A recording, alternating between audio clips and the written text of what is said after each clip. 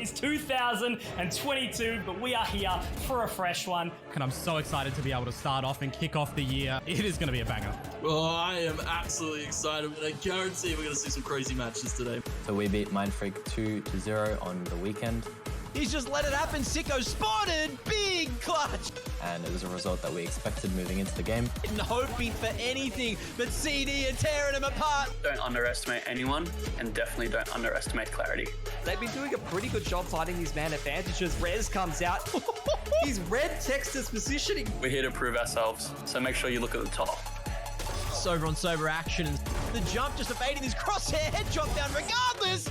Feeling sharp here with the Marshall, another. And this is going so damn well. Payne picks up 1, 2, 3. Beautiful stuff here coming out from Payne. They'll know exactly that there's a player here potentially trying to come up with a speed play. No, oh my God. The Viper's pit does get pulled on out. Clutchy dispatches of Easy, and there's another entry point. Even with all the Viper units still down here from RDW, Bunda. They do gather the information, and Myth has actually moved around onto the other side of this poison cloud. It's great on the whole. Another picked up by Myth. A third. Oh my word.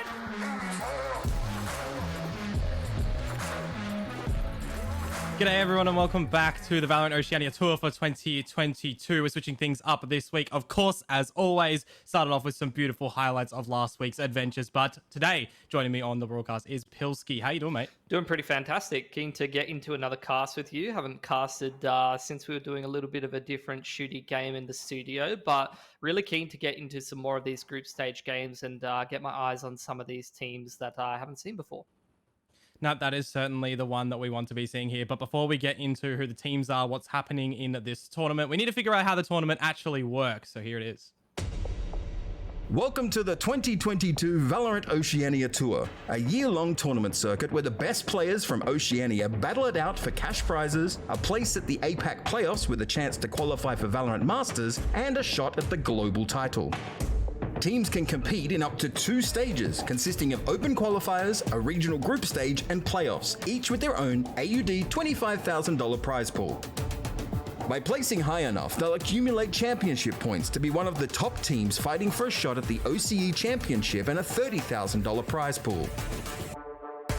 Those top teams go on to the APAC Last Chance qualifier, with the winning team invited to the VALORANT Champions, where the world's greatest compete to be named 2022's Global Champions, winning an as yet undisclosed prize pool and true gaming glory. For more information, head to LetsPlay.Live/2022 VOT.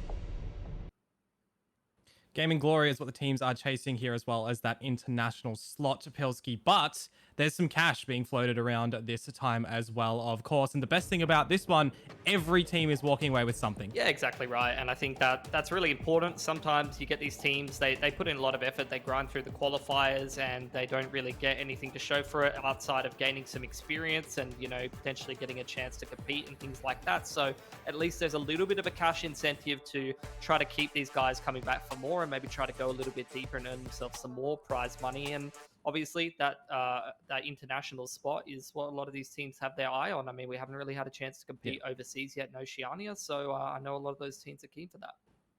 Yeah, just a competition between each other at the moment. And so far, we have seen 1 week's worth of games be played, but not everybody has faced off against each other yet. So we'll be, you know, finalizing that throughout the rest of this weekend for the respective groups. But why don't we have a look at actually some of the big things that happened last week?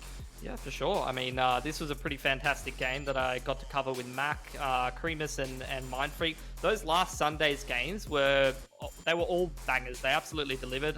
This was, I guess you could say, quote unquote, an upset, but it didn't feel like an upset. Like I've watched so many of these domestic leads in tactical FPS games. You know, I've done like 10 plus seasons of ANZ Champs. We're into, you know, the third or fourth stage of VOT now. I've got a pretty good feel for what an upset looks like, and I have to say that Creamus, they didn't look like the underdog team. They really delivered. They beat Mindfreak very convincingly, and in the fashion that they did it, it wasn't just individual players popping off. It was a very, very solid core of teams with great fundamentals. Yeah, I mean, you look at Krimis specifically, and we can touch upon this a little bit more later. They've been Trident beforehand, Villains, and even way back to Tyrants as the core. So they've been kind of together for quite a little bit here. But aside from them, the other teams that we have to touch upon in this tournament circuit will start off, of course, with Group A. Leading the charge is Order, but then Bonkers, Funku, and Clarity. Yeah, so you got the other team that did compete last Sunday was Clarity. You can see it right there in their round differential. -14. It's not too bad, I have to say. They've obviously taken quite a few rounds, and they've already played Order, which is where a lot of that round difference is going to come out for a lot of these teams. They played a very, very close series against Bonkers. Really could have gone either way. It's good to see them get picked up by an org as well. Hopefully that's going to incentivize them to stick together and continue improving. And I have to say that their game against Order on Icebox was particularly one half where I felt like they were starting to play towards some of their strengths. Obviously, Order is a team that's quite difficult to play up against for any of these teams. So I'm keen to get another look at them playing a team that might be a little bit more beatable for them and get to see some more of their strengths and how they handle some of the teams that are a bit more at their level. Yeah, but of course, we can't see that yet until the playoffs do turn up, and that's going to be around the corner. But the straight corner right now is going to be Group B. Who is in this one, you might be asking? Well, we'll start off with Krimis Disciples up at the top, gaining the 2-0, but then we trail down to Mindfreak, Meow Meow, and Iconic. Yeah, so Krimis coming up the top of that group doesn't surprise me watching how they've played. They've been very, very impressive. Mindfreak, I'm still not quite sold on them. Look, maybe they just had a bad day at the office against Krimis. I need to see some more games from them. They need some more time to gel. Meow Meow and Iconic are both sort of these mixed teams of very, very skilled players, and I really think that either of those guys could eke through the group as well. And I have to point out as well, Iconic, we've only seen them play one map so far, so I'm keen to get a few more eyes on that roster, and there's some names that I've recognized them from before in different iterations of tactical shooters and a little bit of Valorant as well for some of them. Yeah, well, hopefully we do get to see more maps from them, and maybe we get to see it from today. Let's have a look at the games that we actually do have on hand for us in store. Funku and Clarity is where we are going to be starting off, so a good opener for the Clarity boys, after being picked up that org previously on the Honey Badger's name, for those that might have recognized that before. But then we do actually get to see Iconic a little bit later on, Pilsky, taking up against Krimis, leading the Group B at the moment. Yeah, I think both of those games should be good. The first one will be really good to get a sense of, obviously how Clarity is going to play against a little bit more of a beatable team, like I was mentioning before. A team that's not really on the level of Order, which is pretty much every team except for Order in this competition, could really go any which way against each other. Although Krimis, who are in the second series, have really showed me that I think they're playing at another level compared to a lot of the teams. Hopefully it wasn't just one good series, because it is really about being consistent, but I think that they can really pull it off. We've seen them grind through a lot of those tournaments towards the tail end of last year. They've been very active. They've been one of the cores that's been sticking together. So I hope that they can bring that consistency. And if they're going to show that they are that team, then they should be winning that series fairly convincingly. Yeah, we'll talk about some teams. Let's throw up some names, some players up on the screen about who these teams are housing. We'll start off with Fun Crew, and this team is going to consist of Lou, Kyoto, Fleshist, Dragon, and Easy. Now, people following the Oceanic region should know who a bunch of these players are, of course, but, it's a bit of a change up from what we were seeing these names to different teams from, last year, really. Yeah, for sure. I mean, Lou, he's someone that I haven't got to see as much as I'd like from, because a lot of the times the cores and the teams that he was on last year weren't making it super deep in VOT. Kyoto is someone who obviously goes back to CS and has quite a decent history in there, at least in domestic competitions, played quite a few Nats and things like that. Reasonably successful player. Then you got Fleshist and Easy from the Bliss core last year that did very, very well in that regional tournament at the end of the year. And Dragon is obviously a prospect that you've seen come through a couple of teams now, and he's obviously putting a lot of frags on the board. So a lot of firepower and a decent amount of experience as well in that team. A very well-rounded team, I think. Yeah, it's always interesting to me seeing Lou and Dragon in that, because, big flashy jets to be brought on forward, but then you've got that opportunity for your second duelist. We can deep dive into that a little bit later. For now, we need to see who their opponents are going to be for today. And of course, we saw that it was indeed Clarity, but here they are. It's Suave, Jelly D, Fulvus, Milky, and Cream. Yeah, so I was impressed by what I saw from these guys on that half of Icebox. I think Order, that's the only team I've seen them play, so I'm going to reserve my expectations. They are in a tough spot in this group. I think they're already down 0-2. Very close series against Bonkers that really could have gone either way, like I mentioned before, but unfortunately they didn't win it, and there's only so many games in this group that they can play. You're obviously not expected to beat Order, so here's a game for them to potentially get themselves a dub on the board and I'm hoping that they can do it. I was quite impressed with Jelly D, but even just how they played as a core, the way that they played together and played off of each other, there's definitely some room and some potential there, but they're already showing some good stuff. Yeah, no, good stuff indeed. And they just got to get it over the line and, try to get the win against their opponents today. But of course, we slide on into what we're potentially going to be seeing and, maybe navigate a little bit into the deeper statistics of what we see from these teams. So right now, we'll showcase a bit of the duelist action in the Jets in Lou and Cream. Yeah, so I think I would have a similar sort of opinion of both of these lads. At least for Lou, I would say, I just haven't gotten to see as much of him. Like I was mentioning before, he was playing for Direwolves last year and some other rosters, I believe, in VOT, and they weren't really making it super deep. Maybe they would have been expected to perform a little bit better at times. So I'm keen to see this team of Fun Crew really make it a little bit deeper in the tournament, and therefore we will see some more from Lou and what he's capable of, because I know he's a bit of a hot prospect. As for Cream, I think he played decently up against Order, but obviously I want to see him hit another level, and I think I was more impressed with the other duelist on Clarity, at least from their games last time, which was Jelly D on the Reyna, was putting in a lot of work. So if Cream can lift up his level, then I think it's really going to help Clarity have a good chance of winning this series, because I think when you look at all the names over there on Fun Crew, their team is so well rounded in terms of the firepower that you need all of your firepower players, all of your duelists fragging pretty competently across the board if you're going to take the series. Yeah, well, before the target of them to try and catch the dub today in their matchup, we did indeed get to hear from one of the players on the side of Clarity. That was Milky. So let's see what he had to say. I'm Ryan Cornwell, my in-game name is Milky, and I'm the IGL of Clarity Esports. So I'll start with our match against Bonkers. We definitely didn't get the result we wanted. It did end up being 1-2. I feel like a lot of it, the result came out of lack of experience. A big part of that as well was that we had actually gone undefeated all throughout our two tournaments together, XP and then the Open qualifiers. So we didn't really know how it felt to lose yet. So a big kind of moment and big silver lining that we took from the experience was that we know how it feels to lose and we know we don't like it. So we know that we can win from here and we know what we're striving for really hard.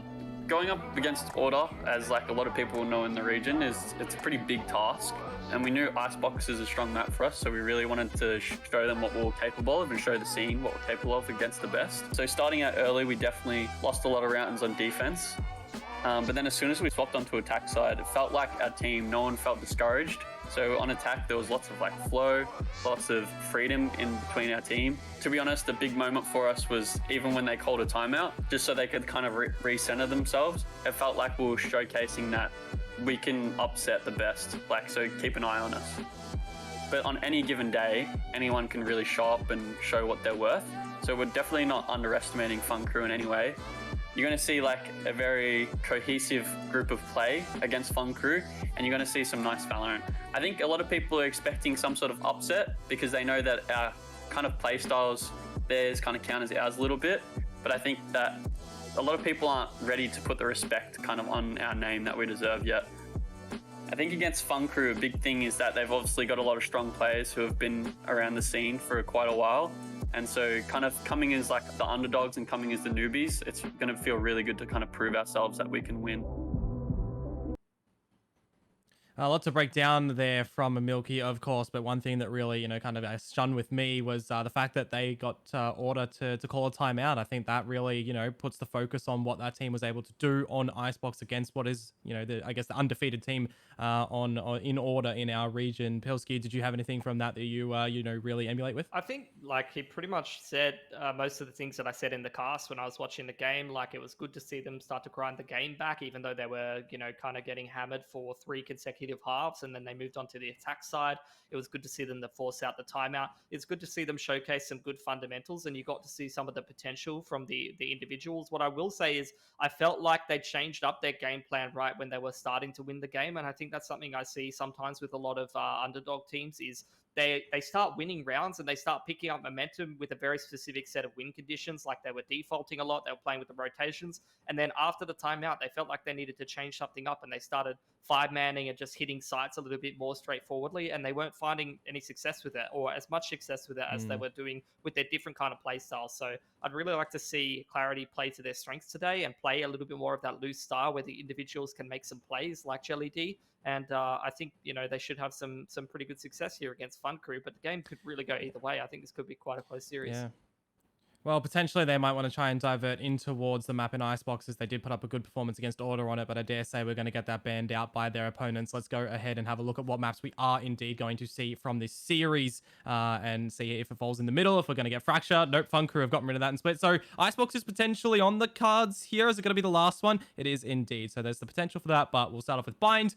Then we'll get Ascent, and then, as I said, Icebox there. So I kind of like this map, Paul. I'm not going to lie. Yeah, I think I haven't seen some of these maps yet so far, at least this year. So I'm keen to get a little bit of a taste of it, at least in the OC region. My brain is just blowing up because, I've been watching a lot, like all these NA qualifiers have like 1 million streams going. So I've gotten to see like some of the play styles overseas and how some of those teams are playing. And I'm keen to see what OC has to showcase on some of these maps as well.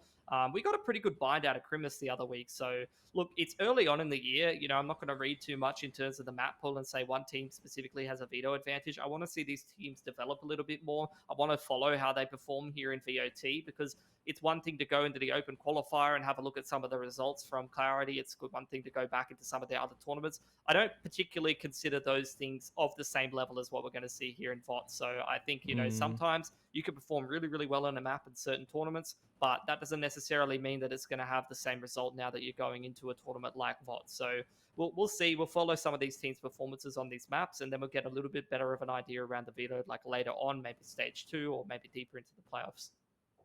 No, I definitely echo with what you say about the amount of games going on at the moment as well, with all the VCTs and our VOT going on. There's a lot that you can kind of pick apart. A lot of teams. We know that there's a lot of teams here that do take strats away from top teams overseas. We've got some scrims happening between Minimize, for example, and SEA. But one of the biggest things that I've taken away from VCT so far is the fact that a couple of teams are now cottoning on to a no duelist play. They're running without a duelist. I really like that style, but I'll throw it way back to what Avril stated long ago. 2 duelists, is kind of where the norm might still be in Oceania. At least 1 duelist, and that's still going to follow through. We know that. Yeah, I don't know if I think about it as much. What I will say is, at least in NA, I've been seeing so much Chamber on a lot of maps, and then I saw Crimus use him really, really well on Breeze in one of those series, but I still haven't seen many of the other teams start to pick him up. It's good to see a little bit more KO as well. KO has really started to showcase itself as a very, very strong agent and something that people have been working on a lot. If you're able to disable some of these Sentinel players, you're able to take some of those sites a little bit easier, and it can be very, very impactful. At least in terms of the comps we're going to see from these teams, very similar. The only difference being the difference in the initiator. Obviously, you've got the KO over there on Clarity. Fun Crew are preferring to stick to the tried and tested Sky, which has still not really fallen out of favor. A lot of teams still really loving to run that. Yeah, the flashbang potential from both of them, if you're thinking about it. You got those birds that echo out information, which is always nice. You got the heals, I think, which is good as well, coming in toward this one. But, of course, we're still going to have the normal Sova for the information. You got the jet that can be really flashy coming into this, which is going to be cool. I think one of the things that I like these teams adopting in towards is the Astra Viper. I think it's very powerful because you've got that lapse in time where you might have those smokes not available on your Astra, and the Viper Wall, the Poison Cloud as well, they can cover for that. So I think it's really powerful, and this is going to come down to a really similar comp gameplay between these teams. Yeah, both of these teams still embracing the jet on Pine, seeing a lot of jetless comps on Pine lately, and even as you mentioned it, some teams even in VCT and A are preferring to not even run a jet and sometimes just running a chamber instead. So we'll see what we're going to get. Like we said, it's almost a mirror match, difference being the KO and the Sky, and that presents some differences between the teams in terms of the Sky. I feel like the ults in particular definitely make a big difference. Obviously the Seekers as well as the KO ult can really change up a lot of these rounds, but at least here in the pistol are going to kick things off. Looks like Fun Crew going to be grouping up towards the A side. The Vipers playing towards A this time with that bathroom wall. And I wouldn't be surprised if you're going to see Clarity maybe go for a little bit of aggression towards middle or towards long on B and get some info. Yeah, well, it does look like we're going to get a showers contest nice and early on. A little bit of the extra stars there. Maybe even a battle straight away. As Lou starts to push in front on towards Suave. He's missing a bunch of the shots. He gets taken down. The gravity well to keep Suave at least contested in towards showers, but already a player down for Fun Crew. Yeah, very, very nice early on from Clarity, finding that opening pick, getting a little bit of information, and now just really playing the numbers well. They've got the jet deep on that long B positioning, can get some info, can spot out the line if they want to. The flash into bathrooms is going to be even more of a tell as the all being picked up there. So I feel like Clarity have a pretty decent read and some pretty good positioning right now. Yeah, you can see Cream right next to the teleporter over at that B site to quickly get over to showers where need be. It's going to be called upon potentially. Get the creep onto the site. Fun Crew looking to contact it, playing right up in the orb. Going to drop it, try to take contact onto Milky. Actually, they go straight through. No orb drop at all, and that is a massive mistake right now. Getting a lot of the multi-frags coming out quite easily for Clarity. The contact players just not work at all until Easy pulls back a few. Yeah, and there's that TP heard out from behind. More shots from Easy to see what he can do, but the flashbang's getting everybody. Jelly D will take the frag into the end for the pistol round to go to the side of Clarity. Yeah, really nicely done. They find that opening pick. Didn't mind the approach. I thought Fun Crew were going to do the old just walk up in the Viper orb, drop it, and take the double contact. But instead, pushing through there, maybe not assuming that they have the player towards U-Haul side, thinking that they could take control or that the player's not necessarily playing in that corner. You know, it's a woulda, shoulda, coulda kind of situation. Doesn't work out for them at all. And Clarity already off to a good start here. Now onto their anti-eco. Lou's got himself a sheriff, so he wants to try to do some economic damage, and Easy already getting a little closer to his ult if he can continue farming some of these orbs over towards Shower's side. Yeah, a little bit of damage early on toward Easy, even just bullying at the moment from the Viper util, from Suave as well with the shock dart. Going to start to see a bit of a pullback for Fun Crew. They didn't force in as well, which is always a good thing. They'll have guns in the next round. Yeah. Yeah, seeing a little bit more defaulty kind of play, a little bit slower from Fun Crew. There's definitely some structure to it, which is already good to see. Haven't seen this team play very much at all, so it's nice that they're not just relying on the talent necessarily that they have. Obviously, they have some great experience and some good calling potential in their roster.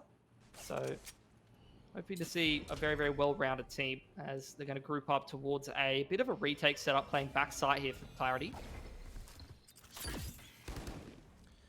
Well, here starts to come all of the players on the side of Fun Crew. A bit of U-Haul play. A delay from the showers and a dart to see if they can reveal any of the information. 30 seconds to go for them to try to get in toward the site, try to get an extra plant, some extra cash, but this is the time for Clarity to start to farm up on some frags. Jelly D, Suave getting one apiece. Out comes the flash. It's not actually going to catch anyone for right now. 15 seconds is the target, even the spike plant anymore. We can see that that's just navigated around to the other side of the map. More frags to come through for Jelly D. And now it's easy to see if he can sneak into the B site. But Cream has already heard the drop onto the site. Maybe. Doesn't matter. He's seen the shots. And at least the plant is here for Easy. You'll take that. Yeah, I mean, he was the one who was closest to his ult as well.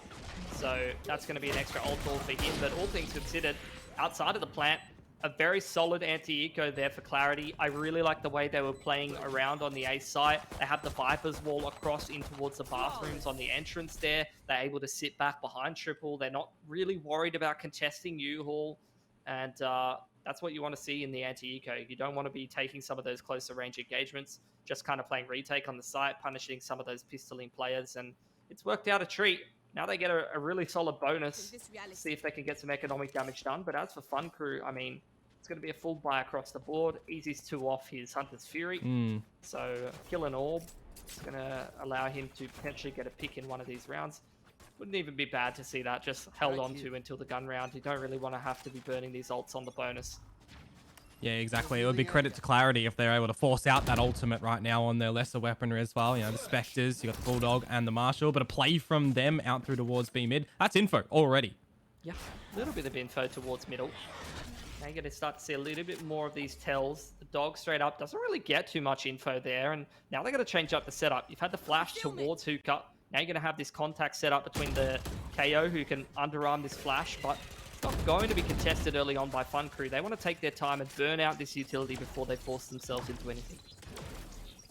Yeah, you can already see, I think that's all of the KO util done from Jelly D, throwing that fragment deep. Sending up the drone for some information, has the recon dart available a little bit later on now. Drone, a bit of clear long, so a bit more map control for Fun Crew. More importantly, really limiting the information of Clarity, at least towards that long position. Jet's still in hookah though, so at least they know hookah's not being contested. KO Knife reveals no one's taken Garden. So you're going to get the shift towards A. Still the Viper playing the close angle in towards Bathroom. Rotation from Clarity's Astra all the way through spawn here. They've got a pretty good read on what's happening as the clock hits 30 seconds.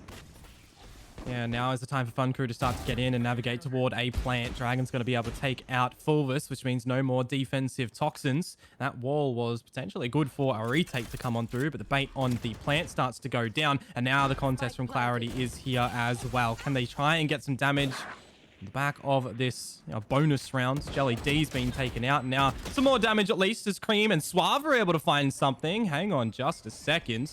Kyoto gets taken out. That might be a plant available. Some more damage right now, but that objective needs to be the target. Lou gets a one-tap on a Cream. He then gets fallen on the trade, and well, more damage is on out, and it's a 1 versus 1. Pilsky, I don't even know how Clarity are making it work right now. Through the toxins, Dragon gets taken down. Balls of steel from Milky, and a defuse to boot. Wow. I felt like everything was going right for Fun Crew, you know. They were able to get onto that site. They were taking their time planting. They were even tapping it, making sure they don't get surprised by anyone diving through those mid-site smokes. And like I said, he walked through towards the snake bite. What'd you say? He walked through the snake bite, and he's already 20 HP. Yeah.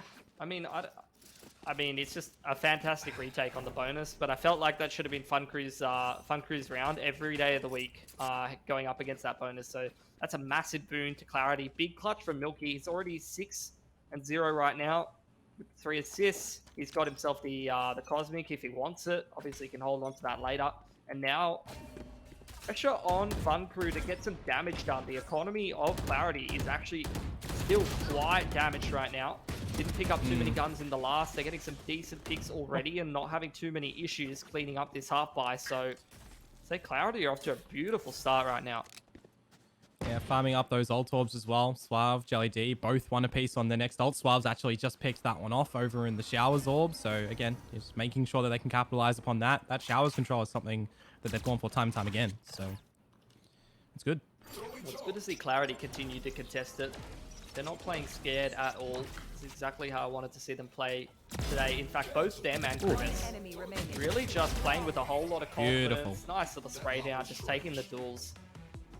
So already a great start to this game for Clarity against the half buy. 5 players survive. This is going to allow them to play a really solid defense right now. By not only is their economy super strong, they've got these 3 ults ready to go heading into the second gun round right now, and it just feels like they're in complete control of this game. So this is where the onus really falls to Fun Crew. They've been playing this slower, defaulty kind of style. They haven't really been as easily establishing the map control they want to be going for a lot of the time. But if they can get onto these sites, they do have the pit to really help them out in that post plant.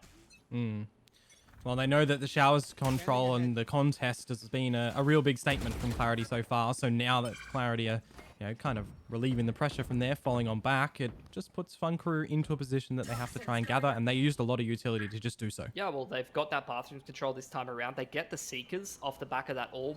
4 Flashes.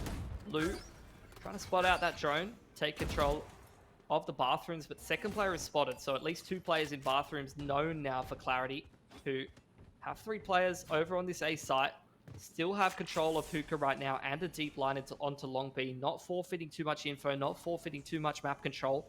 Drone comes into hookah, so you need to keep an eye on Suave's positioning right now. He's sort of floating back towards the B side, but really as this group comes into A from Fun Crew, they could have a 5-on-2 on the site here. 50 seconds to go. It's going to be a tall order for Jelly D and for Fulvis to see what they can do to lock this one down. Here comes the Null Command as well as those Seekers. They won't get taken out just yet, but they will miss Jelly D. Taken down low. Dragon starts off the party by finding Fulvis. And 30 seconds. I mean, that Spike has to try and get in toward it right now. Out comes the big old knife. It's going to get... I think it gets destroyed just before it popped off, so they're not going to be able to rely upon that one. But the plant does go down. And now it's going to be coming on toward the retake. Bit of a settlement from Clarity.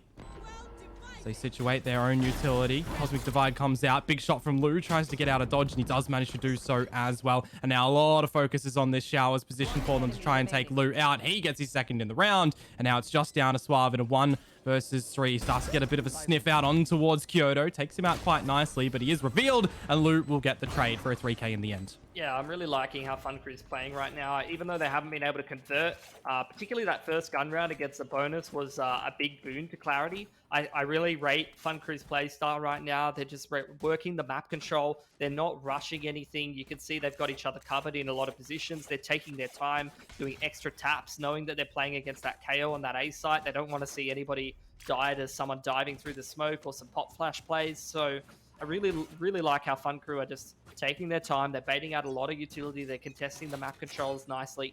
And now they're changing things up, which started to go towards this B long control instead of the Showers this time around. You've seen the shift in the rotations from Clarity. They are fighting for bathrooms this time. They've already got Cream on the deep line with the operator. As the drone comes into Garden, has established that long B control this time for Fun Crew. So really mixing up which parts of the map they're trying to contest. And we'll see what they want to do with their mid to late round. Yeah, of course, for those may wonder where that 0 point did go from Jelly D, it lands over on A side short, so get some information there. It's a bit of a long trajectory, a long air time, but yeah, it still has its use from time to time. I'm really liking how Cream's playing the Jet. He has got a lot of info on that long angular site and bathrooms, similar to what he was doing on the B site previously. But again, there's a misread in the rotation. They're grouped up towards the A site with 3 players over there. And with Milky playing on site right now, he could really get isolated. He's potentially got a multi-frag here, and he's already been revealed by the dart. Now, Cosmic Divide comes down as well. Jelly D needs a bit of heroics right now. He did hear the updraft from Lou, and he's gone straight in toward the side. A bit of a pull into the grab whales. Milky finds one, does get traded on through, and Jelly now Suave in for the party, in for the mix, and Suave will clean house. 3 in the end, and the shutdown on the attempted attack there. Yeah, I gotta say, like Suave, these last couple of gun rounds, his rotations might be having a little bit of a misread in terms of the info. Was on the opposite side to what was being hit, but he's able to come in on the rotation there. He's able to provide a little bit of support and utility with that Sova, but the multi-frag is beautiful from him on the Vandal. He's already playing quite well for Clarity right now. A couple of the individuals really doing the majority of the heavy lifting.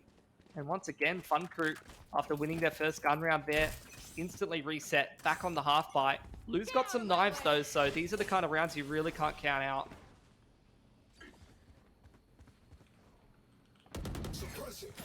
Well, it's a big grouping on through A short.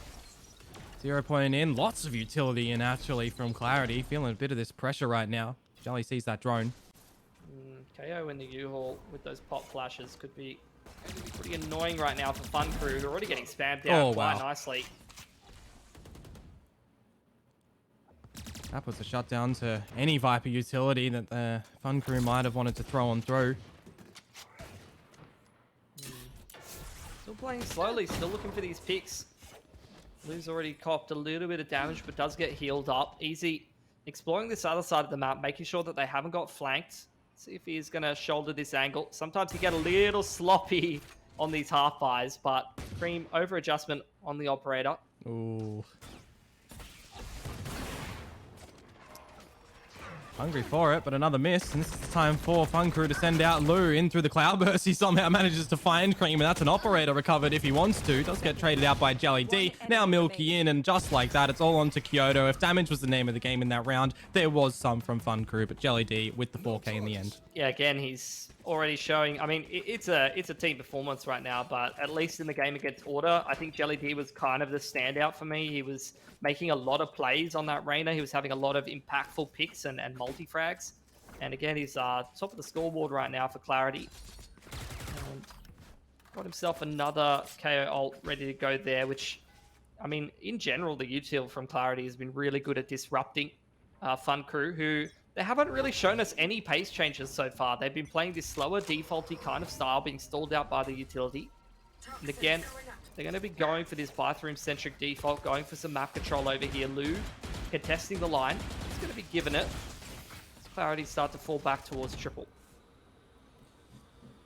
Yeah, Easy sending in the drone for some info, and I believe it spots out 2 players there. So that's something for Fun Crew.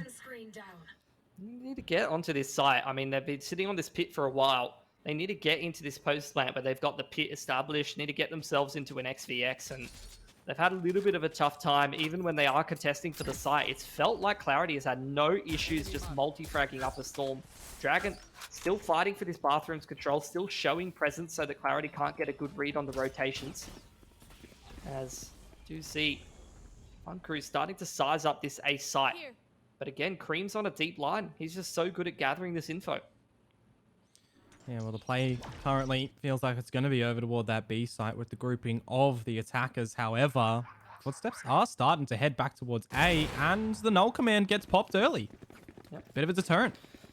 Get this flash, getting a bit of a pace being picked up right now from Fun Crew, trying to contest short A. Aren't going to lose the first pick. Oh, but that's a big reveal on some players. 20 seconds to try and get the plant. Beautiful flashbang in towards U-Haul. Suave is completely blinded. It's a one-to-one trade to come on through as the spike needs to try and get planted. I did believe that the Viper's Pit was popped as well, but it's Suave once again to get a couple kills in the action. Cream to put the shutdown on, and that's the half no matter what now for Clarity. Yeah, they're playing pretty impeccably. Again, like I said, it's some of these riflers multi-fragging up a storm. Suave is just not being able to be faulted right now. Just multi-frag every time that Fun Crew's stepping a foot on the site. And the fact is, right, like, this could even be a more one-sided game than we're seeing. Like, Cream, I think, has missed almost every shot so far. Like, I feel bad. He's had a lot of cam time. And the fact that it's 7-1 and Clarity is still shutting them down, it's scary because when your Jet is not even connecting and you're still dominating the other team, it just shows you that there's even more in the tank than we're seeing. Would be an upset needed in this round specifically. Bit of a thrifty with those sheriffs. There's some light shields behind them. It takes some individual heroics as well. Dragon. I mean, there is a world in which he could sneak up behind U-Haul and finds that operator in Cream. Again, you're just going to walk in up inside the orb. Drop it, try to find an angle. Just mess with the crosshair placement. See Fun Crew still contesting map control, but spam through the smoke by Milky. Lou's going to try and sneak through it, see if he can find himself a cheeky pick. Ooh, it's good timing on him. Might be able to find two as well if he plays his hand right, but a couple of whiff shots out of the Sheriff and he does get taken down. Now it does rely upon maybe what Dragon can do, but again, it's just going to be damage at the end of this one. Hello. An operator taken away is pretty good, but... I mean, not much to say about that. There was definitely opportunities in that round for Fun Crew. No doubt in my mind. Two different players with Sheriffs allowed to slip the net a little bit. And in general, I have to say, anti-eco Cream has been giving me a little bit of a heart attack on the op. Like, it's been, even that round over towards Long B, like, I felt like he was getting himself an opportunity to get picked, which on an agent like Jet, you know, there's no reason to be super aggressively positioned up against the pistols, especially when you got your get out of jail free card in Monopoly terms. So, look, they haven't been punished for it yet. Either way, 8-1 right now. Fun Crew still playing this slow, defaulty kind of style here on blind attack. Haven't found any success with it just yet. And they have even started to burn some of these ults in previous rounds and still haven't been able to secure themselves one. Contesting towards short A. Fulvus going to pop himself the ult straight away. See if the drone is able to filter him out. And it is going to go towards U-Haul side. So they have flushed the Viper out of the ult, but the drone back is going to make sure that no one's actually contesting this ultimate just for safety. Doesn't make it back into the ult though, so that's the pit down. Yeah, that was 2 snake bites used to try and deter Fun Crew from running through, so Lou just does so quite nicely. Kyoto finding Swaff. This is the momentum we needed to see from Fun Crew, but Cream is able to answer back by finding one, and now he's got 3 targets out. Jelly D trying to assist with what he can. Didn't actually catch the fragment was available to throw one down, but the returning fire from Clarity right now is just taking things into their own hand. It's Lou in a 1 versus 2 now to see if he can recover. There's a lot of time on that scoreboard to be able to try and use a good 1-tap out. He knows where Milky is. Dash the Tailwind can't get the job done as Milky finds the final.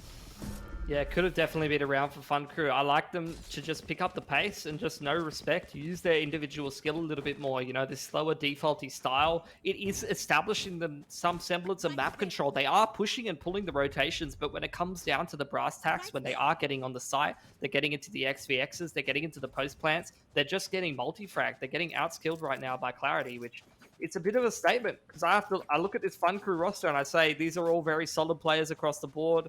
These are all players that have popped off in VOT previously on different rosters, but unfortunately right now the pieces are just not coming together for Fun Crew.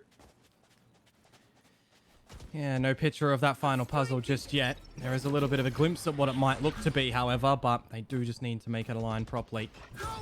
3 players over at B. Early Hunter's Fury. Maybe it'll find something, but already dodging it out. This Nebula's about to fade, and the shots are going to come through from Jelly D. Does get traded in the end. Dragon to find Milky, and now something might be able to happen for Fun Crew. Yeah, you got the Cosmic across the site. Seekers are going to go a little bit deeper. Just trying to read the positioning of some of these defenders. Suave, he pops himself to Hunter's Fury. Trying to ping any of these players before the plant goes down, but doesn't get a pick. So 4 on 3 for Fun Crew. Couple of guns picked up as well. Surely they got to close this post plant.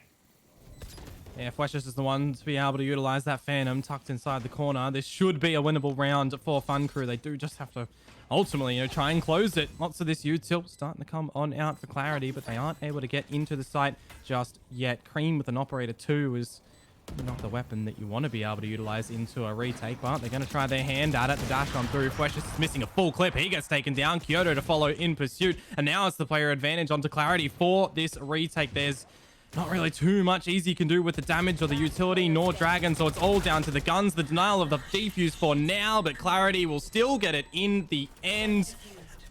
Nearly 2 seconds to go, Pilski. Yeah, Fun Crew they just can't win a post plant at all today. I don't know what's going on. They've set themselves up for a reasonable amount of rounds. Honestly, these half buys have been a little bit worrisome for clarity, but they're not really being punished. They're just coming up clutch in the XVXs every time. But, I mean, I don't know what to say. Just not a single clutch going the way of Fun Crew. They could have had a couple of these rounds, 2 or 3 of these rounds that were coming down to, some of these man advantage situations for Fun Crew. Even establishing decent map control when they're defaulting out, but yeah, they just can't get around. Know what else to say.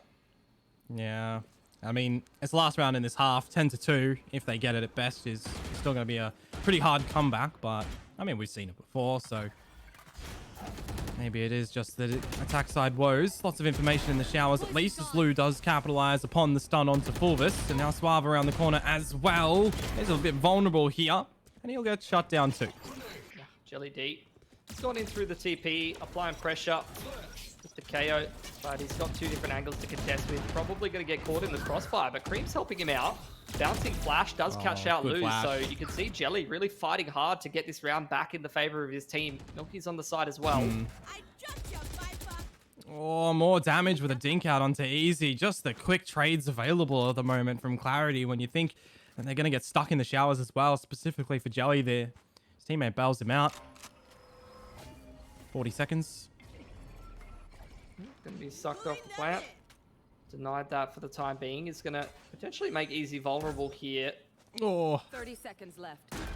Spike planted. Oh, the ping's onto Milky. The shock dart out as well. Somehow wrangles the spray. No. Kyoto gets the better of him. And now Jelly D with 32 points of HP. Tagged up from the previous showers engagement. I mean, Kyoto and Easy are also low right now, so it's going to come down to how he tackles it. Null Command reveals his position, so he's not going to use that. Tries to shoulder it out, but cannot, unfortunately. 10-2 is the halftime scoreline. Yeah, and I mean, look, you've heard a lot of, people believe that Bind is super defensive sided map, but I don't know if it's a 10-2. Seen a fair few solid attacking sides of Bind from a lot of different rosters recently, so look, it's going to have to be a hell of a defensive side for Fun Crew. They're going to have to do the same back again, and I'm not sure they're really in the form to do it. I think just the core of the team right now, a little bit too quiet versus what you're seeing from clarity. The same players playing the same roles, the same positions are absolutely dominating the server right now. No, certainly has to be like an explosive start for Fun Crew, and that's a lot of momentum that they have to try and carry on. I guess the grace is that this is a best of 3, so if this is a bad map, throw it behind them, just get the next 2. Easier said than done. Yeah, especially with how Clarity's playing right now. Aggression into short A, though, and taking matters into their own hands. You were talking about an explosive start, but it's actually, well, done exactly that. It's exploded. Completely fallen apart as you've gotten into a 4-on-3 right now for clarity. And not only do they have man advantage, but they have good info across the map. Yeah, push up short A from 2 players, 3 seen onto the Astra as well, so they know there's going to be a lean out from the B side. Cream dispatches of 2, and they already knew that Kyoto was here at A before. There's the info on the back of the TP, and well, there's Cream just solidifying a challenge, and he's not going to try and give an opportunity over to Kyoto. Yeah, I mean, it started off decently for Fun Crew, but I dare say this pistol goes by the wayside. And that's probably going to be all she wrote. As Kyoto playing around the enemy Astra smoke, the disrespect from Jelly D. You can't blame the man in the form he's in right now. He's on for the 20 bomb in like 13 rounds. It's 1 frag off of it, so just completely like outskilling Fun Crew, which is insane to say, to be honest. You got 11 assists from Milky as well, so certainly maximizing the utility in terms of those grav wells, the smoke assists and blurs too. So that's it's really good to see. It's just such a wholesome thing to see as well, because really the story so far of VOT Stage 1 is all of the up-and-coming players dominating the players who had success last year. So look, got to see some of these guys on established cores step up a little bit, and we're going to have a really strong competition. It makes me very, very excited for playoffs and what's to come. It's cheeky though for Fleshes. Shorty in hookah. It's not going to do anything, unfortunately. Just a little bit of damage onto Cream. Yeah, at least it's not a Bucky. Yeah, That's that all is I'll true. say. Do not miss that meta. That was not fun. And look, I'm impressed from what I'm seeing from Clarity. Outside of maybe taking the duel with the Vandal on into hookah like that is maybe not ideal, especially not supported by utility. Not really a fan of the 1-4 against Eco. You just ask you to lose your gun on the other side of the map. But overall, the way that they spread the map and held things is pretty decent. And the mid-round's looking all right as well. Well, here's info on the back of that 0 point. 2 players at least around the B site for the time being, but they hear the TP and things do navigate over to A. There's that lurk you're talking about from Milky. Does get some damage, does get the job done in the end, but 20 HP. Doesn't really want to give up the gun, I would say. In towards U-Haul, a challenge out as Dragon loses it, and now it's just a formality, essentially, for Clarity to close this round out. Yeah, I have to say, very, very stylish and very unnecessary against the pistols. Like, don't need to be doing the 1-4, don't need to be having the lurk and pulling the TPs and stuff up against the pistols. A lot of the time, you might find, consistent success just grouping. Was a little scary when Milky almost loses his life in towards U-Haul there. But, look, can't really fault Clarity right now. They're up 12-2 against a pretty strong team. They don't seem to be having any issues at all. So, really, it's just only the small details that I can nitpick. They are absolutely doming right now. And, like I was saying, Jelly D, 14 rounds, already a 20 bomb on the KO. Yep, and of course we have seen the bonus 1 out from Clarity in the first half, so I wouldn't put it past them to be able to win it out here as well. Light shields for Lou and Fleshes opens up the Bulldog, even the Spectre to get a quick kill. So I guess we just have to kind of see what Fun Crew have in store for the rest of this match. Yeah, I mean, they've already kicked this round off with 3 players going down to the light armor, be able to get themselves a bit more util. Contest on towards long. You're just going to have the flash. Lou peeks straight through it. It's a 2-man push, and that's what I wanted to see a little bit more on the attacking side, to be honest. Them just going and taking the fight to Clarity. They've earned themselves a man advantage, and this is going to slow down the attacking side for the foreseeable future. So I like the shift in from Fun Crew, moving into a bit more of a retake setup on B. They've got the Viper's wall already there, and pretty safe positioning on the A side as well, just relying on that backside crossfire and CT position. So they should be doing a pretty solid job closing this out unless Clarity is able to find a pick into some of these positions. Well, they're going to have that 0 point available now for Jelly D. If he wants to throw it to the back of B site, could get info if anyone is close. But the gap that Fulvus has found here could be impactful. Potentially so. Got himself close up on the lurk. Waiting out the gas now. He's Jelly D over here. Might want to create some pressure. Fulvus is obviously calling that rotation over towards the A side of the map. Could be on the cards. Oh, the peak at the right timing and some damage out. It's going to keep interested eyes over to this A site now, and even a bit of a attempted troll over from, I think it was easy from the B site, but Jelly D, he gets taken down, and with 20 seconds to go, the plant is going to be targeted over towards the B site. Easy's going to be able to spot out something here with his teammate to hold his hand, but I wonder, can they deny the plant from going down? Cream's going to do so quite safely.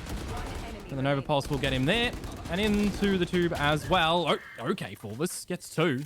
It's good damage. They take 3 guns off of Fun Crew.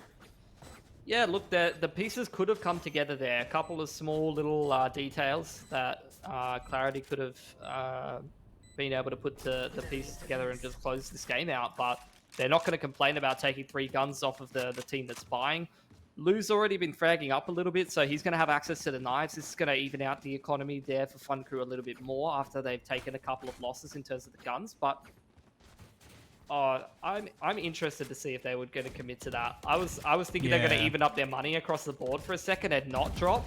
And then I'm like, you're down 12-3. Like, I mean, I guess you got to cut corners somewhere, but that'll be an interesting one for sure. One of my favorite things as a KO, I main KO, is when an opponent jet pops their blades and you get them with your 0 point. It's always great. So I kind of want to see if Jelly D is going to be able to catch Lou here. We'll see. It's on the opposite side of the map, so unlikely. He's burnt it in towards the bathrooms. Do get the KO grenade onto the right side of bathrooms, and the TP straight through. They had the long B control. It's worked out beautifully for Fun Crew. They could even pick themselves up a gun, but Milky on the lurk up short A has found a pick, and in the meanwhile, Clarity, they've walked into an open B site. They've heard all those TPs. They know they can just go for the open plant. They get elbow control, and they can potentially fight in a bit of a CT setup right now. Yep, there's that drone to be able to send it to the defender spawn and catch a potential tag on towards Lou. Maybe Fweshus first. It's going to be Fweshus. And as you mentioned it, post-plant, rely on Cream peeking out elbow when he needs to. It's going to divert a bit of attention. The open bomb site right now, or open site rather, is huge. Shots from Cream. That pretty much just solidifies this round right now. It's Fweshus to see what he can do. We'll get tickled by the shock dart. I do believe Suave even has a normal recon dart available now, but it's not really necessary. Fweshus to do what he can. And it's going to be nothing as Cream gets a nice little pre-fire. 13-3 is a huge scoreline difference here to come out for Clarity, catching the win. Yeah, absolutely. And they're continuing the trend so far in VOT of these teams that are up and coming, that have been working hard, that have been grinding it out through some of the smaller tournaments towards the tail end of last year, are having results. And they're able to contest these players who are mainstays in VOT, who had top 3, top 4 placements last year. Are getting absolutely domed by teams like Clarity, teams like the boys over on Creamas. So I'm really, really impressed with what I'm seeing. And I have to say, for both Clarity as well as Creamas so far, they're showing us some decent structure as well. You know, it's not this super, what would I say, like a bunch of aim stars running around and popping people's heads off like you see with some of the upsets with the up-and-coming teams. They're playing some solid Valorant. And some solid Valorant we are going to hopefully have around the corner as well. Will we see the resurgence come through for Fun Crew? I don't know. Maybe, but we'll have to stay tuned and find out. Guys, we're going to throw it to a short break, and when we return, we'll get into that next map.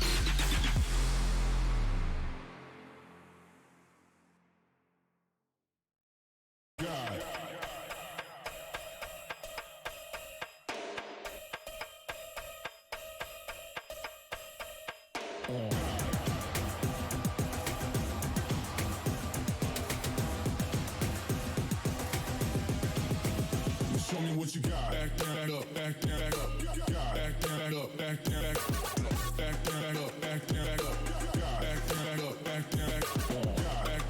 back up, back up.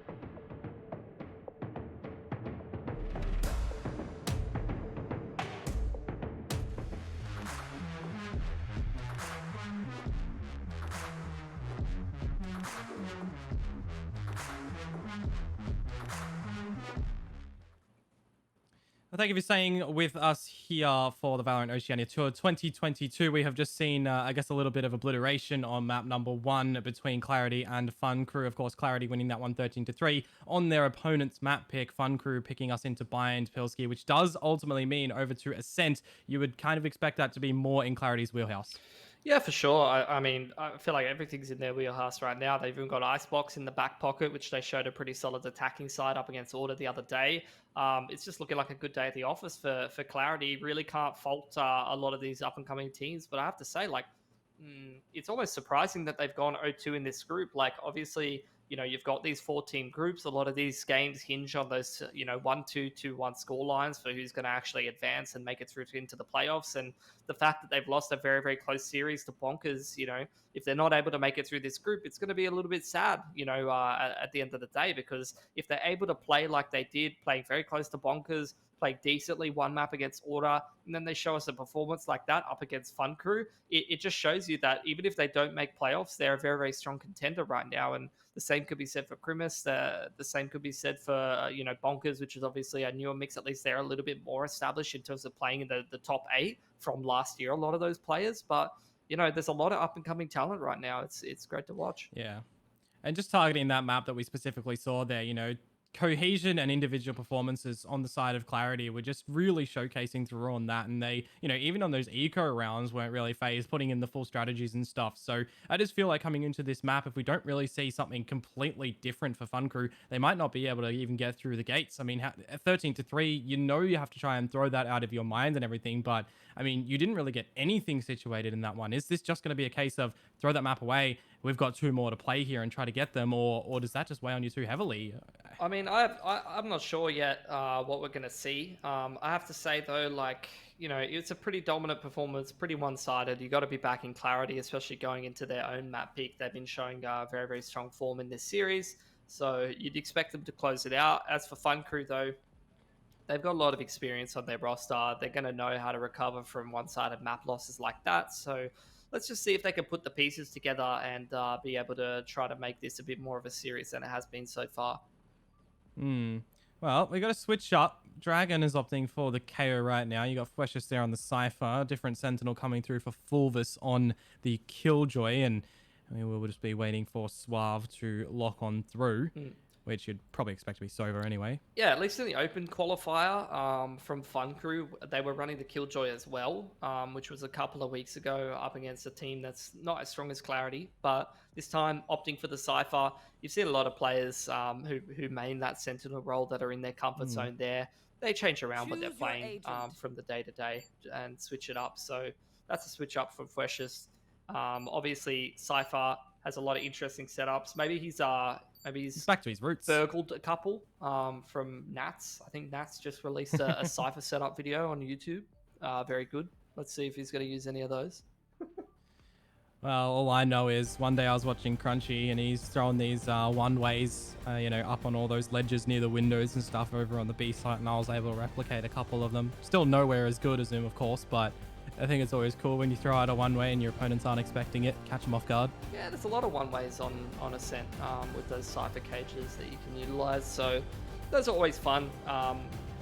We'll see if any of them do get replicated. I want to see a little bit more from Fun Crew. I want to see some of the individual abilities start to be showcased a little bit. I was kind of calling for some pace changes on that attack side of Bind. It was a little bit flat, but I have to say as well, it's always tough, in the current meta. You got this Astra Viper meta, it's very, very long rounds. You have to bleed out utility. It takes ages. You got a million stars, all that kind of stuff. It can be a little harder to get away with some of those up-tempo strats from time to time, but I'd like to see the pace changes just to be able to keep the other team on their toes. Well, we're going to have to see if they can do that here because, I mean, we're looking at Fun Crew 1 map down and not even really holding much weight in that previous map. So they got to try and change things up. And yeah, I was throwing it into it, Flesh just on the Cypher. I love it because we know what he's capable of in this. He used to play it, so often. Oh, double shockies straight into A main off the bat. Didn't get anybody. Push into B main is going to get someone though. Fun Crew, very active this time. Very, very active. Have spotted out the spike as well. Trying to clear out Milky right now out of B connector, but haven't been able to pick him up just yet. He's isolated. And against the Sheriff in Lou, he's going to try and smoke himself out. Has to be careful of mid because there's more players extending out through toward there as well as Kyoto gets to bottom mid. So a little bit of the cat play, and now Fun Crew have more of a grasp on the remainder of this round. Lou still taking a fight, manages to wrangle that one on towards Cream. And as Suave gets shut down, it's all on to Jelly. Yeah. So much more active from Fun Crew. Aggression on all sides of the map, crunching on middle together. A little bit more than Clarity could handle. They were trying to play a little bit more of a slow drawn out round. They were trying to farm the orbs. Weren't really able to get any success out of that. Creep up from Jelly now. Again, playing a flash agent. He's on the KO to the Sky to the Reyna, which seems to be his wheelhouse. Not to mention the fact that he's got some fantastic aim, but not going to be good enough to deal with the crossfire. As soon as the contact is made, Flesh just comes out with the swing, and Fun Crew already off to a better start than we saw on Vine. Yeah, Pistol in the end. A couple of great shots to come out from Lou with that Sheriff, and everyone else across the board except for Dragon picking up a kill. They're going to be able to get on toward their guns. And I mean, I like that Clarity aren't trying to, you know, just force the hand right now and overcommit in this purchase. They know they've got guns in the next round. Just, you know, rest on what should be the norm. Yeah. Anti-Eco got to come out here. Run the boys on Fun Crew. Spam through from easy. See if you can find any players creeping into B main there. Orb farm. Being put priority onto Jelly D right now. I want to get those Seekers online as soon as possible, as does seem like Clarity have taken that A main. Haven't contested Catwalk just yet. So there is a star right there. And with that 3-man setup as well as Dragon over here towards Market, I'd imagine an A split might be a little bit difficult. So it's good to see Clarity actually taking the map control, working their way through it, but they may still head up Catwalk into this setup. Yeah, with the stars and the cages available at the A side, it might be a little bit difficult for them to get in. It is just the classics at the end of the day, so we'll see what damage they can do. Guiding Light in, however, ready for Jelly. That'll catch Fleshist off. You'd expect a grab well on that star. It's actually going to be the Nebula. Let's just take out Fulvus, and now more shots. It's just one for Suave, and now there's only Milky. Yep. See if you can take one more down with him, and a big job done for the Eco. I mean, with full classics across the board, you're only taking one gun away. You're happy with that, especially because they're being quite active on the orbs right now. Clarity, even in their pistol, they were looking to try to control some of those orbs. So we'll see if that's a trend that's going to continue throughout the rest of their attacking half here on Ascent. But all things considered, much better start for Fun Crew. Pistol looked convincing already. First gun round, rather first anti-eco looking good. That's going to allow them to go for a proper bonus in here against the first gun round from Clarity. Yeah, I'm going to be interested to see what Clarity's plan of attack is on this first gun round of theirs. You know, you've got a couple of players that are nearing towards their ultimates, as you say. If we can start to see some farming up of those ultimate orbs, I always love when teams are proactive with that, maximize the chances of getting ults out. I'd like to see Jelly do that, you know, just following the Seekers can be pretty good. Yeah, it's looking like some mid-control right now for Clarity. Already got the stars in position to do so. Flash into A main does confirm that that's being contested right now for Fun Crew. So Clarity taking their time in that part of the map, anticipating some aggression. They see the enemy Astra stars, and they've caught it beautifully. I have to say, Dog is going to confirm that A main control, but in the meanwhile, they've crept up middle. They've identified where the weak part of the map is. If the defense is aggressive on the extremity, they are already aware of where to take space. I have to say, Clarity already playing like a team beyond their experience. They just contest straight up through top mid, and they're going to kick off this B split pretty soon. Yeah, full gap in through towards mid. They've even got Jelly D there to assist. Easy's going to send in the drone, and it shouldn't actually spot out any information. It all just depends. Jelly's foot has actually been seen. If he can get it in towards Market, there's more info, but that's not going to happen now, and it's all on the Flesh just at the lane to fall on back. See what Easy can do from the defender spawn, but he's been smoked out, and now this should all be the B site to be gathered in for Clarity. A ping out on that camera. That's going to have to get pulled for Suave eventually. Flesh is just lurking in toward this Nebula, trying to get sniffed out. That's why it can't go down just yet. They're going to now attempt to do so, and it's falling apart a little bit. 3 versus 3 on toward the retake. The defender's already here, but Cream good for one onto Easy. Now it's Kyoto and Lou to see what they can do in through the Market. It's damage done already on this bonus, but more damage looking to be found. Trying to creep up. See if they can find any more picks here. I honestly wouldn't mind if Fun Crew was just going to play for exits and try to take more guns away, but they are going to contest this round. One more pick found. Yeah. Lou, in the 1 or 2 right now, only has a Spectre to his name, but you can see he's just hanging around, taking his time, able to identify one of the players. but not quite able to close it out. Very close. Even so, you saw the timer really coming down there, but I have to say the damage well and truly done there by Fun Crew. I think they probably could have given themselves a much better chance of taking that round if they weren't so static. They had great info over towards A main right off the bat, but they still stayed in that 3-1-1 positioning for the whole round. Part of that, I mean, look, there was a tell with that top mid smoke. Not sure if any of the Fun Crew players were even in position to be able to spot that out, but for the most part, Clarity just contacted straight up mid. You know, they identified where the rotations were weak after that A main aggression, and they took full advantage.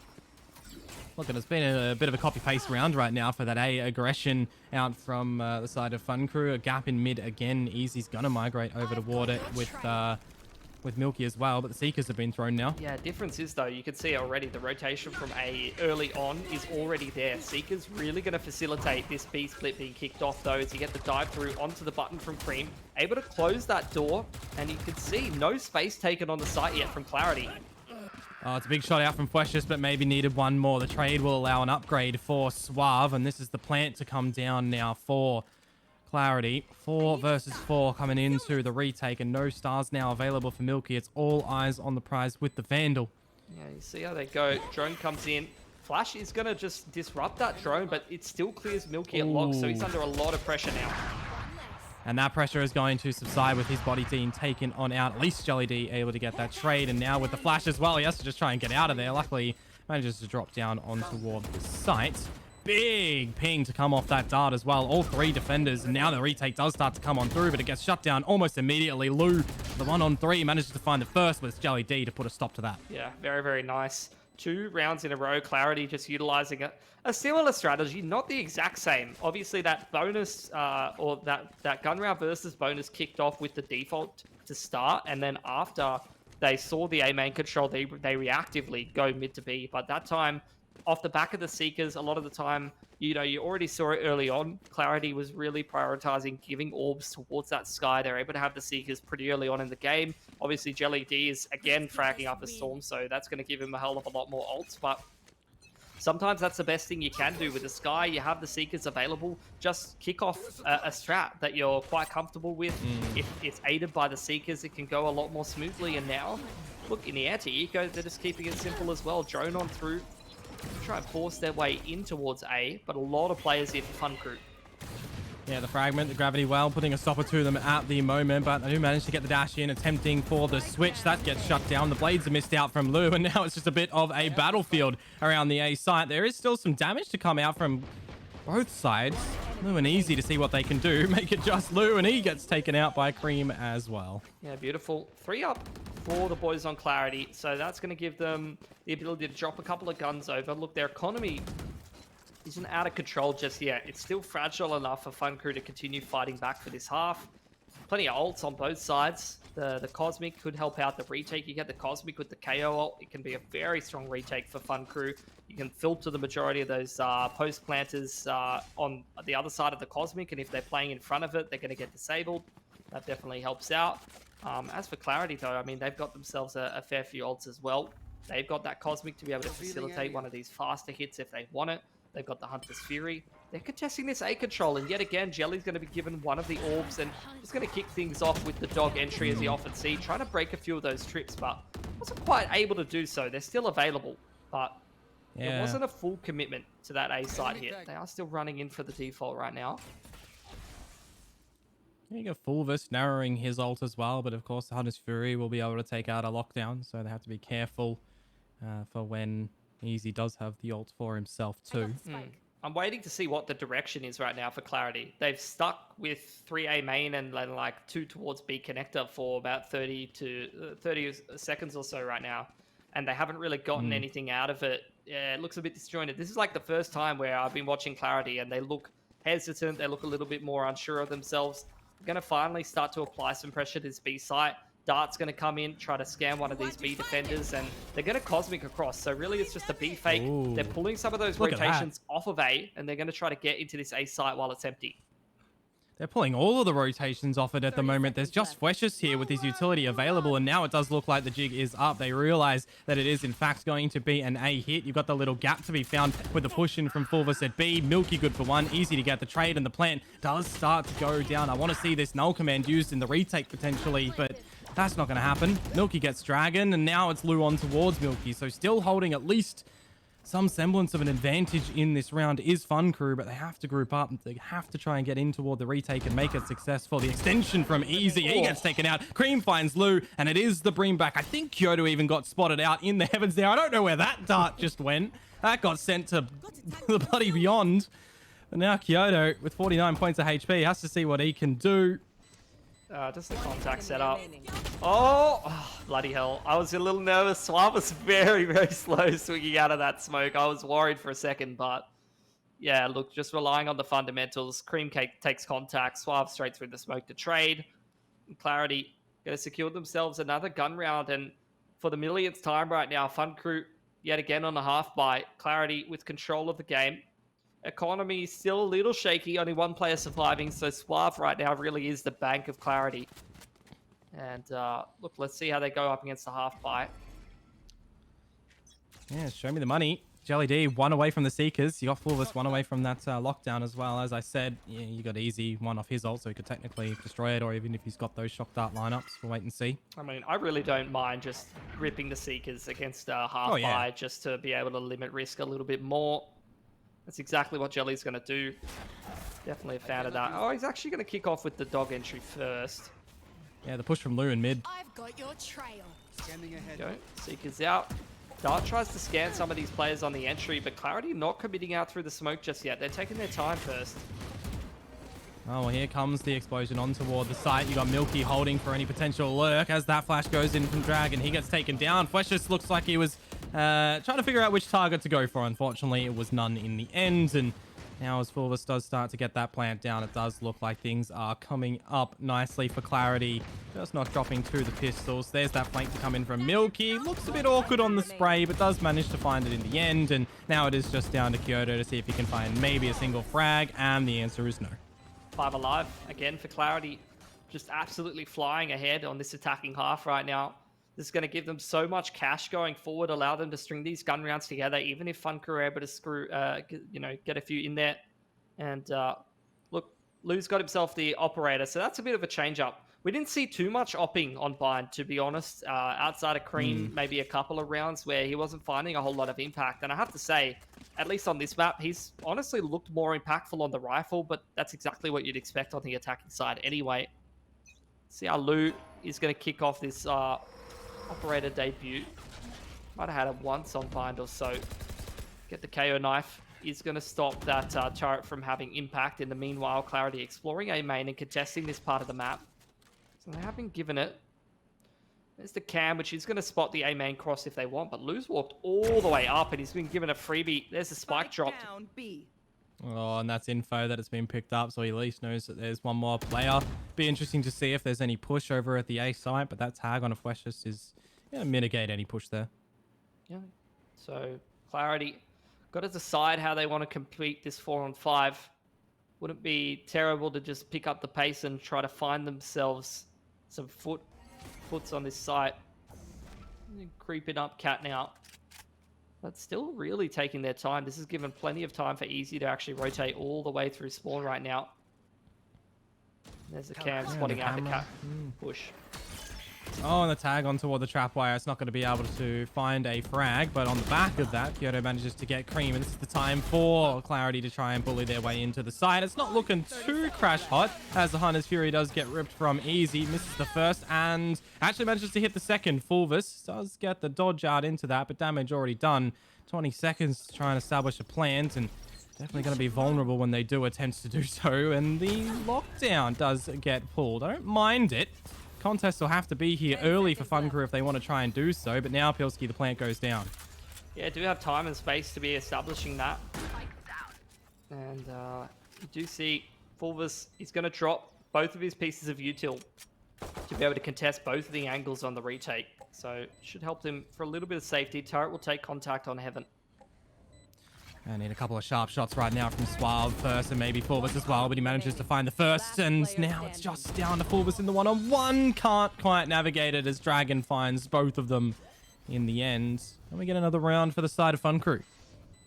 With only one player surviving, though, it's going to take a bit of a toll on their economy.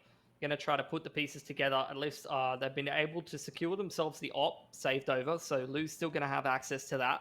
But the rest of the boys going to struggle putting these buys together. Going to be some light armor, maybe some lackluster weaponry in there, whereas Clarity, like I said, winning those rounds, clean anti-half buy coming out of them. He's going to give them the economy to continue contesting this half. But at least it's a little closer than what we saw on Blind. Seems like Clarity grouping up towards B early on here. We'll see if they're going to contest middle like they did before and actually make it a full-on mid to B split. There's 4 players here for Fun Crew. Yeah, send in the drone, can follow that, get a little bit of that mid exploration. We know that that's been a gap that Clarity like exploiting time and time again. Kyoto is at least here to assist nice and early. They got the B main pressure already too. Oh, that's beautiful from Dragon. Yeah, I mean, they've just read this beautifully right now, Fun Crew. So many players on this B site. It's a shutdown before it even gets kicked off, but maybe Suave and Fulvus can actually dig deep from B main and have some impact here. Easy. Finding some impact with the Spectre. Jelly D with the pick up top mid. So this round's started to get interesting, and Easy's actually going to go down in no man's land. So Suave, quite a task on his hand. Got the spike up on Pizza right now. But I would just expect Fun Crew to just stick together, especially now that they've been able to see the positioning with the Cypher ult. Yeah, well, Suave's one away from his ult as well, so regardless, he'll have that in the next round. So you'll take that. But a 1 versus 2, you wouldn't put it past him to potentially be able to win it. Clearing out a couple of these angles with that shock dart. I do like the group up from Fun Crew both in towards Market. They are almost one on top of the other with the little elevation applicable there. 30 seconds left. Yep, good old high-low. Cross-firing off each other, but I like that Suave has taken his time. Just being able to give a little bit of doubt in the minds of Fun Crew that he might be rotating around through B-Link and trying to contest from bottom and middle. But not going to matter too much. Fun Crew, they close out the 2-on-1. A very nice read that they believe Clarity's going to go back to that mid to B, and especially in the rounds where the money's starting to get a little bit shaky, you're having to go down to a couple of lackluster weapons. It's not always in your best interest to be playing the exact same setups that you would with the full buy round. So Fun Crew's gotten away with a great round there. Good read, able to deal with the mid to B very, very nicely. But one more buy before they can try to break Clarity's money, and they're back to the A main control. Look at it, it's Lou with the operator. Does get forced back as the 0 point does get a bunch of information. Disabled Cream. He's going to get his daggers back up as the drone comes through. While trying to spot out some of these players. Does see at least 2, and it confirms that it's the operator over on this A site. But with the Hunter's Fury being ripped, it does just spot out Kyoto.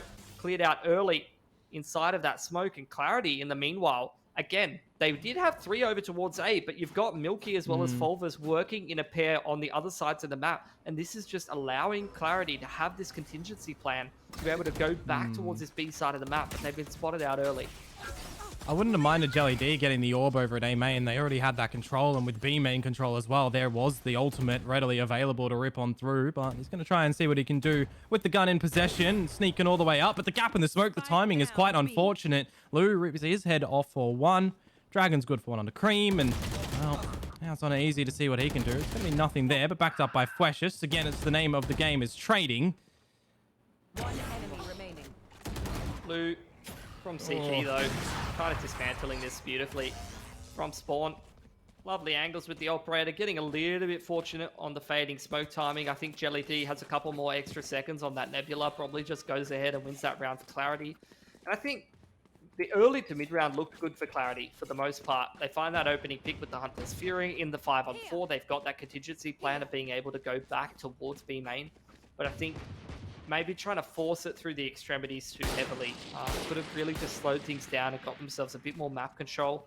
They left themselves in that 1-4. They left Cream in towards A main, and they really could have just, you know, ran back and forth between the sites if they wanted to, pushing and pulling the rotation, but maybe just being a little bit too one-dimensional and bidding in towards A or B there. Oh, wow. Big shots out from Cream to find Fleshes, seeing him a couple of times through the wall there. It's also good to see that Lou is maximizing that operator, not given the chance in the previous map, Pilski. So Sniper is his calling. Seekers again. I've seen so many of them from Jelly. What is that, the third in one half? Yeah, Always third. good if you can rip 3 ults in one half, especially off the back of the Seekers. And this half buy is getting interesting. Milky able to take out Lou at top middle. Operator gets dropped on the floor. Not a single player from Fun Crew on this B site right now. It's free real estate. And they're going to get that bomb planted pretty quickly. Oh, and even Milky getting more damage right now on towards Easy. So that's just a big old shutdown. We know with the economy, we should be seeing the purchase for Fun Crew in the next round regardless. So they might as well tip their hand at going in for this one. Though the lockdown is available for Forbus that can get shut on toward the site and pretty much negate the retake to come through. Yeah, this is most likely a save from Fun Crew, especially if that lockdown does get dumped on in there. If I'm Clarity, I'm probably holding it, to be honest. Just trying to get that in for that next round. And yeah, especially without the contest onto the B site. Suave spots that Kyoto's saving on the Astra towards Cat.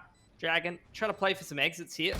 And he's been given one by Milky. So that's nice at least. Yeah, we'll see if he can hold on to the Vandal in toward the next round. A bit of a hunt to come through, but nothing too substantial. A nice round. Half buy is beautiful. Milky, he's been very active. Walking around with the Astra. Does seem to be one of the main lurkers there for Clarity, finding a lot of gaps in the defense. And is obviously, as we heard from the interview, the IGL as well. And there's been quite a few times in this series where I felt like Clarity has had a good read on the rotations. So already pretty clear to me that Milky is a player that can read the position, can read the rotations a little bit. And it's giving Clarity a lot of success, whether we're talking about the mid to late round or whether we're talking about him on an individual basis, just finding gaps in the defense. Well, let's see what gaps Suave can find on the back of this one. It's going to be negated by the 0 point coming through. I believe, did that hit 3 players there? I didn't quite gather if it did. I mean, hit Suave's Suave. been hit, Yeah, it so did. yeah. There you go. Thank you very much, Crash. I think, look, it's probably not going to be too much of a surprise. Fun Crew have seen these 3 players kind of contesting A main. And again, this seems to be the name of the game for Clarity. Just 3 players towards A, 2 towards B main.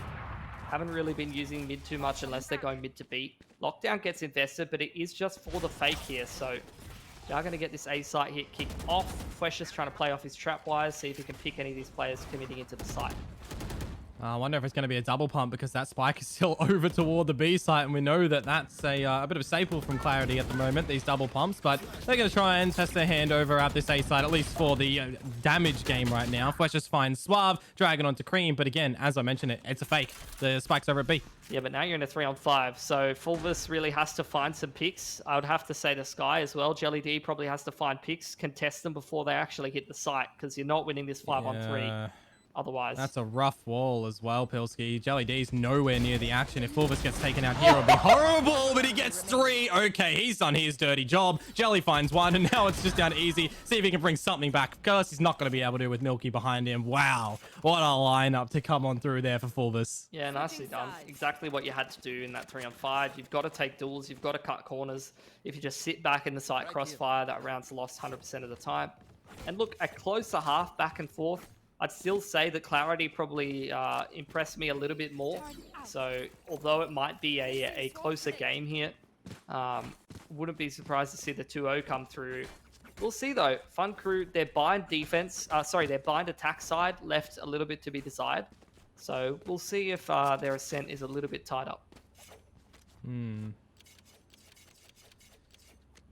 lot of ghosts being purchased in the server right now. 9 of them. And the classic for Easy with the utility. No, there's the light shield. Alrighty, well, gonna kick off with the drone straight up over the top of the hedge in towards middle. See this time and time again. Gonna be clearing out this part of the map. Heard by multiple players over here on Clarity. Jelly D playing his market line. Looking to contest them before they can get up middle and contest this map control, and they are really looking for this mid to B split. Yeah, maybe they want to shut the door if possible as well, because sometimes with those pistols it's hard to destroy. But Dragon and Easy finding a couple of kills does make things open up the B site, and they can look to try and get that spike planted on down. More good shots to come out from Lou, looking for another. That's going to get shut down, Now it's the player advantage as the spike does go into the floor. The flank available from Fleshes 2. But maybe not called to action if required. Fulvis drops into the site. The shock dart trying to clear out the corner, but Fleshes on the late lurk through. I'm actually able to find anything, and with the turret up, that's going to be a bit of a meat shield for Clarity to come up lane right now, but not mattering too much. Dart's going to clear lane yet again. Suave, one headshot away from winning this, but... Oh, he's actually secured it. He's read the positioning so well. He's going to be able to defuse as well. Massive, massive clutch from Suave. He had so many impact frags in that first map. And very surprised that Fun Crew aren't able to come away with that one. Right now, Clarity is showing us just how clutch they are. The amount of rounds that they have no business winning. And they're able to come away with it.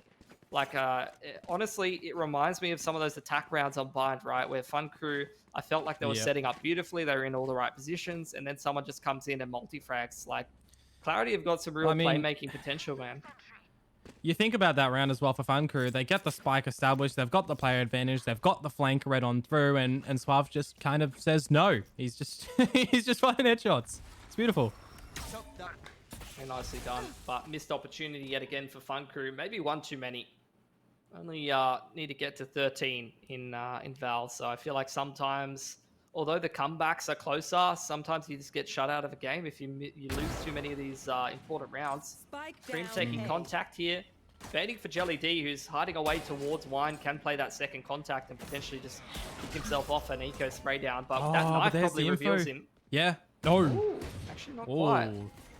That's cheeky. They might actually think that he is not in Wine and they overlook it, and that's going to be the case. Good for one. The flash on through. Cream's dead, so he can't really assist, but now another teammate comes into the action. Flesh just starts to frag up, and now things get awkward. Yeah, it's not gone terribly well. Looking close on the angle, looking to try to clean things up. He's getting pictures taken of him, but really it's just recording his frag movie. He's able to clean up with that double, but that is way too much damage that Clarity has been inflicted there. Really did not want to be dropping 3 guns heading into the bonus right now, so wouldn't be surprised to see them just even out their money and take this one quite conservatively, trying to take a couple of guns away from Fun Crew before they look towards that next gun round. Oh, what is this one going to look like for Clarity with these Sheriffs? I mean, we've already seen a bonus round win out for them, so we know they're definitely capable of it, and with how they've been playing so far, a couple of gaps already found. Going to be a bit of the mid crawl, and I like this aggression from Cream, though the execution is left to wonder what would happen. Yeah, I mean, they just didn't clear the dart, unfortunately, so the flash and dash play is impressive, but doesn't find any value. Quest on the lurk through on A main. It's able to find Jelly, well aware that that Sky was throwing flashes in from Cat, able to just shoot him in the side of the head, and now it's all down to Suave to try to find some damage. Orbs being farmed up by Easy right now. Suave spots out the Vandal. He's licking his lips, but shouldn't be allowed to retrieve it. Kyoto able to clear him out from top mid. So all things considered, a good round from Fun Crew. Able to survive with 4 up. They've now got the KO ult. They're 1 off of Easy's Hunter's Fury if they want it. So a lot closer to their ults than Clarity are heading into their first gun round. And we'll see if Fun Crew's got anything, I mean, fun for us, I suppose. Some million synonyms that I can't think of right now. Yeah, I mean, like you think about that last round, really, nothing obnoxious thrown toward Fun Crew. So if they can just opt to continue into this next round with this gun round and really just showcase something strong, I think is what we've been lacking from them. It needs to be just really clean, concise, clear of what the plan of attack is, the execution. Little bit of a contest on A main. Fun Crew to try to take control of that. Drone comes in very early from Suave, trying to confirm whether they are actually looking to take control of that part of the map. Drone does clear 2 players, so has seen that there are numbers over there for Fun Crew for the time being. You can see Fun Crew's trepidation. They realize how many Astra Stars are committed in there, so they're not sure if they want to be contesting that angle. And as such, minute on the clock, they're going to start to explore middle a little bit more. And of course, with the difference of Cypher and Killjoy, you're going to have that alarm bot down deeper mid, but now it's not going to be utilized. This Fulvis is gone. Yeah, drone up Cat as well. This round's going excellently for Fun Crew. Their lurker over towards B main contests that part of the map. Does not give any information over to Clarity, who are potentially looking to try to find a pick. Fun Crew again, really running down the timer, similar to what they did on Bind, but this time they've got a lot more info and the man advantage. 30 seconds left. And here's the time to go. The Cloudburst in. Lou doesn't get the dash at the moment. I did note that Dragon had the null command, so maybe he pops out a little bit later. Here is Lou going on through. He manages to find the first one on towards Cream, and now the rest of the team is going to start to get in toward the site. That is a really awkward spray for Milky, and just like that, Jelly D gets taken down. It's flawless to come through for Fun Crew. Yeah, and this is exactly how you want this kind of play style to be unfolding on the attacking side, and it's a little bit more of what I was expecting from Bind, if I'm honest, from Fun Crew. You know, they kind of got dominated by a lot of the multi-fragging, but that round, obviously, they found that early opener, early man advantage, and when the multi-frag doesn't come through from Clarity, you can see just how effective the style is from Fun Crew. They're taking their time, they're burning out the utility, they're running the clock down, which, you know, it does give you room for error if someone's going to pop off on the site and shut down your push and, you know, throw a bit of a spanner in the works. But if you're taking more map control over time, if you're trading out more effectively in terms of the utility, then this kind of play style works really, really well, and you get a lot more of those kind of rounds that you saw in the previous. Bird does clear that there is a player over here, so no more push through from Clarity. Looking to reposition through spawn side instead. Yeah, well, the drone just went through onto the A site from Easy, so there's a little bit of an idea of what might be to come. Lots of these Astra Stars on toward the site and the 0 point. It's not going to get any reveals, but the shots are out from Jelly D. Now's the time for Fun Crew to get in toward the site, and overwhelmed by the pistols, unfortunately, a little bit right now, even more so. Oh my lord, Jelly D getting the shots out, putting the names into the grave, and now it's just down to Fleshless the Seeker to reveal where he is. This is the 1 versus 3 that, yeah, maybe gets the better of him. I don't know. I've seen a couple of clutches that were very impressive from Fleshless last year. Good old dot crosshair and the Vandal getting the work done from time to time. He does have gun advantage over a couple of these players. Really, it's up to Clarity to give him the individual tools that he's looking for. Yeah. A couple of Cypher cages as well that he can throw on through. A couple of echoed shots, an idea of where two players are, but of course it's Jelly D. He's what, 3 HP, gets a 3k. You love to see it. It's just absurd, man. Like, some of the multi-fragging on these Clarity players is too good right now. Like, Jelly D's form in this stage of the tournament, it's very, very impressive. So many big plays. Even against Order, like, you could see it. He was making plays on the radar. He was still finding impact. And if you can do it against Order, you can do it against anyone. So he's really a player that I'm keen to keep my eye on. You know, like, some of the players last year were showing us that kind of form, and then this year they've been super, super flat. They haven't found that same impact. So we'll see how long you can keep it up for. Because if he's still able to find that success, especially in that secondary duelist role, it gives your team a pretty big ceiling if you start to see, you know, Cream finding some form and some of the other boys popping off as well. Oh, look at the space that Clarity been able to find in this round. All that A main control, forcing on back, a bit of util out. That shock dart gets a nice little chip of damage onto Dragon, but it's going to be the mid extension for them as they try to keep on down. No alarm bot too. Got a lot of mid control right now. Milky looking to contest on the timing if he can. There's still a big sentinel setup from the Killjoy right now, trying to stop Fun Crew from getting space up lane into the site, but they've taken the majority. They've taken stairs control. They've gotten onto the site without taking a loss, and they're going to get themselves into this post plant with 4 ults to play with and the man advantage. It's going to be difficult for Clarity if they do choose to rip the Hunter's Fury. Are we going to get one in return? We can't, because Easy's the one going for the plant. The null command has already been taken out as Dragon is getting rezzed at least, so it still is a player advantage for Fun Crew. But, I mean, all these shots starting to come on through. The extension out. It's a couple of flashes. And Clarity, Suave, Cream, getting the shots out. It's just down to Dragon looking the wrong way. Well, another multi-frag and a gun round from Suave. Just another 3k. Another day at the office. Oh, it's essentially so at the moment, isn't it? The amount of just, multi-frags he's been able to collect upon. Jelly D as well, really just shining through for Clarity. Yeah. I mean, they're just playing a little bit better right now, unfortunately. Like, we haven't had as many of the players. We haven't had as many of those pop-offs from the Fun Crew players. And although the structure is there and they're trying to, like, play the percentages, they're trying to put themselves in good positions. On an individual basis, they're getting outskilled, they're getting outfragged by Clarity right now, particularly in these pivotal situations where, you know, you're contesting the site, whether it's on attack or defense. I'm going to get an investment in here for Fun Crew. Looks like a quick one over towards B. It's going to be a bloodbath in B main to kick things off. Oh, it certainly is. Cream with the operator misses the first shot, and his teammates are here to try and assist. There's the Hunter's Fury as Milky should be dead to rights here. Jelly D jumps straight into war, the second bolt of the Hunter's Fury, and with that player dying, it's go time for Fun Crew in toward the site. There's the shot out from Cream, and as the neural theft is in, the Headless Cypher does get taken on out. The shutdown more as Dragon just goes through his own fragment. That's the one for that. It's now just down to Fulvis, and he manages to get some damage on through. It's the 1 versus 2. The settling down needs to come through Pilsky because it's just been so chaotic in this round already. Let's see if he can isolate one of these tools. Spike goes down. He's got timing onto Kyoto, but unfortunately the headshot angle too strong from Easy. Gonna secure another one from Fun Crew. Make it very, very close. 8 to 11 right now. Really neck and neck towards the tail end of this game. But Clarity have got more space right now. They've got more chances to recover and be able to reconfigure their defense. Surprised we haven't had a pause called for any of these teams to, utilize a little bit of that tactical nature, consolidate their thoughts together, figure out what they want to do for the remainder of this. I mean, you look at one round potentially going over towards Clarity. That's series point. So maybe a little bit more of the onus onto Fun Crew to call a pause, only if they feel they need to. But I'd like to see one. Revealing area. Let's see. Dart through. Does at least hear 2 of the players firing off those rifles. Dart close, trying to clear some of those annoying angles as Easy leads with the drone.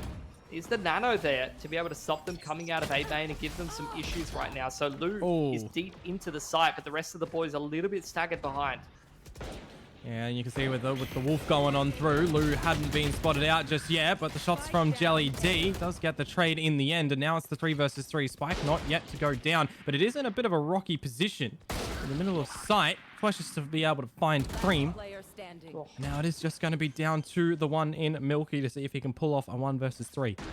Yeah, you get the spike established. They're playing together on site. Just all 3 of the players from Fun Crew holding hands, making sure they're taking contact on the right positions. Flashes should have this line. Yeah, they're just going to swing off the contact, even though he's able to take Easy. Do get the shutdown from Loot. And Fun Crew, another round on this attacking side. Does peg things a little bit closer. Money's broken now for Clarity. This is going to be Fun Crew to get double digits unless you get another insane Sheriff play out of the boys on Clarity. Yeah, a couple of these faster paced rounds for Fun Crew, whilst it does look a little bit scrappy, getting the job done. And as you say, the little Sheriff buy here is going to be backed up by a judge from Fulvis. They can technically rely upon a couple of ults if they have the right plays coming through, if they get the advantage, if they get the winning scenario. Rely upon them, get the job done, get your 12th round into your guns in the next. Cream close up towards B main. Dragon waiting for someone to contest that trip, but Jelly D doesn't need to see it to be able to shoot it. Knows that common trip positioning. So far, so good, though, from Fun Crew. Winning a lot of these opening duels. Jelly D, again, already having impact with the Sheriff, though. A good flash out from Dragon to get the trade on toward Jelly D. Now it is just the 2 remaining for Clarity. And Suave to peek out nice and early. Didn't quite spot the gun barrel out from Kyoto as he does get taken down. I think the footsteps of Fulvis have been heard. So the idea now is here for Fun Crew on where their last target is. And Fweshus is going to be able to find a backhand on the decapitation. So 4 alive for Fun Crew. It's going to give them legs towards the end of this half. Going to keep their economy nice and stable in these last couple of rounds, whereas Clarity obviously were reset onto some of those half buys. Are going to be a little bit more difficult for them to string these gun rounds together. Could get reset a little bit faster. It could go either way at this point. Yeah, well, the pause to come through here from the side of Clarity. Milky having a few words to say to the team right now. A lot of involvement from Fulvis as well. So a plan of action, a strategy being thought. At the end of the day, it's only 2 more rounds that they need to get. 1 to at least consider overtime being a possibility. A couple of ults to still be able to play around. And a couple of tells from Fun Crew as well when they are starting to go fast. They are gaining a couple of these rounds too. So that's something to be careful of. Yeah, I think really it's a lot of these rounds coming down to contesting on the extremities. A main has obviously been a big point of contest between both of these teams across both halves. So we'll see what the adaptation is from Clarity. They've already got that Seekers. So, I mean, look, all of the ults, they've got so many ults to be able to facilitate these retakes. If they're not good for one of these gun rounds, then I don't know that they're going to be able to get this one done at all on the defense. This is kind of the dream, right? One off the Hunter's Fury. You've got Cosmic, Seekers, and the Lockdown. You could potentially leverage those ults to just win this game if you use them effectively. And no Hunter's Fury in return, too. Yeah. For Fun Crew, go back to the basics. Smoke onto Cap, dart middle. They're going to start working some mid control if they can. Smoke top middle. They've got to contest that nano bot, so that's at least going to be a little bit of a tell. Dog through as well is going to gather a bit more info for clarity. So they've got a decent idea of what part of the maps are being contested right now. The drone through as well, but no more info gathering tools available to clarity. So the rotations that they have right now are really all that it is. You know, we'll see how they play. If they're going to play this retake setup, they can really rely on a lot of those ults to be able to get the job done, but they lose a pick before the round even gets kicked off. Yeah, that's a bit rough for Suave. They're going to be calling in the Cosmic Divide right now to try and push their way through. Lou does get taken on out, and I don't know how Cream was able to think he could survive in there, but he at least attempted to, taken down by Dragon. We are powerless apparently right now because the Null Command is being thrown on through. And I mean, this might even just be a save. Still going to keep contesting. They've already invested the Cosmic, but unfortunately the Cosmic was not far enough forward to stop the plant. It was just utilized early on by Fun Crew to be able to establish that plant, and it's a bit of a sunken cost fallacy right now. They're trying to burn more and more ults. They commit the lockdown in there. Kyoto continues to try to fight towards Cat, but now the majority of them flushed out of the site, and this is going to be space here for the boys of Clarity. The Nano as well. Nice little lineup from Fulvus, who wins them that round. It could have been done a little bit more efficiently. That's the thing for me, right? Like, they get that 12th round. They're on the edge of winning this game, but they had to burn all the ults to do it. And the reality is that a lot of those ults were not as effective as they needed to be. That Cosmic almost helped the attackers. You see that those Cosmic lineups to be able to get the plant sometimes, right? But it was the defensive Vintage Killjoy plays as well. The lockdown coupled with a nice lobbed nano swarm. You know, we see Nation do that time and time again, is the one player that I really reference in that situation, because he came out with a stellar play, stellar molly that we just saw Fulvus do to find the frag over into Wine. So if you can pull it out and it is successful, you know, it's reliable. It's not done and dusted yet, though. There is the dart to be able to get the ult going for Suave. He's got the positioning of a lot of these players. A 2K. He's just winning this game right now for Clarity. His Hunter's Furies have been so phenomenal so far this tournament, and already a 5-on-3 for Clarity could close this series.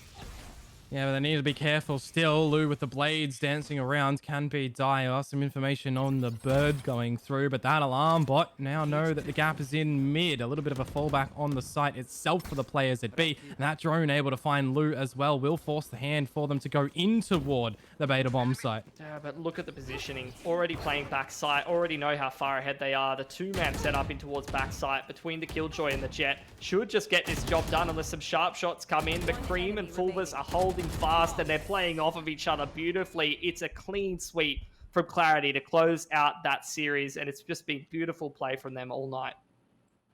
Yeah, no, certainly so. A stellar scoreline difference over on map 1 in Bind, and maybe a little bit of a rockier one on Ascent, but the stuff that they were able to deliver in there was still looking really clean. And I mean, we saw a lot more from Fun Crew on that map. We have to give them that, but at the end of the day, it doesn't go their way. Yeah, I think, look, considering the players that they have on their roster, similar kind of to what we saw from Mindfreak up against Crimus the other day. Like, these are players that are very well established in VOT, that are very, very quality players and had some top 3 or 4 placements last year. So this is a team that you'd be expecting to do some damage in a tournament like this. But at least for this first stage, pieces not quite coming together. Hopefully they can get some more practice under their belt, and they can find some better form that they're having right now, because like I said before, the teams that have been grinding a little bit harder are showing us some better form, and Clarity's definitely one of them. Yeah, no, certainly so. It's going to be interesting to see kind of, you know, if they get into toward playoffs, how things are going to form. You know, they've been able to showcase a lot here in this matchup. You know, you think about who they haven't been able to face just yet. Of course, everyone over in Group B, because this was a game from Group A. You got Crimmers, you got Mindfreak, Biamia, Iconic. You know, there's a lot of those teams there as well that Clarity would look pretty potent against if they're able to continue in with the form they are right now. So I'm going to be keen to see if they do get matched up against those. Of course, for right now, we are aligning things in the back end from the production team to get a little cheeky interview with one of the players from the winning team in Clarity there. To sort of get some thoughts and feelings about it. I mean, you know, we heard from Milky earlier on in that video how they were at, how they're thinking they're going, and from the performance that they've been able to showcase here, I mean, you know, they've backed up what they've said. Yeah, for sure. I think from the position that they're in this group, unless it comes down to like a head-to-head or like round differential tiebreaker, I'm not sure if they'll make it through or not, because as is the nature of these 14 groups, a lot of the time it comes down to what teams are on 2-1 score lines and what teams are 1-2 score lines. And I think Clarity is just going to be sitting on a 1-2 score line after losing a very, very tight one to Bonkers. But look, even if they don't make it through this group, I've definitely got my eye on them going forward into further stages. But look, we'll see how it all does break down once all the games have elapsed in both groups. We'll know who's going to be advancing. Yeah, well, I think, you know, from being able to see all these teams right now, they're a team that I would probably put up as one that I would think would go in toward that next stage. I would like to see it. I would like to see, you know, rematches come through from them with the form that they've had in toward this one. I'm still keen to sort of see what more Crimmers Disciples does have, of course. I do believe the interview, are we still getting it ready, or are we not having that one? Not ready yet. Okay, so we'll just look to still get things formulating on that one. I'm still going to be keen to see who we're going to get in the interview. You know, there was a lot of things to come through from Jelly D in that map. It'd be really cool to see what he has to say about it. If it's Milky as well, you know, you can touch upon the IGL department and sort of the workings of this roster. Yeah, for sure. I think it's always good to get a little bit of insight onto some of these players that we haven't seen too much from them. Like I said, we're only sort of like penning the storylines for this Clarity core very, very recently, especially if you didn't follow some of the smaller tournaments. It was the tail end of last year. These are guys that are essentially making their VOT debuts early on here in 2022. Well, without further ado, let's go in toward the interview and see who we are going to get from the side of Clarity. It is indeed going to be the leader in charge, Milky. How you going, mate? Congratulations. Yeah, thank you. Yeah, I'm going well. Yourself? Yeah, no, pretty good. You guys out of the gates in this one, 13-3 in toward that map. Yeah. How you guys feeling after getting that dub? Yeah, the high is definitely here right now. We're feeling pretty good. I know, like, there was a lot of people thought we were going to win, but there was obviously still some doubters. You can't convince everyone. So to kind of win and showcase like what we're capable of, it always feels good. Yeah, sweet. I just want to say 6 stash, bro. Like, honestly, very, very jealous. I know Mac's probably going to be a big fan of you. He always like obsesses about whatever player has some kind of wicked stash. So looking forward to seeing more of that. Hopefully we'll get some more interviews with you. I just wanted to ask you, obviously early on in this tournament, you guys haven't played so much of the top 8 VOT, but you played a lot of the other tournaments that got you guys some good experience. What's your kind of mentality going into games against some of these players that have been a bit more established in the VOT last year, if you would have been watching that and whatnot? Do you guys feel confident? You know, I obviously see you guys, you don't seem to get too shaken. You play a lot of the same way a lot of the time. So how do you feel about playing in the VOT, and what's your approach going up against some of the more established players? First of all, thanks for the compliment on the stash. It's only 21 years in progress, so I appreciate that. But for playing on the big stage, I know for me, it's like a little bit of a dream come true. I've always kind of been a spectator and always been a watcher. So to now finally get to play in it, and like with a team who I think is like a really strong contender, it's a pretty good feeling. When it comes to like versing top teams, I can get, you know, a little bit shaken, but then having this core 5 and having this group definitely solidifies me. We've got Cream and Suave who have some previous experience in like, you know, some of the smaller tournaments, but then Fulvus and me and Jelly definitely kind of new to the big stage. But we've always kind of stayed grounded and stayed pretty cohesive and pretty sewn together. So that's usually been pretty easy. That's good to hear. I got one more question before we let you go and celebrate with the boys. Of course, you guys are in Group A here. Who are you looking for on the other group and the other side of things? You know, Iconic, Meow Meow, Mind Freak, Crimus Disciples. Who would you rather play and why? To be honest, I don't really have a preference on who would rather play when it comes to the other group. I think if you look at our group, in my personal opinion, it's the harder group. And that's mainly just because of order. When it comes to the other group, we've played, I think, most of them at least once, and there's nothing that's really shaken me or scared me to my core or anything like that. So we're just more excited than nervous or scared when it comes to them. No, very cool. It's great to hear your thoughts on this one, Milky. Congratulations again on the win, and we hope to see you next time. There you do have it. Pilski, some words from Milky in the end there after they get the win. But of course, it's not all over for today just yet. Yeah, I think, look, they're a team that shows a lot of promise. They've got some decent structure, but the question for me, especially when you talk about this tournament having stages, we're only early on into the year, and it feels like a lot of the more established players haven't warmed up as much, is just keeping that consistency going and showing a little bit of path of progression. Like, even if they don't make it through into the playoffs, or they're just showing us some good gaming groups here. I want to see them coming into multiple stages, maybe in a couple of months, and I want to see them get even better and sort of work on a couple of issues if they do come into it, and grind out a couple of those games where maybe the individuals aren't popping off as much, and then I'll be super, super sold on this team. But they're already showing a lot of promise. Yeah, no, the promise is definitely there, and I agree with you. I want to see them, kind of stick together throughout the course of the journey this year and even beyond, depending on how things go. But for right now, we're going to have to take a little bit of a pause. It's only going to be a short one, about 10 minutes or so before we get back, and then we can get all things started into what our next match. So stay tuned, guys.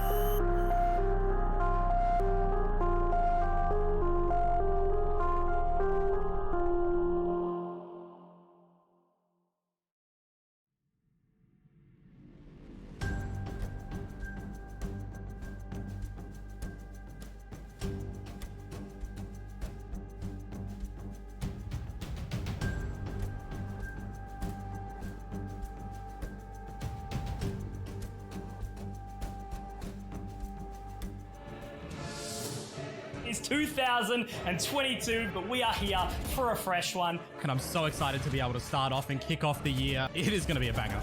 Oh, I am absolutely excited. And I guarantee we're going to see some crazy matches today. So we beat Mindfreak 2-0 on the weekend. He's just let it happen. Sicko spotted. Big clutch. And it was a result that we expected moving into the game. And hoping for anything but CD and tearing him apart. Don't underestimate anyone, and definitely don't underestimate Clarity. They've been doing a pretty good job fighting these man advantages. Rez comes out. He's red Texas positioning. We're here to prove ourselves, so make sure you look at the top. Sober on sober action. The jump just evading his crosshair. Head drop down regardless. Feeling sharp here with the Marshall, another. And this is going so damn well. Payne picks up 1, 2, 3. Beautiful stuff here coming out from Payne. They'll know exactly that there's a player you're potentially trying to come up with a sneaky play. No, oh my God. The Viper's pit does get pulled on out. Clutchy dispatches of Easy, and there's another entry point. Even with all the Viper units still down here from RDW, Bunda. They do gather the information, and Myth has actually moved around onto the other side of this poison cloud. It's great on the hole. Another picked up by Myth. A third. A shooting. Oh my word.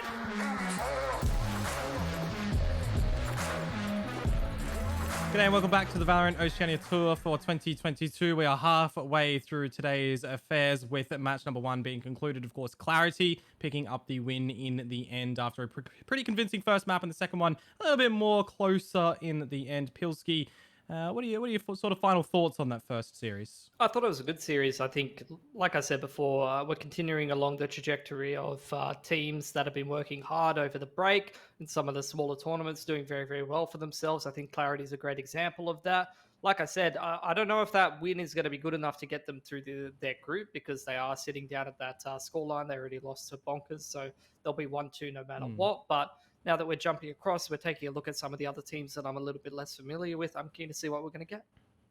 Yeah, of course, it's going to be Iconic versus Criminal's Disciples coming our way right now. But let's have a bit of a refresh on where things are in order on the side of Iconic. Of course, last time, a little bit of an unfortunate affair where we only got to see really one map from them. Swell does have a haircut this time. He's looking fresh coming into it. But he will be joined by Clicker, Duddy Boy, Panic, and Mike. Yeah, so I mean, similar to what we've seen from Fun Crew, we've got Panic obviously being a player that goes back towards some Counter-Strike origins and has obviously been playing a fair bit of Valorant, but we haven't seen him participate as much in the competitive scene last year. Then you've got the core of players that have played for various teams. You've got Mike and Duddy coming through from Legacy that did quite well for themselves, and straight out of the zoo, obviously. Swell's coming across from that wildcard team which broke up, and a couple of teams have kind of been benefiting from picking up those players because there's just so much talent on their roster. So I think this is a solid mixed team, but my question is it good enough to be able to make it through the group stage, and will they actually get in the server? Yeah, well, we'll have to wait and see. I do believe everybody is ripe and ready to go just in a little small moment. But before that, the proceedings are, who are they actually playing against? Who is the team that a lot of eyes have been pulled towards at the moment? Well, that's Criminal's Disciples here. Marsh, Maishu, Cloxy, Myth, and Pocket. Yeah, I think this is a solid team that got good structure. They've been putting in a lot of work.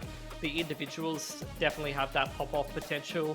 I think if I was impressed with anybody, most of all, it would probably be Myth. His sight holds and some of the gaps in the defense he was able to find lurking up on that attack side were very, very impressive the last series that I watched. I like Maishu on the Sober as well. A lot of the utility that he was doing was really informing the decision making of his teams, like droning out to find info on the defense at the right times. Every time I was thinking, watching the minimap and thinking in my head, oh, they need to get some info here, they need to do something different here. I felt like Maishu was doing a really good job with his utility.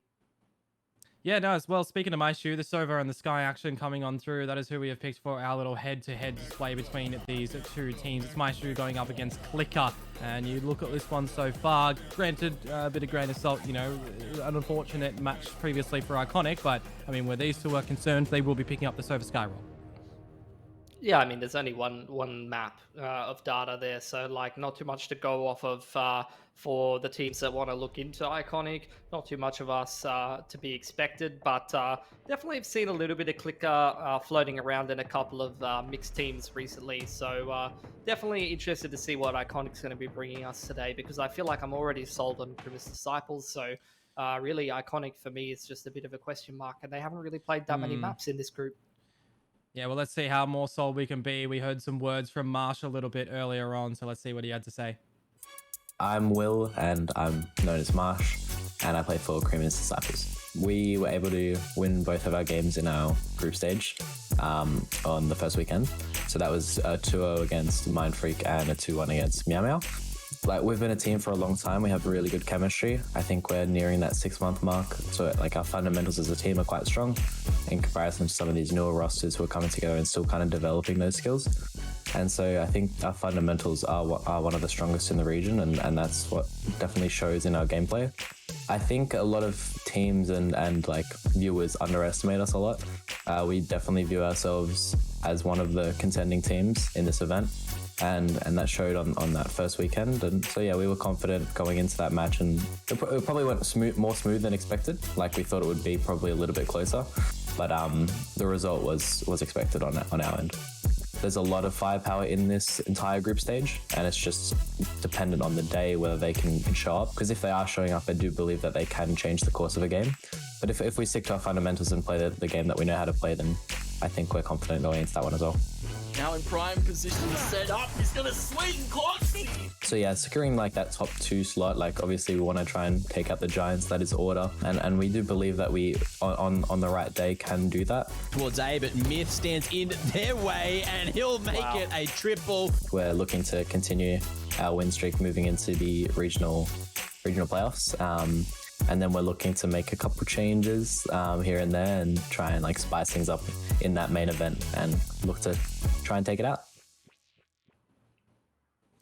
Well, a big target painted on the back of order there, it would seem, as that's Krima's Disciples wanting to see if they can take down the best in the region. And so far, Pilsky, from what we've seen, I don't think they're too far behind. I don't know. I don't think I'm that sold. I think Order's still like far and away up there, but I'm having a tough time, formulating in my head who's going to be taking down Krimis at the moment, because there's, so much inconsistency from a lot of these newly formed teams. The only other team that's got as much chemistry would be Order, or probably the boys over there on Clarity, who've been together for a while.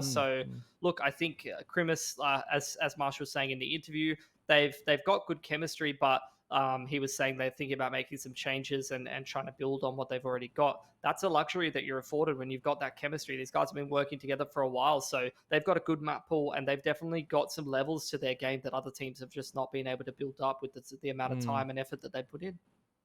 Well, speaking of map pool, why don't we go ahead and throw that one up to see where indeed we will be going towards. I haven't had a look just yet, so it's going to be a good surprise. I want to see Fracture. It's gone first, Split as well, so we're going Bind. Please don't be Ascend. Please don't be iVox to close it on through. It's going to be the exact same copy-paste as the previous game. Look, it's kind of the middle of the map pool at the moment. I do like to see it. Sometimes Haven exchange for Icebox, but I do kind of wonder, are we going to get to Icebox? I think the onus definitely is on Iconic here. I feel like I've seen more Breeze than anything else lately from a lot of these teams. As for Krimis, though, they showed us a really good bind the other day, so I'm a little bit worried if I'm the boys on Iconic picking bind into them. At least they've got a little bit to look at. I think the only game that Iconic got an official out in their opening series was on bind, and they didn't have too great of a performance on it, although you can't really read into that too much. I've definitely had games in the past where some teammates maybe didn't make it into the server quickly enough, or you're coming back off the back of a forfeit win. Let's just say it's not conducive to the best playing environment where you're going to play your absolute best in a tactical FPS. Yeah. So look, I have my expectations reserved for Iconic, but I have to say, I feel like even if they're playing at their absolute top level right now, it's going to be very, very hard to be taking out Krimis, because they're on top of the group, and I don't expect them to be going anywhere anytime soon. Well, at least out of our dot points right now, the big important one is that everybody is here and ready to go for the server on the side of Iconic. So that is, at least going to give us the benefit of this series right now. But I do kind of agree with you. Krimis Disciples have been able to showcase to us so far that they are here to play. They are here to really take this one and try to get that top slot coming out of their groups if possible. You might think towards the start of this one, everybody putting in their, their power rankings, their tier list of what these teams were. And Krimis Disciples, it was kind of floating around that A tier and everything, with Order the only S tier. So it is kind of good to see that a lot of people's expectations are falling in order with where they were.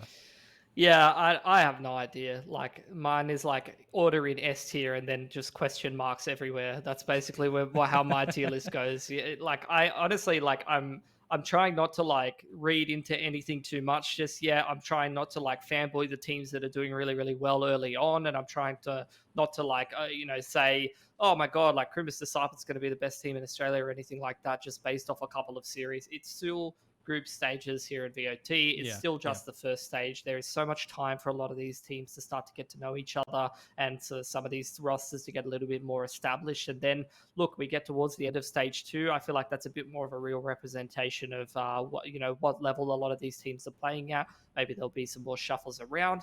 Either way, though, at least we're going to get to see a series here, as we mentioned before. Going to kick it off on blind. Both of these teams have played it, I think, in the group stage so far, so it should be familiar territory.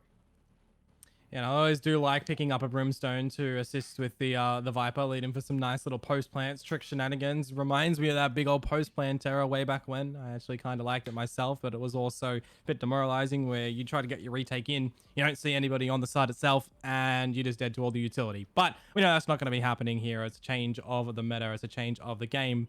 It's not going to be a mirror. No, it is going to be a mirror match. Yeah, so this is what I was saying. Earlier on we saw Jet being utilized a little bit on Bind, but this is a comp that I've definitely seen floating around a little bit. People really sort of leveraging the single duelist being the Raze for quite a while now and preferring that kind of a style.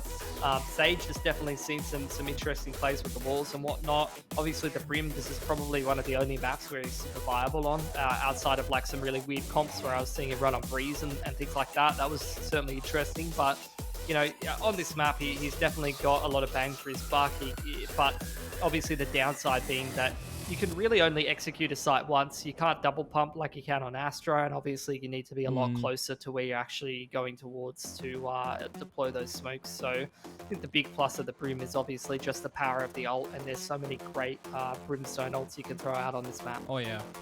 Lots of clearing potential to come on through, but it is the time to get started, everyone, on our second series of the night. Criminal's Disciples taking on Iconic, and we start on Bind. Yeah, really looking forward to it. I think it's going to give us a good idea of where Iconic is at the moment, because you could kind of use Crimus as a bit of a barometer for a lot of teams, really. They are quite consistent. They've got the time together. So I feel like if you're putting up numbers against Crimus, you're probably doing something right. Early wall up across short A here, and a push through bathrooms gets some nice information for Criminal's Disciples. But Duddy looking to try to contest that, hasn't spotted the Raze close enough, and just more and more dinks coming out on the pistols right now. Sharp as hell from Crimus early on. Yeah, that's cheeky, and Maishu's going to be buying the regrowth in this round too, so already that damage that was delivered is getting healed up a little bit. You do love to see it, although I've just forgotten there's a Sage in play as well. Yeah, so that double heal potential, you love to see it. Yeah. And look, Icon, they're just going to kick off what you want to see. A 3v5, just go hit the small site. Yeah, Incendiary down as well as the Snake's Bites, and well, damage is being delivered. Marsh to find Swell. Now it's a little bit of disconnection between Mike and Panic. Of course, the latter mentioned player stuck in the garden area will be spotted out right now. Myth is kind of stuck on an island as well, but he's got his teammates to try and assist. Doesn't matter as he finds the frag. And now it is just down to Mike. He's able to get the shots out in the back of the head, but a 1 versus 5 is too far-fetched. Seen so many people playing with this firing arrow crosshair right now. The old school, like, simple crosshair, just like the little dot in the middle and the small little lines. Yeah, 0 thickness, all that kind of stuff. Seems to be a bit popular right now in the pocket crosshair meta. I guess either way though, felt like Crimus were winning that pistol all day, and you could see it. Not a single player, or just one single player going down rather of Myth. Iconic in the meanwhile, no plant, not a whole lot of orbs being farmed as they get shut out of that bathroom's control. Might have picked up the long B orb, so look, we'll see if they're going to be getting closer to their ults, maybe picking themselves up a couple of picks here. We get a tech pause early on. I feel like already Iconic are becoming that team where they're gonna mess us around a little bit, Dion. I'm gonna be calling that early on. I don't know. It does look like we've got the ready up back. It seems to be just a comm error. Maybe in TeamSpeak or Discord or whatever it is, which is always an interesting thing because those are the things you tend to fix before the game. But regardless, we're back into it. Yeah, been enjoying these cams. It's a real nice little addition. Would love to see all of the boys getting around it. Obviously, over in Counter-Strike, we love a lot of our Aussie players who love getting around the cams and getting around the shenanigans. Yet to see much of that personality out of the Valorant players just yet. Well, it looks like a couple of persons might be hitting the floor in this one right now and not having any more reactions on the remainder of the round. But with the shower's control comes a little bit of a fallback. Oh, they're really prioritizing putting these orbs onto Mike. He was closest to his ult. He's already got 3 orbs for himself. Obviously pretty hard to make the pit happen at the best of times. Look, Iconic, not losing a pick just yet. Boombot, not going to spot our Duddy in the smoke, so this might give a false sense of security to Crimus if they do want to try and retake control of Baths at some point. But I feel like on an anti-eco, you're quite happy just sitting back sight and chilling out a little. Yeah, but of this hookah control, you got that Viper Wall available to try and block some vision, try to deny some pushes. Of course, it's a cheeky little position there from Myth to stop any would-be funny action to get elevated, probably from the Raze there, if anybody, on the side of Iconic. So far, so good. I mean, Icon, they take U-Haul, but U-Haul is not the bomb site. Quite happy as Krimis to just sit back, play around backside. Might forfeit the plant if the spam doesn't come through, but it does get denied early on, and with the wall going down. Pretty clean anti-eco, not a single player dropping at all. 13 seconds on the clock, 3k for Cloxy, gets him closer to the res, and Krimis already off to an excellent start heading into the bonus. Even a Sheriff picked up there from Pocket gives him a little bit longer range potential with that Spectre. It was pretty cheeky as well with that plant going on down. Pocket throws in the blast pack to deny the plant from actually coming down. Toxic screen does fall, and it just seemed like Iconic weren't ready for it to fall there, unfortunately. But what it was is a little eco round. Just the pistols. We're into the proper guns now. As we often see, bonus round looking to do something potentially cheeky, but it's looking mostly standard here for Krimis. Nothing crazy. Contesting Hookah with the Sage. Throws in the early wall. He's going to make that boom bot a little less useful early on. And I don't mind this from Iconic. They're taking their time. They're working the map. Just making sure that they can catch any of these pushes. This is the gimmick out. You always see a gimmick on some of these bonus rounds. And in this case, it's the TP play off the back of that wall getting contested. Going to get that early pick for Krimis. And in the meanwhile, Iconic going to pick up the pace onto A. Yeah, try and get this plant down, but the wall does get destroyed, allowing an opportunity for Mist to spray on through. He's not going to be able to deny the spike from being planted at the moment. A beautiful little flash on through, but Clicker can't help but blind himself in that one, unfortunately, and do himself in. Missed shots out from Duddy Boy means Cloxy's on for a big play in this round 3 already on the board. It's an Icon shot, though, out from Mike, and it's absolutely destructive. Now it's just going to be down onto Panic to see what he can do. A defuse attempt already on the cards, but Marsh will shut that one down. And it is the bonus. It's going the way of Krimis Disciples. Just can't be faulted right now. 2 players surviving, couple of weapon upgrades, and they're in a fantastic position. Now they're going to go into a bit of an anti-half bite. As honestly, Krimis, again, just kicking off yet another half of Valorant in the best way possible.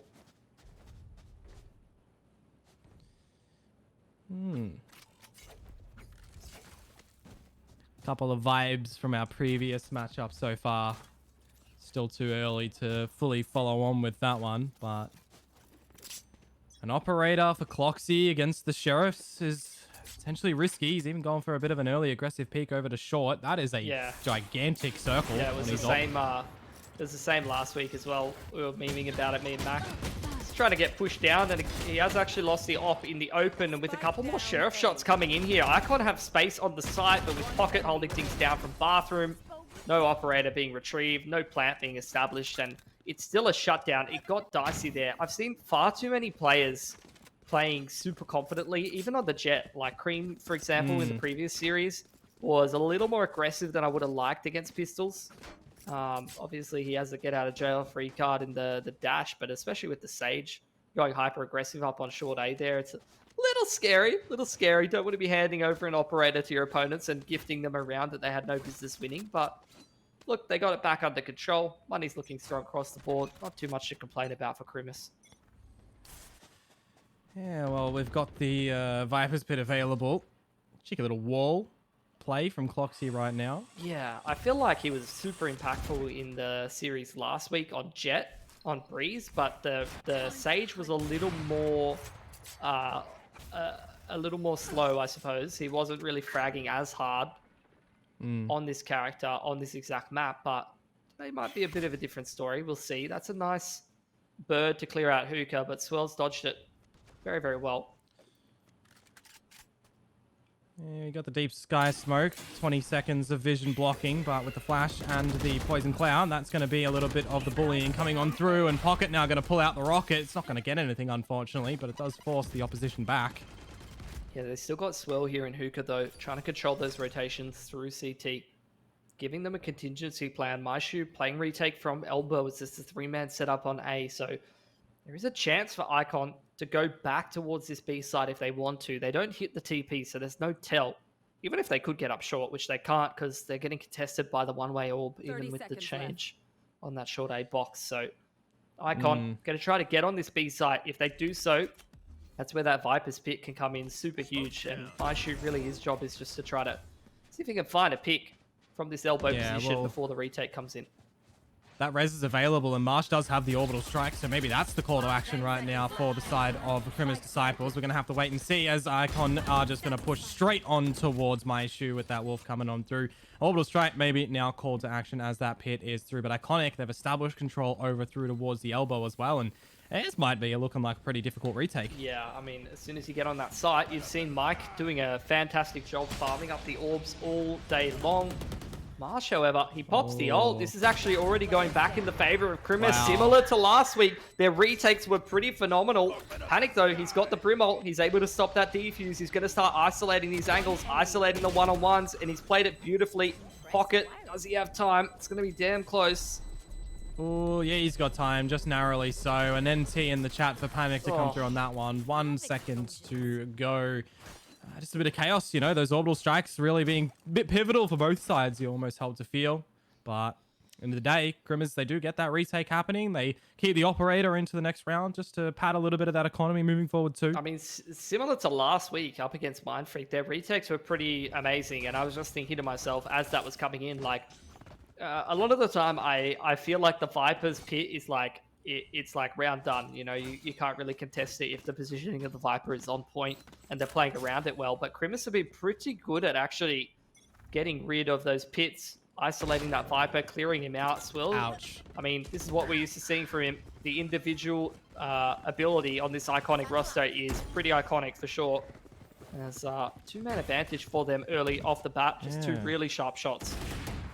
And a missed shot from Cloxy. He can get overwhelmed now by Duddy Boy, but a little bit of an aloof spray does get the better of him. It's the one-player advantage coming through for Iconic, but they do have the bonus of all the control in U-Hole. Out through short, where the spike is deniable on that defuse. Clearing of the pocket.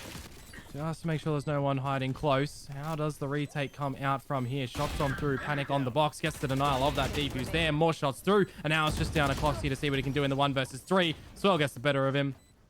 And there's the first round on the board for Iconic.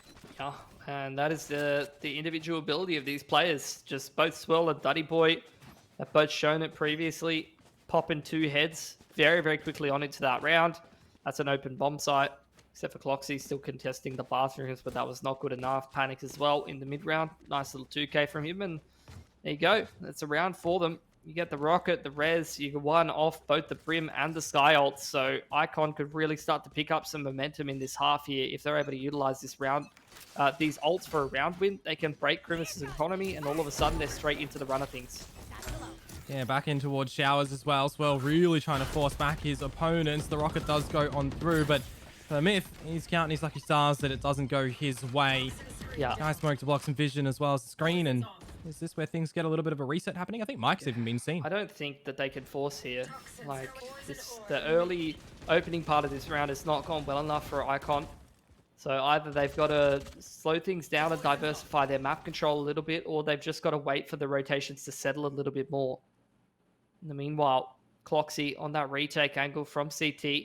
Seeing if he can pick that play up lurking hookah, which usually is Swell, but they know that the race is over towards bathrooms, so haven't been able to find anyone lurking towards hookah side. Iconic, they were just resetting. They're trying to make sure that no one's got too much information, that no one's flanking them, and like I said, as they burnt the time off this clock, they have naturally just reset those rotations. Yeah, the Seekers are going through. Panic one away from that orbital strike as well. Could be pretty pivotal for getting another round on the board for Iconic, but now is the time for them to start to go into the site. Clicker to start off the affair by finding one. An instant trade. The res available as well. There's that blast back again to try and deny the defuse, but it doesn't come into fruition. 4 versus 4 starting to come into the retake, and it's a massive grouping out through U-Hole, over through short. A good flash on through into the U-Hole, but now it's just a cluster of frags for Panic, and now it's only down to Cloxy. Yeah. I mean, Panic's multi-fragging in the mid-round so far has been pretty good on the Brim. Just setting up the smokes. He's got great positioning. That's always been a strength of his. Even going back to CS, is his ability to just have those impact multi-frags and be able to read the positions on some of those retakes coming in has always been super, super good. So, again, just playing to his strengths, playing right in the middle of the pack. And see multi-frag up a Stormer. That's a big round for Iconic. They didn't even invest that many ults. Just the Rocket and the Seekers, I believe. Foxy takes himself back. One more exit, but it is still a reset on that Crimis economy, so Iconic could have bought themselves more space in this half. I imagine it's just going to be the Sheriffs around the operator. So if Iconic's able to deal with this one, they're cooking with gas, man. For 5-3, strong economy as well. That could be a really, really strong attacking side of Bind. Certainly so, and with the opportunity of Cloxy only having that operator as well, he can't get out of dodge if he does find a pick, so might even just be a position of reveal where that is. You got the res if you feel pressured on the side of Iconic, get your friends back in action. Here's your Bucky in hookah that you're talking about as well, so yeah, maybe we see a little bit of laughter, maybe we don't. Filthy, absolutely filthy. I mean, the Bream and the hookah, always a bit iconic for sure. I don't know why I'm just using that time and time again. Well, gonna make pretty short work of it. You get this two-man little crossfire over towards Garden right now. Not sure how much it's going to help them with just the Sheriffs. And although Pocket's able to find some impact... he's got to get out. Yeah, he's pieced it. So really the name of the game now shifts just towards getting some exits for Crimis, if they can. Oh, what a wall. That is a cheeky little wall. Myth revealing himself as well, trying to get a little bit of a whack-a-mole happening onto Duddy Boy's head, but... what can you really do? There it is. You'll take that. That's more damage. It's 3 versus 3. Retake. I mean, what have you invested into this? A couple of Sheriffs. Cloxy might just want to take the operator out into the next round, utilize that again. Yeah, I mean, they just want to do damage to Iconic's economy if they can. Bird was pretty good. I don't know how Myth dodged that. I don't think he did. Maybe just sprayed straight through it. Pocket's still trying to find an exit, but are they going for it? There's a wall on the plant. Wait. He can't He's blocked the wall. That. Orbital Strike has to come on through, at least get it halfway, and now see what your teammate can do. Unfortunately, so it's not going to happen. Time gets the better of him. Yep, just walk straight into the ult. That's unfortunate. Look, Operator traded for Brimalt. A Brimalt, yeah, that's not bad. Another, can they buy another stash, by the way. No. I don't know what's going on. Is this Australian fashion right now? I mean, I will say a lot of these guys can grow it better than me. I've attempted. It's not good. Not better than Mac, mate. But then again, Mac. He's got quite a few years on some of these boys. So there's Mac would be potential the there. contender for one of the best stashes in AU, I reckon. Yeah. Well, gotta be. For sure. Again, short A-wall. Pocket. He's had a good opening couple of rounds to this game, backing himself to take that duel, but punished early on means a one-man disadvantage here for Crimis. Myth saw this pit earlier on. The other last week, the other game that we got to see from Crimis, really likes that exact pit, giving him a bit of space to creep in towards Garden if he wants it. Well, on the other side of the map, and is the Showers contest trying to come on through for Crimis Disciples. And priority for Cloxy to get that ultimate orb and get the res. He's got the res now, but at the cost of his life, so it's pretty null and void. Yeah, fadeaway shot there. Myth, I mean, we saw some phenomenal sight holds from this guy against Mind Freak last week, but a 1v5 might be a bridge too far, even for this man, inside of his own pit. Well, let's wait and see. You're going to have the Wolf go in from Clicker. No, it's actually the Guiding Light. Now the trades are going to have to come on through for Myth because he's stuck in a corner. You'll take that one-to-one trade if you're Iconic any day of the week because you've essentially just forced the round. You've essentially won this one out. It's 2 versus 4. You've walled off CT. You're funneling them into elbow at the very least. They got to destroy the wall and then try to bully through. Duddy Boy's even getting ambitious to try and peek his hand at going through. Gets smashed through the smoke. And now my shoe. 1 versus 4. Yeah, you know you have to fold here. It's a second bloody fadeaway. Just crab spraying through the side of a smoke in one round. Very filthy. But sometimes, that's why I use the Phantom as well. Sometimes the game goes, here you go, man. Here's a frag. You're just holding mouse 1 and, you know, tapping your movement keys. You just get kills. So, nice round, honestly. All things considered from Iconic. But that is the double-edged sword of being really, really confident and trying to back yourself in the aim tools is... You can win the round straight out. You can put your team in an excellent position if you're winning that duel. But if you're just getting domed right off the bat, you are putting your team in the bin, especially when your economy is super fragile like Crimis. Unfortunately, Pocket, the best thing he's been able to achieve there is push his team on an economic reset. And now, like I said, Iconic, they were down, what, 4-0, 5-0, something like that. 5-0. They win that first gun round. They win 2 in a row. They reset the money. Then they win the following gun round as well. and all of a sudden they've got an excellent economy, and they're really fighting for this half. And this is where Krimis, they weren't really tested too much by Mindfreak last week. I felt like they were always in a good position. They were always ahead. Now is where I want to see Krimis. They're versing a very, very solid group of players, a bunch of players that have a lot of experience, are very established playing in top 8 VOT, and they're running into a few roadblocks. So I want to see their adaptability now.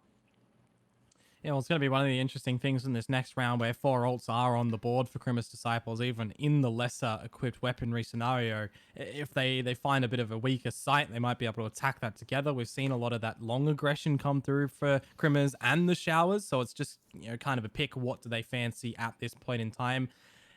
There's no real strong read from Iconic either on where they've been wanting to go at the moment too, so it kind of just comes down to the early strategy and the flourishment around that. So I'm keen to see what sort of plan Krimis Disciples has in this round. Apparently, it's going to be a Bucky again. This time from mid, though, not from Marsh. Toyed with?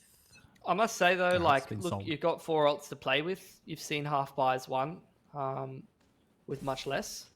Bird does go out the backside of bathrooms, doesn't spot anything out. Very passive to positioning right now. Iconic in a very deep anti-eco setup, not taking any chances.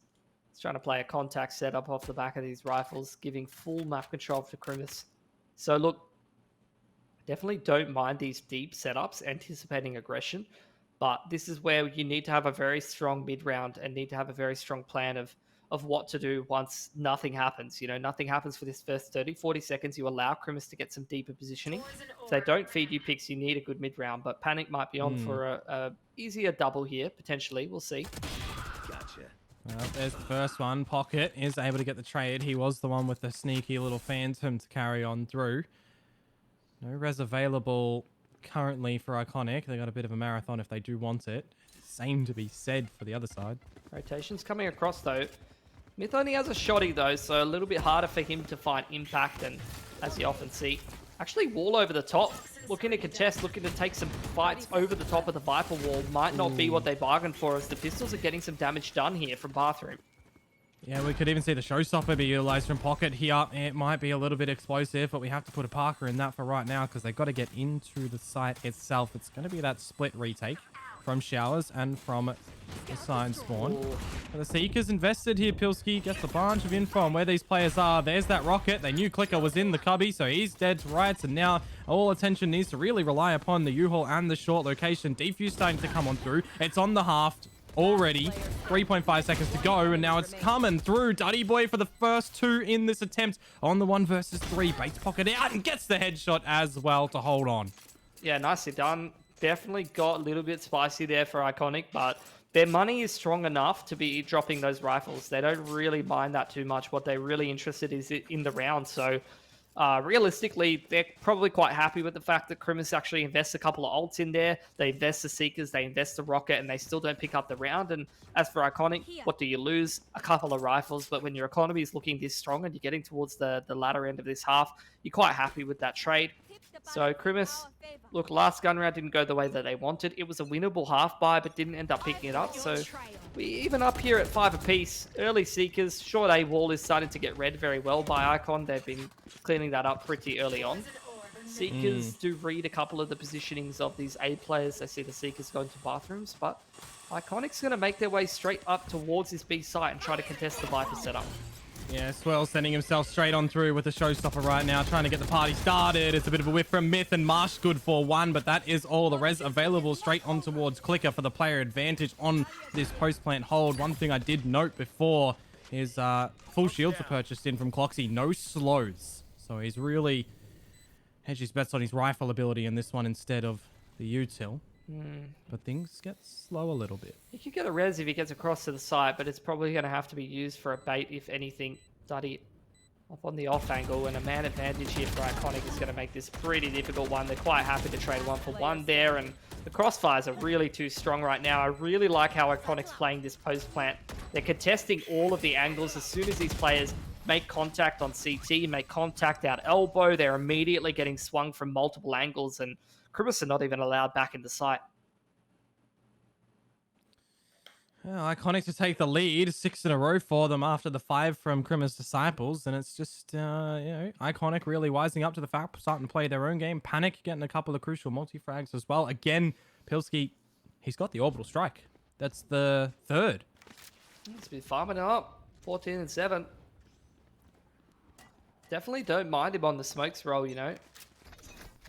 I think it, like I said, it plays very well into his skill set. He's a player that wants to be in the middle of the pack. He's very, very good at reading the mid round. And that's super control. Oh, God. Foxy almost didn't make it out of there. TP from Pocket as well. He's rearing to fight this one, and he's going to be allowed to, pushing straight into the molly. Rewarded for that one, and that's going to be a man disadvantage for Krimis, but they're kicking off a push into A in a 4v2. Yeah, and this is risky from Myth. He's real close to the action. Good for 1. Gets traded on out. There's no res at least available for Iconic in this one, so they're stuck with 3. That res is available on the flip side. You can get them back into the action. The rotate starts to happen. Marsh has this Brimol. Doesn't want to die before getting some value out of it because we are right at the end of the half. But Panic is finding more and more impact in the mid round. Duddy trying to get himself a wall across triple. There's the Brimol onto the middle of sight. But Duddy's just opening this round up from bathrooms. Yeah. Certainly is. Walking on through, catching them off guard. Quick headshots to boot, and it looks really good for Iconic in this one. It's the 1 versus 3 for Maishu. Hasn't had the most stellar performance so far in this game, so it's all the individual prowess right now to be called into action. Duddy boy to swing and catch him in the trading of the weaponry. That's a little bit unfortunate. That's a great attacking side of bind there from Iconic. Really couldn't fault it, especially towards the end of it. 5-0, 7 in reply.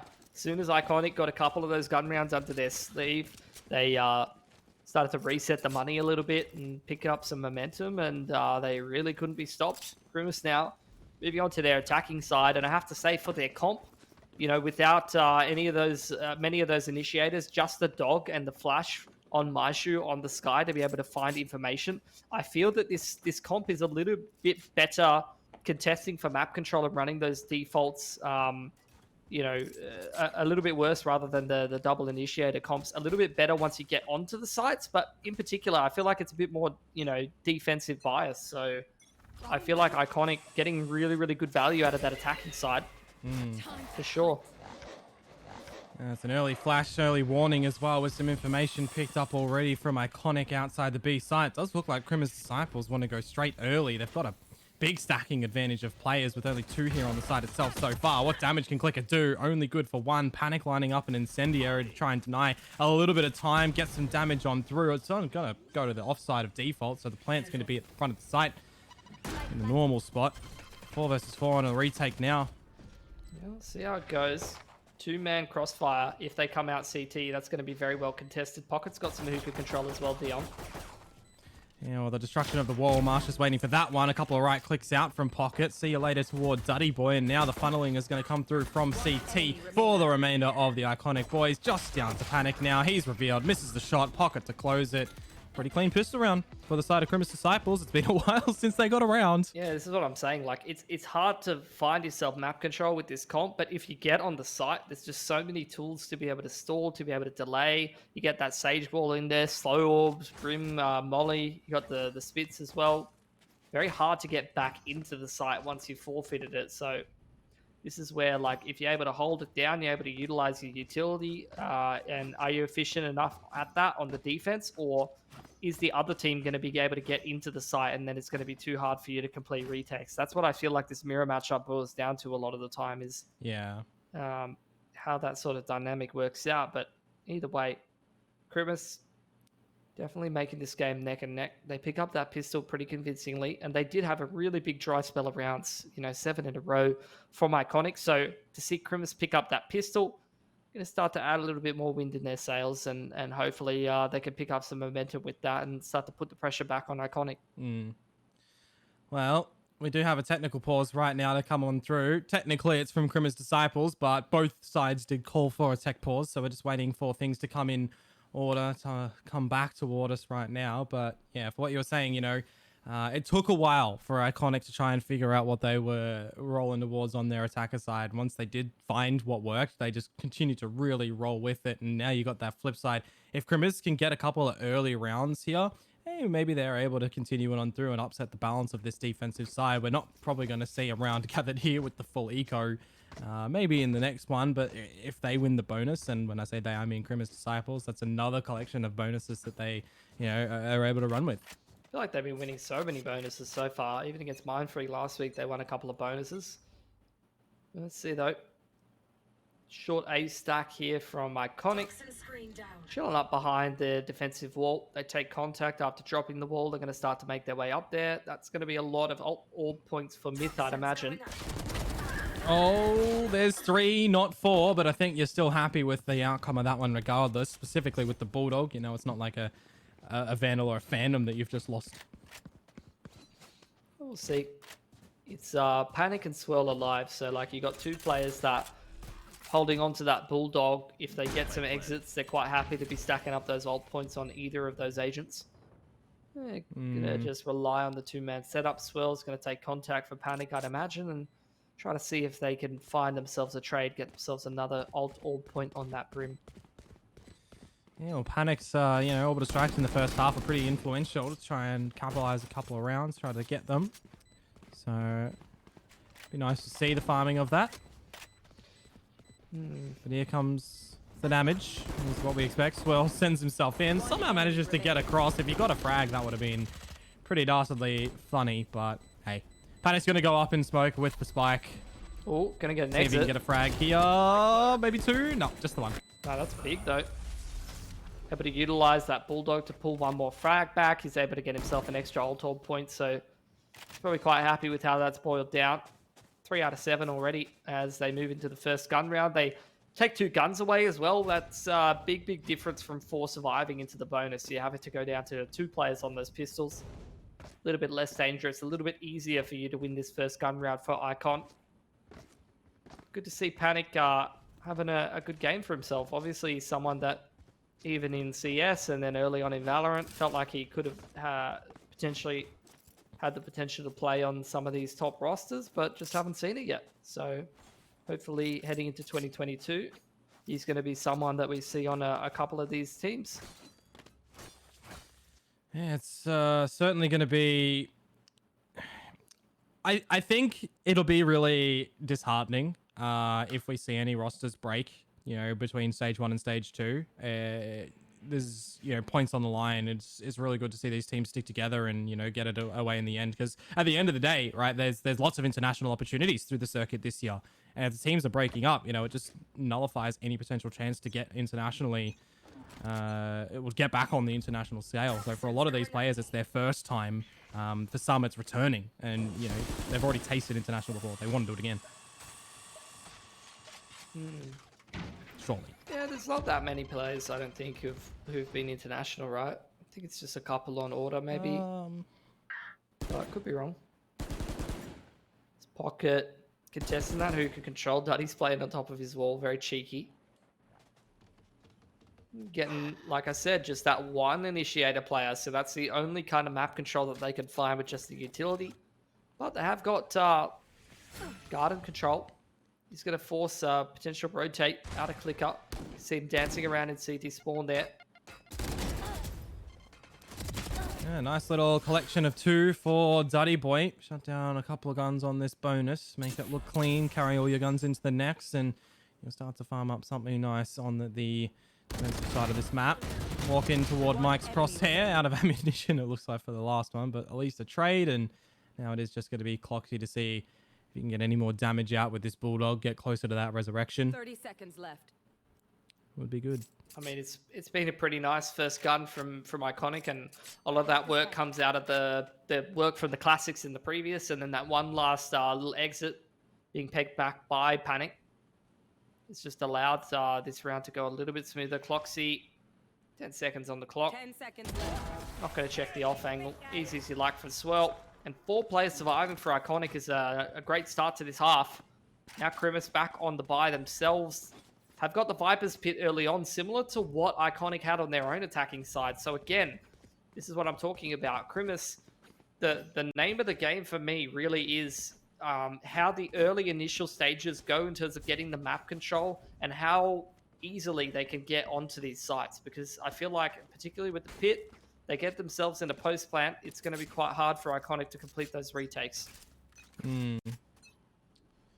No one else is close to the ultimate on the side of Crimmers to potentially rely upon some big booms, so only Myth with the Viper's Pit early on. There's that Wolf not really getting too much information because had to pull it away from the paint shells. Yeah, Flash coming through, creating a bit more space. Single Brim Smoke, Viper Wall as well as Sage Wall across the site. Cloxy gets that spike down. There's the pit, so this is where I need to see Iconic. How are you going to be able to complete this retake here? Cloxy's been taken down real low, and I don't think the heals are available for him either. Oh, no, never mind. He's been able to get it out from the teammate Sky. So you love to see at least that. Now, this is going to be a really weird retake to come through. 5 versus 5 in the pit, starting to sniff out a bunch of this information. But at this point in time, are we just going to see Iconic start to send it on the back of that kill? They don't need to because that's onto Myth. There's now no more pit, and the frags are starting to flow on through from both sides. Pocket able to dispatch of Panic, and it's all onto Clicker. There's an incendiary that goes on toward the site. That's 8 seconds of damage that you cannot contest against, and that has probably just won the round. Retake. Just too difficult to complete, even when they're able to pick that Viper and take him out of the equation. Iconic still can't complete that retake. What I will say, though, is they've done some pretty great economic damage, and with the starts of that half that they had, remember, they had 4 alive in one of those previous rounds. They've been pretty good at keeping the majority of their players up, so I'd imagine it's, as you see, another buy through from them. Looking pretty solid across the board. A couple of light armors. You got 1 off the ult, though, from a couple of these players, though. 1 off the pit, 1 off Seekers, 1 off a res, so those Seekers definitely help out the retake potential. Pit, if you're able to contest one of these post plants where Crimus doesn't have their own. But with the res available for Cloxy, could be a potential mad advantage early on. Good to see them get that Seekers early on. That will really help out some of these mid to late rounds for the defense. A big flash to come on out as well. A bit of a missed one in return, but it does look like Crimmers Disciples are going to tempt their fate out, just buoying their way in toward the site. The big group up, waiting for the toxins to fall on down. And that's going to be the time for them to go in, or maybe not. Calling the audible, falling on back. Yeah, we'll see how they decide to play this one. They hit the multiple TPs. They see that the Viper is still lurking around there towards B long. They've got hookah control still, Crimus. So 55 seconds on the clock. We'll see how their mid to late round goes. They've had that Viper's wall across the A site early on, so they know that this map control probably hasn't been contested too much. They've limited a fair bit of information gathering by Iconic just passively with that Viper's wall coming up. So with the double TP, Crimus try to settle those rotations, and again, they've done a pretty good job of it. 3 on the A site. You've got a retake set up from elbow right now from Iconic. So we'll see if they get any picks spamming through the smoke as Crimus try to cross to the site. Yeah, the benefit of the Phantom in this case, no traces to get you back, but with the shots starting to come on through, it's only 20 seconds to get this plant, and it's not going to be denied at least, but it's going to be another scenario of a 5-on-5 retake. We saw how chaotic it was in the previous. TP comes on through, Pocket good for 1, trade on out. Now there's no Seekers available for Clicker, and things are coming up nice for Crimmers Disciples. 2-player advantage. They have technically locked Duddy Boy out in the defender side spawn at the moment, waiting to see what Mike is going to be able to do. If he finds timing, that would be beautiful, but it's Duddy Boy to start on first. Now shots are coming through from Mike. They are connecting for some damage.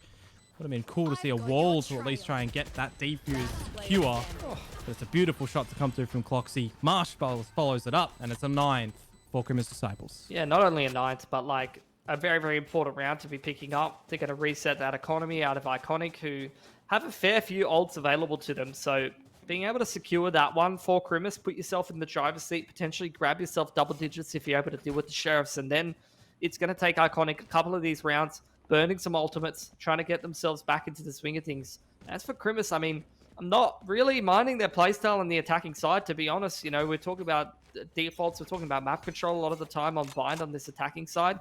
They have really just been hitting sites together and, you know, potentially contesting some map control off the sky from here or there. And, you know, you saw them last round do something a little cheekier, hitting the TP and whatnot. But for the most part, they've really just been having a pretty straightforward approach, hitting sites together and forcing things into these mid-round retakes. Well, everyone's following the leader right now for Iconic, and Marsh is going to be on the bare end of that one, unfortunately. The flash on through, and it's a whiff from Maishu. Don't tell me this is how you lose a round to a full eco. No, rather, it's the half by. Anyway, regardless, the Sheriffs are here. And now a couple of rifles, but Myth on the flank, he might be able to do something big. 1, 2, they're not turning around. There's 3, the rocket to solidify it. But I gotta say, they had to use the rocket to secure the round. Yeah, like an ult firm there, 2 guns taken over against a half buy. I'd probably say it's around even, maybe a little bit. You've fallen a little bit further behind where you'd want to be for Krimis, but you had to burn that ult. And as a result, I mean, you see their economy is a little bit more stable. At least they're going to be heading through with the majority of these players with 2+K in the bank. So look, on that attacking side, up 10-8. You're still reasonably happy with your position here for Krimis. You've bought yourself 2 rounds of space, and this is where we see pressure back on Iconic, and we'll see how they use these ultimates. More showers contest at the moment. Swirl gets blinded out and doesn't know which way he's oriented, but in the end, paint shells through, information gathered. 2 away from the rocket of his own. Yeah.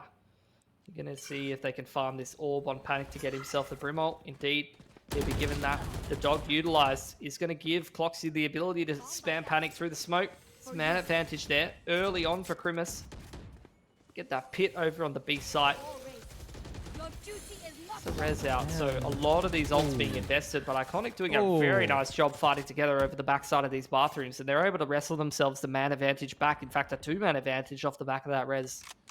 Yeah, 3 players put in towards showers, and it just looks awkward from both sides, really, but it does work out in favor of Iconic. And now with this pit around the B site, it's going to be quite difficult to try to get in toward it. This is the pit that we saw in the other side that's old mate Myth likes to throw, but again, Pilsky, there is a way in which this one works out for Krimis Disciples. They just need to make sure they find Clicker, and that's not going to be the case. Now the cavalry is here, and it's all on to Marsh. Yeah, triple swing on the CT. Probably not what he bargained for, and Iconic, a lot of ults being invested in there, but ends up being worth it. They pick up that gun round. This is where Krimis, they've got 2 ults of their own, Res, Brim ult. You got the Seekers as well as that Brim ult ready to go on Iconic spells, 1 off the rocket as well. So these ults could make or break as we head towards this really important round for both teams. You can see just how broke both of them are. So 1 or 2 ults being utilized correctly, one of these players multi-fragging popping off could really make the difference here and potentially tell us who's going to win this game. Well, we have just had a game crash come on through, but at the time that the barriers do go up, so that's just going to be a visual glitch for right now. But we'll settle on with that. I mean, a gun round again. It's not a huge amount of info. You had Krimis on the attack side, I think, wait till the last second to pop the Viper wall. So actually, the tech pause gives Iconic a tiny little bit more information than they would have had previously. I don't know how much of a big tell that is. I haven't really been keeping track of the timings of those Viper walls. Sometimes that can be a little bit of a tell of what kind of strat you're going to be going up against on the defense. But yeah, like I said, this game, right neck and neck. I think Krimis, they take this round. They force Iconic onto a half buy. They'll be up near those 12 rounds. They'll be very, very close to picking out the end of this game. As for Iconic, waiting for Panic to get back in there after a potential game crash. And once he does, they pick up that round. They're even up 10 apiece. And at least Krimis have a tiny bit more room to fight for it. But like I said, this game is kind of on a knife's edge. This round really is going to kind of tell us where this is going to go. And if this one does go over towards Iconic as well, you're looking at that economic area for Krimis Disciples, and it's not really there. So that's the time for Iconic to just get in front and try to close it out. Pretty quiet performance from Marshu this game. I mean, obviously it's not a role where you're expected to frag heavily. Maybe a little bit more so on the Sky than you would be on the Sova, like he's usually playing. And he definitely is a bit more of a player that plays for the team. But at the same time, there is a base level of kills that you got to be getting.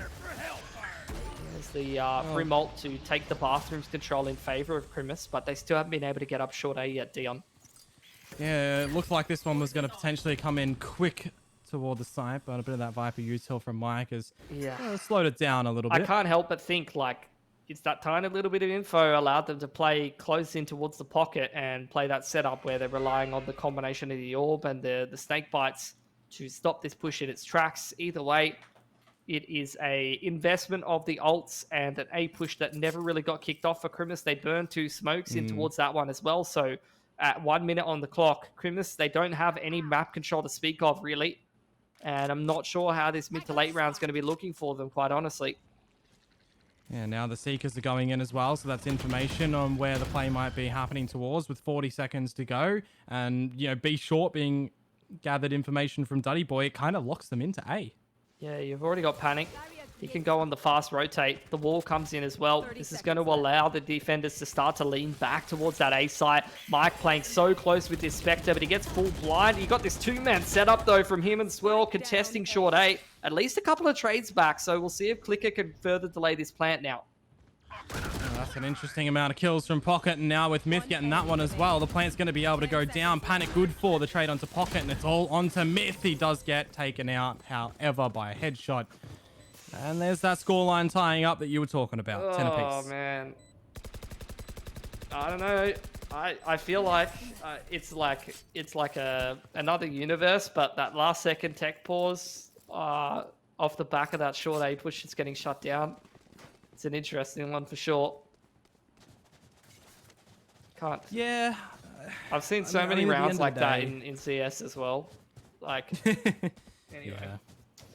I mean, at the end of the day, that's something that we can't really help. Yeah, right? I know. But it's just, it's always like, I hate when it's like the most important round of the game potentially as well. Either way though. Oh yeah. Look, we are where we're at. 10 apiece. Half buy in for Crimus. Let's see how much economic damage they can get. You can see Iconic, they really haven't built up their economy yet. There is still that potential to break the other team's money right on the last round of the game. Well, that's it, Oh, isn't dear. Oh, no. You're joking. That's how the frags happen. That's how it happens. That's the A site wide open. Pit goes straight in. Plant goes in. Forget about it. Crimus, I was crying for them. I had a single tear. It's immediately wiped away. You got this three-man retake into the pit. I don't even know if it's happening, Dion. That was beautiful timing from Crimus. If there was an orbital strike or seekers available, potentially, but they're not here, so it just has to be the reliance upon the normal guns. The incendiary and a slow orb together is not going to burn anything. The paint shells is going to look for a little licking of damage. You got a slow happening outside U-hole. The wall to block up as well. Things are just really coming forward. You can't throw these guns away. You cannot throw these guns away if you're Iconic. You need these weapons. They're attempting to retake into the pit. It's 10 apiece. They're going to have their money broken. Wow. That's 4 alive for Crimus. He could have 3-man saved from Iconic there. And now, wait, how much cash do they have? They had 3K. They have to half buy. That could have 100% be a save. Surely, right? Am I crazy? We have no money. Look, no. I think if you are in that 3 versus 5, you would go for a save. But at the end of the day, Iconic tried to back themselves into the retake. Dude, they have to live with that right now. They have to live with that. They ripped 2 picks immediately and popped pit. Like, that's save every day of the week. Like, there's no way you're completing that retake. That's insane. Either way. Well, 11-10 for Crimus. And another half buy finds a nice timing off the back of a third. He held a couple of players blind, but it's not as impressive as what Crimus was able to put together last round. So, looking like they're going to be picking themselves up map point here, Dion. Yeah, certainly so. You got that resurrection and the showstopper in your back pocket for the next round. You're looking pretty good. I've just noticed that Pocket is 1 away from a 30 bomb in this matchup too, so really feeling it. There's the 30 times 10 on his teammate Maishu, sorry. I did get word that Maishu is feeling quite ill today though, so maybe that has something to do with it. Yeah. I don't know. It's like almost reminiscent of a Pilsky performance from a few years ago for sure. Just bottoming out the server and with the 30 or the 3? The 3. The 3 for sure. Just getting a couple of the boys. In fact, I'm pretty sure that if you go back a couple of years, that would have been Panic on a 30 and me on a 3. Well, what's Panic on? He's having a pretty alright performance. He's giving it a crack. This is the most important gun round though, for sure. Iconic, they got to win 2 in a row, right? Just to be able to make it in towards that OT. And what I will say is Crimus have done a good enough job to be able to secure the economy to make both of those very good gun rounds. So you've really got your work cut out for you if you're Iconic.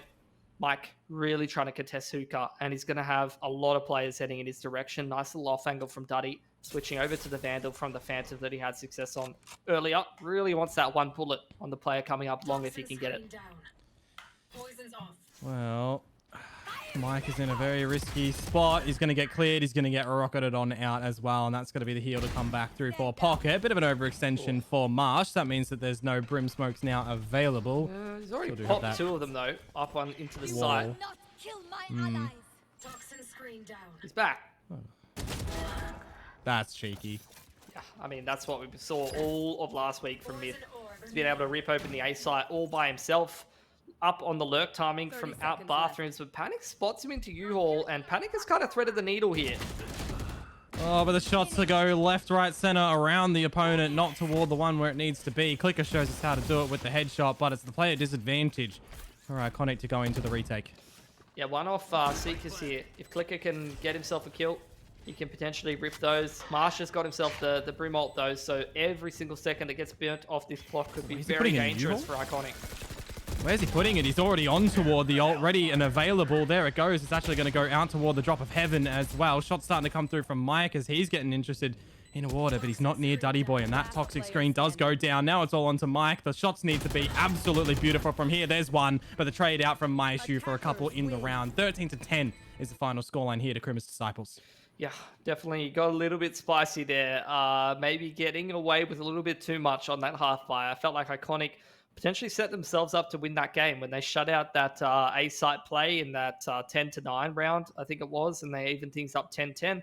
They put their opponents onto a half buy, and that's kind of classic Oceanic TAC FPS at the end of the day. Losing against a half buy in one of the most critical junctures of the whole game and getting your economy broken, that's the nightmare scenario. And unfortunately for Iconic, that's what ends up happening to them. Yep, no, that was definitely the cascade in that round from there, falling down the stairs. But we're going to fall into a break, so make sure you don't go too far, everyone. And when we come back, we'll be ready to get into the next map. Stay tuned.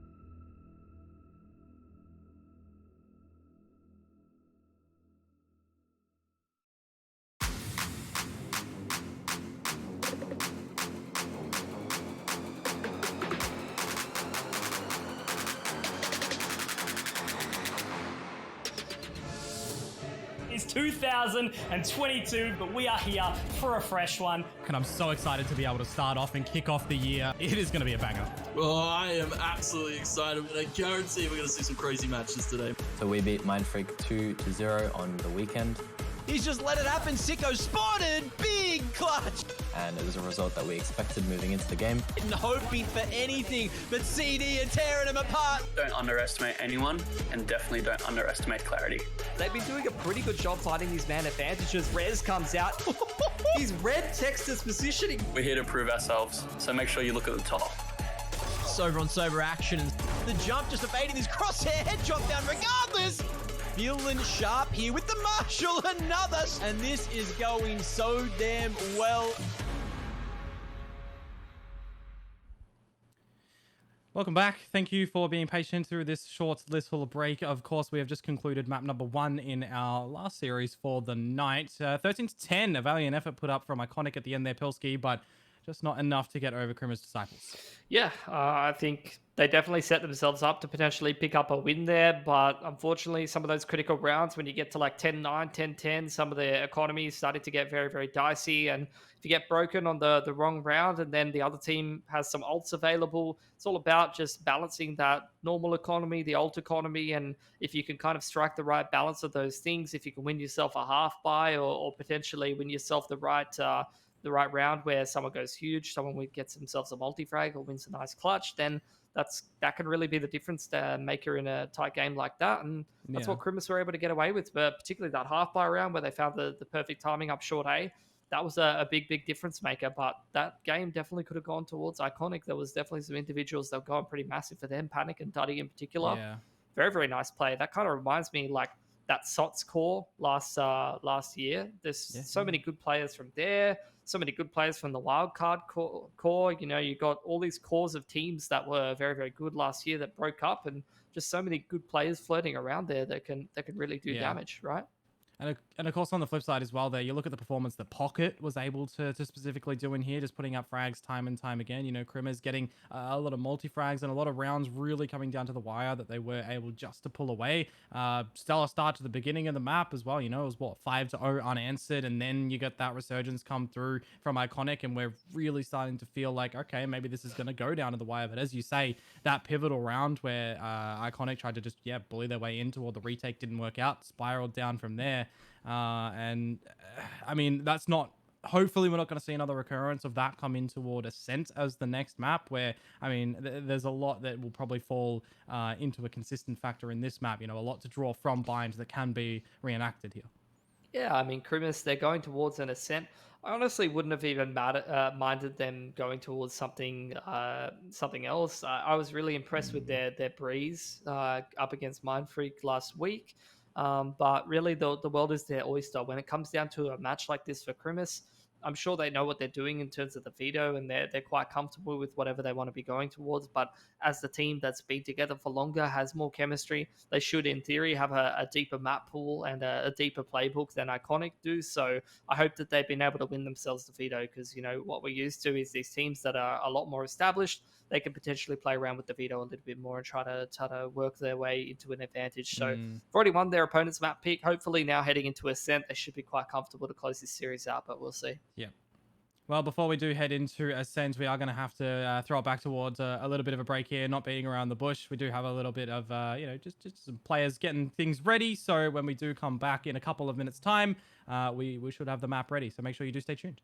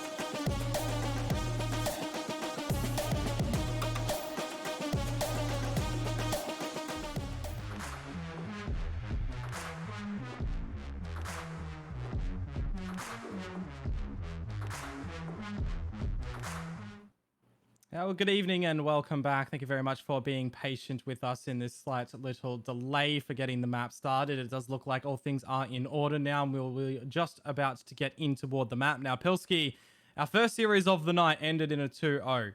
I don't know if this one will after what we've been able to see in the first map. Yeah, we'll see. I mean, at the same token, look, I don't have a good enough read on Iconic. I haven't seen that many games from them, but it does seem like they are pretty used to playing bind at the moment. They played it in their last series. Now going on to a different map. We'll see how comfortable they are. It is Ascent, though. It is a map that, has been in the pool forever. It's basically a copy-paste of a CS map, so a lot of these teams should be reasonably comfortable and confident on it, but with Krimis closing out bind, this was Iconic's pick. Now heading on to their own map pick, they should be feeling reasonably comfortable and confident to be able to close this series out. Let's see what we got in terms of the agent lineups for both of these teams. It's looking pretty similar to what we saw in our first series on this map as well. So it does seem to be some common consensus. Interesting to see Duddy Boy on the Jet and Swell's gone over on towards that Sova.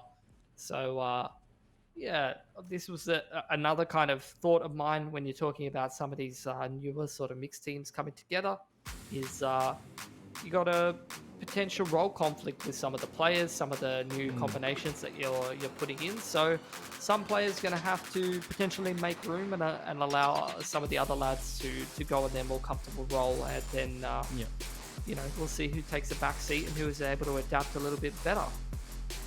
Yeah, well, it's a slight change, a slight difference from what we did see in our first series in terms of the agent lineups. If you swap the KO and the Sky in the game right now, then it would be. It was the Sky and the Killjoy combo, and then the Cypher and the KO combo, but we're getting a switch up here. Yeah, so we'll see how that does go. Obviously, it's always interesting striking that balance of how rigid you want your comp to be, playing things like Sentinels, Sage and things like that, versus how much you want to put some premium onto things like the Initiators. You can play a bit more of a fluid style. You can be able to, push and pull in terms of the map control a little bit more efficiently.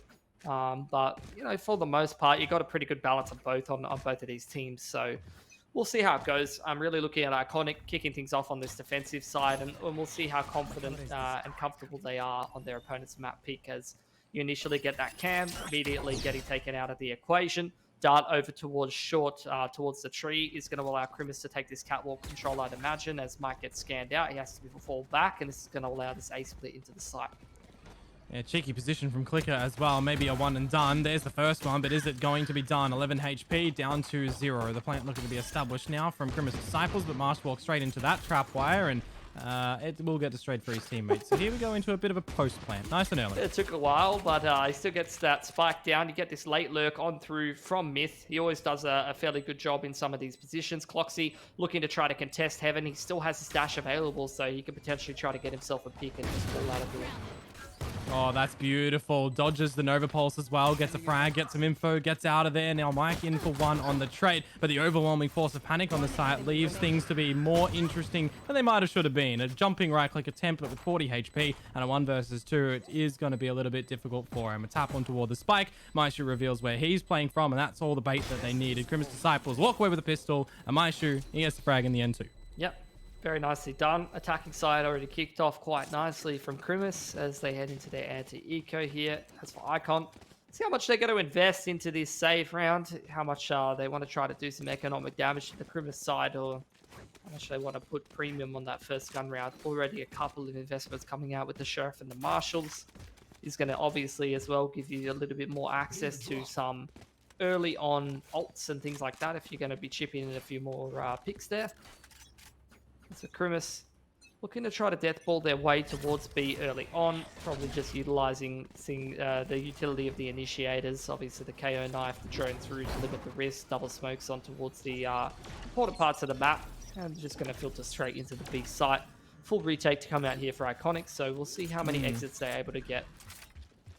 It's a nice cheeky take. I would love to see this one be emulated again when the rifles are there for Iconic. Because a combination of util that Krimis Disciples threw out there was pretty coordinated, as you would hope to see, but also, clearing all of the angles as a team, as a unit was really good. But coming in toward the retake, of course, there's a little bit of go action for Iconic. Marsh is just being really really sneaking in toward this Nebula, but it's going to fade now, and then he's going to have to try and see what he can do. Unfortunately, that's nothing. I don't really know how I feel about players that are anti-eco playing inside their own smokes. It's a bit of an interesting one up against the Pistols. Couple of exits coming out here from Iconic. I have to say, 2 picks for them. Shock Dart's going to clean it up, so at least 3 alive for Crimus. A decent anti-eco, but I got to say, man, like, see, definitely some more questionable play anti-eco from some of these teams today. Not going to matter too much. Decent, all things considered for Crimus. They're similarly to earlier, just going to even out the money with 2k plus across the board. Invest in a couple of sheriffs to make up for the lost weaponries, and we'll see what they have for us. Always keen to see what kind of bonus strats some of these teams have, and it looks like some potential pressure towards middle early on here from Crimus. Yeah, well, Duddy Boy is going to get up close and personal in B main. Trying to charge on through. Cheeky with the dart. Myth. Oh, he's going to be able to just dodge that one. Look for the headshot, and that does get denied. So the first way to Iconic, and even the second one. So this little bonus round is it's coming up nicely for them so far. I mean, Duddy Boy forgot shields.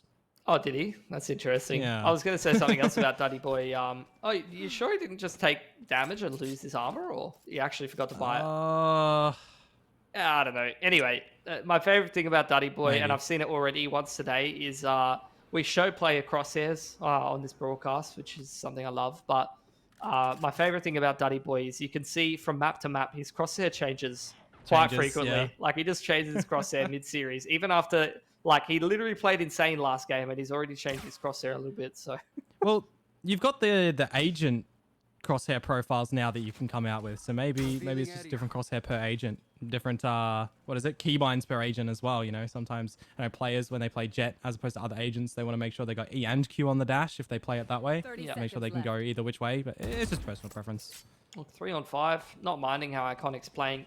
Really minimizing the risk, playing retake on the sites. Looking for some spams through if this map control is contested, but Cloxy is going to win the battle of the jet diffs. Mike, though, as you often want your Sentinel player to be doing, able to play very, very nicely, spamming through the smokes, knows all of those angles, all of those lines. A click is going to close it down. 4 alive for Iconic. Very nice first gun round, but it was anti-bonus, so let's see what the reply is in here from Crimus. Oh, well, I'm just wondering. This, Marsh has to go down onto the light shields to make sure all of those stars are available. But for everyone else, it's all the util that you do want. And I think for me, it's going to be these first couple of gun rounds to kind of see if we are going to have a repeat of what was more common on Bind as well. You know, bit of here and there, bit of to and fro.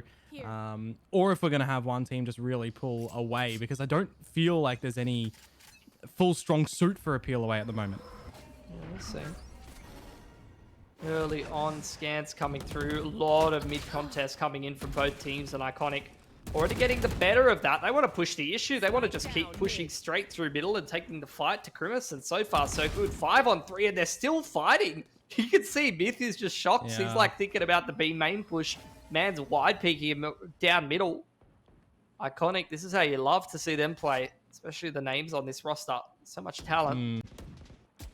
I love to hear some Pilsky play-by-play as well with the early fragging action coming through. Beautiful. Beautiful. It's like exits now for Crimus. Pretty much. Saddest round ever. Honestly, this felt like a round of ranked. Just 1 minute watching paint right now. Sending it, and then someone saving for like 45 seconds. That's a cheeky little line from Duddy Boy as well. Does get taken out with the flash drive going through, seeing what they can do. The guiding light, Bird says no, and now Pocket is just getting sprayed through the box. There you go. Damn. All right. Okay. Iconic.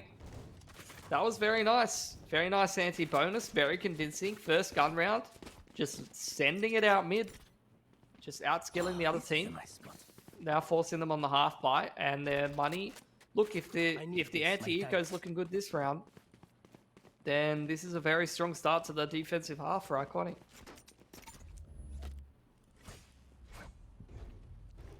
Yeah, well, aggression time and time again can become expected from Crimus disciples, and they might form that plan to try and fall on back. We saw the reserved players over Unbind once upon a time with the eco rounds, as it were. So for right now, at least, it's not really coming into pursuit. It's the trap laid around the B site.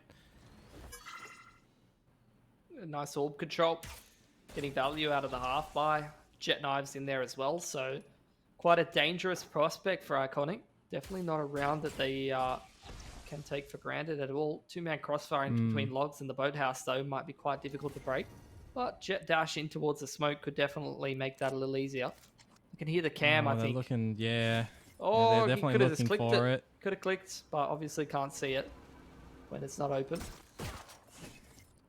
Well, here we go. The calm before the storm, potentially, with the drone going down through mid as well. It is all eyes on the prize right now of Cloxy with these blades. There's the camera toying them again, but Duddy Boy manages to find Myth, and now these blades are starting to get a little bit of the missing. It has only been one, but his teammates, they're all gone. It's just down to Cloxy and to Maishu to see what they can get out with right now. Well, Cloxy's getting a couple of exits. Cheeky little spam on the knives through the corner of the nebula there.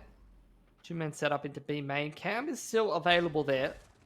20 seconds. I mean, yeah. And a missed smoke. Oh no, Cloxy. I mean, I he's think got a little potato gun buddy, and that was a bit of a potato moment, so what can you do? Just a tad. Unfortunate. Just a tad. Well, I guess the important thing now is the guns are going to be back for us here on Krima's Disciples side. Man, the money's so good for Iconic, though.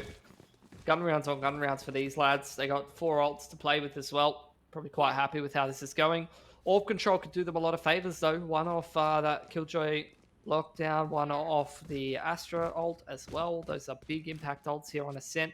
They've obviously got some good ones as well. Looks like a B set play off the back of the KO. Just off the rip, I'd imagine. Yeah, well, a non-command pulled in. Cloxy to lead the charge. Swell to say absolutely no to that. 2 frags in the action. KO can be revived. It does look like it's going to start to come into the play, but Marsh gets taken down, and now there's no smokes available of all Krima's Disciples too. Swell single-handedly falling this play, or felling this play rather. Pocket falls to Duddy Boy 2, and Krima's Disciples, yeah, really, what can they do now? I think they've lost all map control. Duddy's already deep on Cat in that B main line.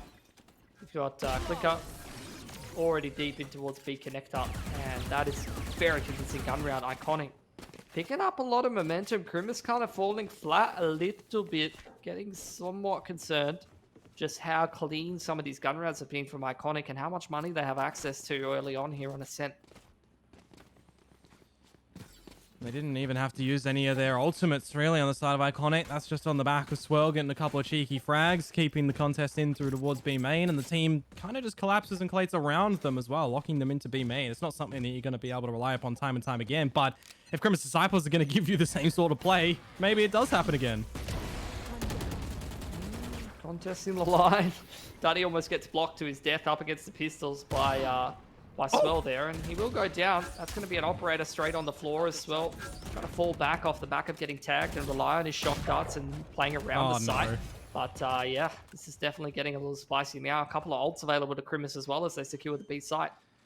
And a Hunter's Fury, not a Hunter's Fury, a lockdown that can't get Hunter's Fury on the back of this. It would be a thrifty round to come through for Krima's Disciples as well. Panic gets obliterated, and the lockdown isn't even going to need to come into the play. It's going to be the Astral Wall instead, the Cosmic Divide. I mean, again, that's Thrifties. like the 4th or 5th jet today that has been either almost killed by pistols or killed by pistols. Like, very, very shifty positioning with the operators today against the anti-eco a lot of the time.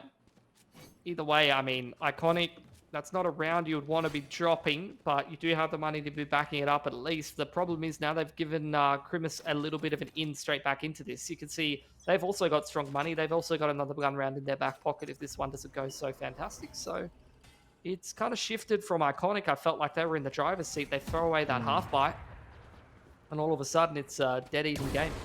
Oh, that would have been a beautiful frag for Duddy Boy to come on through. It would have been stylistic, but for right now, stand still.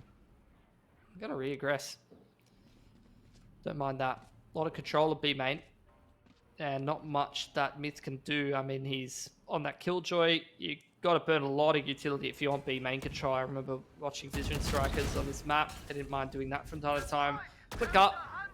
I mean, not even popping himself through that short smoke. He's just going to dry peek into it. Both Hunter's Furies go back and forth, but don't really do too much damage. A couple of frags coming across the board, and look, 4-on-3, man advantage for Iconic. They get Cypher off, so they have full info on all of the positions of the opponents and can start to play accordingly. Yeah, the player advantage for Iconic right now as well. Everybody kind of spread on through. Swirl doing spotting in towards mid. Might be able to find the right line onto Myth as things do group up around the B site. There's the gun barrel scene. A bit of a dink through the wall, but Swirl still left alive. Cloxy's going to be the one to try and lead the charge in here just to clear out all of main. But Duddy Boy should be good for the frag on toward at least one. It's going to be on towards Maishu there before the trade does come out. It's 15 seconds to try to get the spike in toward the site. Looks like they're going to be able to. Yeah, Myth taking that challenge on towards Spawn. Trying to get the disadvantage back in his favor as the spike goes down. Yeah, but will the investment of the lockdown come out here, or maybe even the Cosmic Divide from Panic? 2 versus 2. It is going to be the first mentioned one. The arm bot and the turrets get a bit of information, but they're trying to take in the charge right now. Myth good onto Panic and knows that Mike is really hunting in, taking the fight, but it doesn't matter as Myth will close the round with a 4K. Yeah, beautifully done. Invests the lockdown, cuts the corner, and takes a little bit of a risk by taking that free peek towards Spawn. But to be able to even up the numbers, those are the kind of scenarios where you want to see those plays come out. You know, man advantage situation, find a play safe, but man disadvantage 2-on-3. Definitely don't mind him taking matters into his own hands, making the difference for Krimis and putting some more economic pressure on Iconic. Obviously, like I said, they built up such a strong economy across this game that they're not too concerned about it. They're even going to save a little bit of cash, Duddy going down to the knives. So they still got another buy on the back end of this. Yeah, the blade's out from Duddy Boy nice and early. You try and see what he can find. Yeah, maybe steal away a gun a little bit later on, as he is just with Sheriff behind. Mid control for Iconic at least. And Myth buys loans himself. Yeah, I mean, just playing that wing role. That's what you often see. He's well aware that there's been so much mid-aggression here from Iconic this game. And the drone did that? Well, I think it did, but Panic's not too concerned about it. Yeah, well, Duddy Boy out of knives. Mike able to pick up his gun and get the frag onto Myth. This round is being a little bit confusing right now. If only Swirl inched out a little bit further, he would have been able to find more than one, but one is there, and the extra damage on towards Marsh. Now the hunt is on. The shock dart gets him out, and it's all on a Maestro. I think there was even tag damage, but it doesn't matter. Swirl locks it in with 3. To secure another one for Iconic. Again, just contesting this mid-control. Aggression all the way down into B-Link. Not staying static at all. Just really relying on this aggression. Pretty even frag distribution across the board here from Iconic as well. Individuals all kind of having their moments so far. Krimis, though, like I said, not like their economy is going to be broken. A complete contrast to Bind, where we were going back and forth in terms of teams breaking each other's money. Just had gun rounds on gun rounds so far. Yeah, a bit of a quicker crawl in through towards A main at the moment. No flash drive. Can I use the right things right now? 0 point in, but it doesn't matter as Cloxy gets the frag on towards Clicker, and it's go time for Krimis Disciples to try and take control of this site. That Astral Wall is still going to be there and available for Panic, but with player disadvantage, will they completely utilize it to go in? I don't know. See if Duddy's able to walk back any frags here for Iconic. Maybe incentivize them to actually invest the Cosmic, but they are going to go for this retake, and so far so good. Mike's opened up the accounting, still being contested, and Pocket's going to dive back into the site. Yeah, I think that 0 point is going to be available again in just a second or two. Duddy Boy gets taken out by Cloxy, and now it's Myth's turn to see if he can get something attributed to the round, but it doesn't really matter, and it doesn't come into fruition with him getting taken on down. Now it's all going to be on to Maishu, but he gets taken down, or rather Cloxy, as Panic goes for the hunt, gets revealed again. And it's just toying with him at this point. The spike is the objective, but of course, the time. Yeah, it's available. Just. Oh, you still had the dash available as well. So, could have seen a smoke dash there to just buy that extra second. But definitely came down to the wire. Cloxy almost getting that one across, but Panic again. Mid to late round, post plants. Having the impact on that smoke scroll, putting him in the middle of the pack, whether it's on the attack into the site or on the retake back through. Yeah. It's a good Cosmic from him, and he's able to win the critical 1v1. It's going to put a lot of pressure on Crimis's money as well. They're almost out of cash. And they're going to invest Judge in here. Going to go back on the Jet Knives, but if they lose this round, their money's going to be broken right on the end of the half. I gotta say, in chaotic rounds such as that, the X-rays, when everybody's left, right, and center, do get the better of me, because all I see is grey, and it gets difficult. But regardless, it's a pretty clean entry into the site now for Crimis Disciples, and this time we're going for a retake 5 versus 5. They give the ult point to Pocket, and Marsh gonna have to earn his by getting a kill. So there you go, KO ult, trying to contest the retake. Oh, but the shot's coming on through from the reveal. It's a good flash drive to go on up, blinding nearly everybody on the side of Iconic. A second one available. Here comes the Blade as well, but the judge, the jury, the executioner in Marsh. There's his ultimate that you're talking about, but he does get shut down in the end. Still the player advantage for Crimis Disciples as Duddy Boy has been heard dropping on down. It's a good shock dart, taking Cloxy right out of the piece, but now this util for a technical post plant's trying to come on through. A reveal for Duddy Boy, the dash out, the defuse is coming in from Swell. Now he gets taken down, and Crimis Disciples win another round, and yeah, that's that. Yeah, very nice. These retakes, man. Well, Crimis, not only do they keep themselves in the game by cementing that economy, which could have been broken, they buy themselves another gun round, but they also have pretty good ults to follow that up. Marsh gets his Cosmic. You've already got Mid's Lockdown available. So these are obviously two of these ults which can really help you put yourself in a post plant early on. Last couple of rounds, they've really been hammering that A side, though, so it would be good to see them mix things up. Does seem like that's the way they want to be going, maybe even on for a bit of a double pump, similar to what we were seeing earlier. Oh, wow. Real early Hunter's Fury to come in from Swell. It means the lockdown can't be destroyed a little bit later as Myth dispatches a Duddy Boy. Cloxy was the first fallen comrade in the server. Now things are going to pivot over to B. Good tag out from Mike. The jig is up. We know where the action is going to be happening, but they're going to have to retreat out of the site. Yeah, one-way cages can't really be utilized too well by Mike. He's going to tuck himself in towards the corner outside of the range of that lockdown. One trip in there isn't really going to give too much trouble through. Actually, Panic might have gotten the kill through that. Myshu controlling the rotations on the backside, but Mike's still in the back of the site, completely unchecked. And the hat used as the neural theft. It's all down to Marsh, and he's going to be taken out as well by Panic. So some great usage of the utility if it was its, you know, the intended result, right? Get that trapwire, getting a reveal. Panic capitalizes. Mike expected to maybe not be in the back of the site. He rears his head, gets the frag that was needed, and it's 7-5. Yeah, nicely done. Another pretty even half, all things considered, in a bit of a different fashion to what we saw on Bind. You had big streaks around for both teams. That was a bit more tit for tat. You had Crimis come in with a couple of rounds on the trot, but for the most part, you had Icon really solid job on that defense.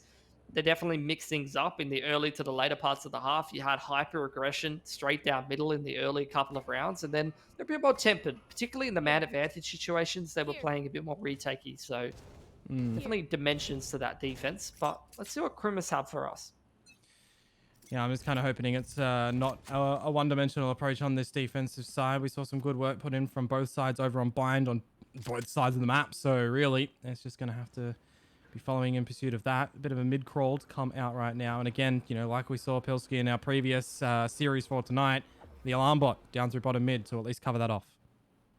Yeah, so the drone will be heard, but without the alarm bot getting contested, they're not too worried about it. You have to start on towards Cat if that does get contested, and Pocket just going to pop flash for himself in combination with the Star util. That's beautiful. Oh, and they don't even get to destroy the dart or the blade. That's really good. That's info. At least the spike is retrieved, but it's going to be that player disadvantage for Iconic. Slipped the net, though, through mid, and you can already see that Myshu is aware of that, so being ever so cautious. Marsh.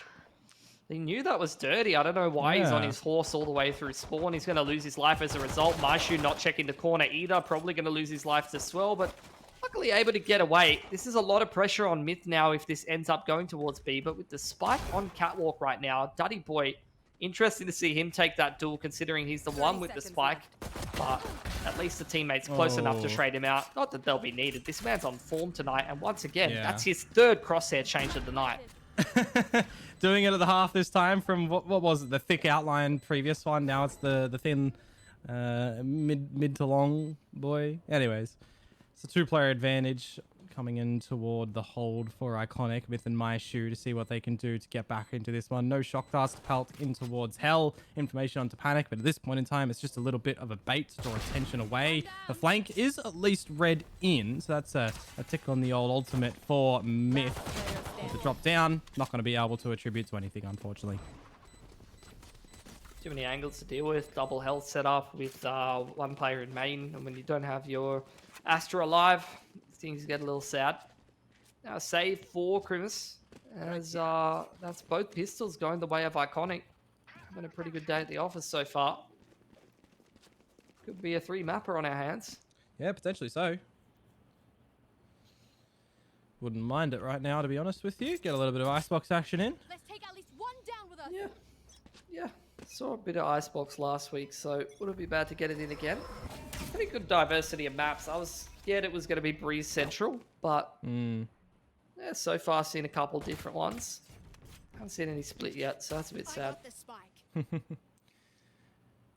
just trying to cast my mind back while we've got a little bit of this passive hold from Iconic. Likewise, what we saw them do on Bind, waiting for the aggression to come through from the These mates on anti-ecos, they're Crimmers. so passive. They're just drawn out, yeah. Yeah.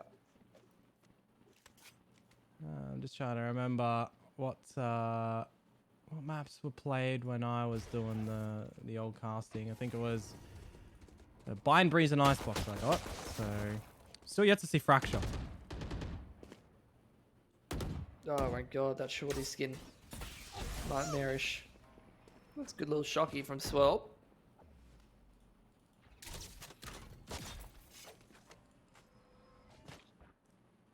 Here. Yeah, just kind of waiting it out. Again, as you mentioned, the anti-eco really just passive, standoffish. Yeah. Getting concerned. Yeah. Getting very concerned. Okay, one dart is enough to pull all of the rotates. So we're good. Yeah. That was scary for a minute though. You're leaving it down to 20 seconds to complete your push into the site anti-eco. That's always a little bit of a scary one. But all good.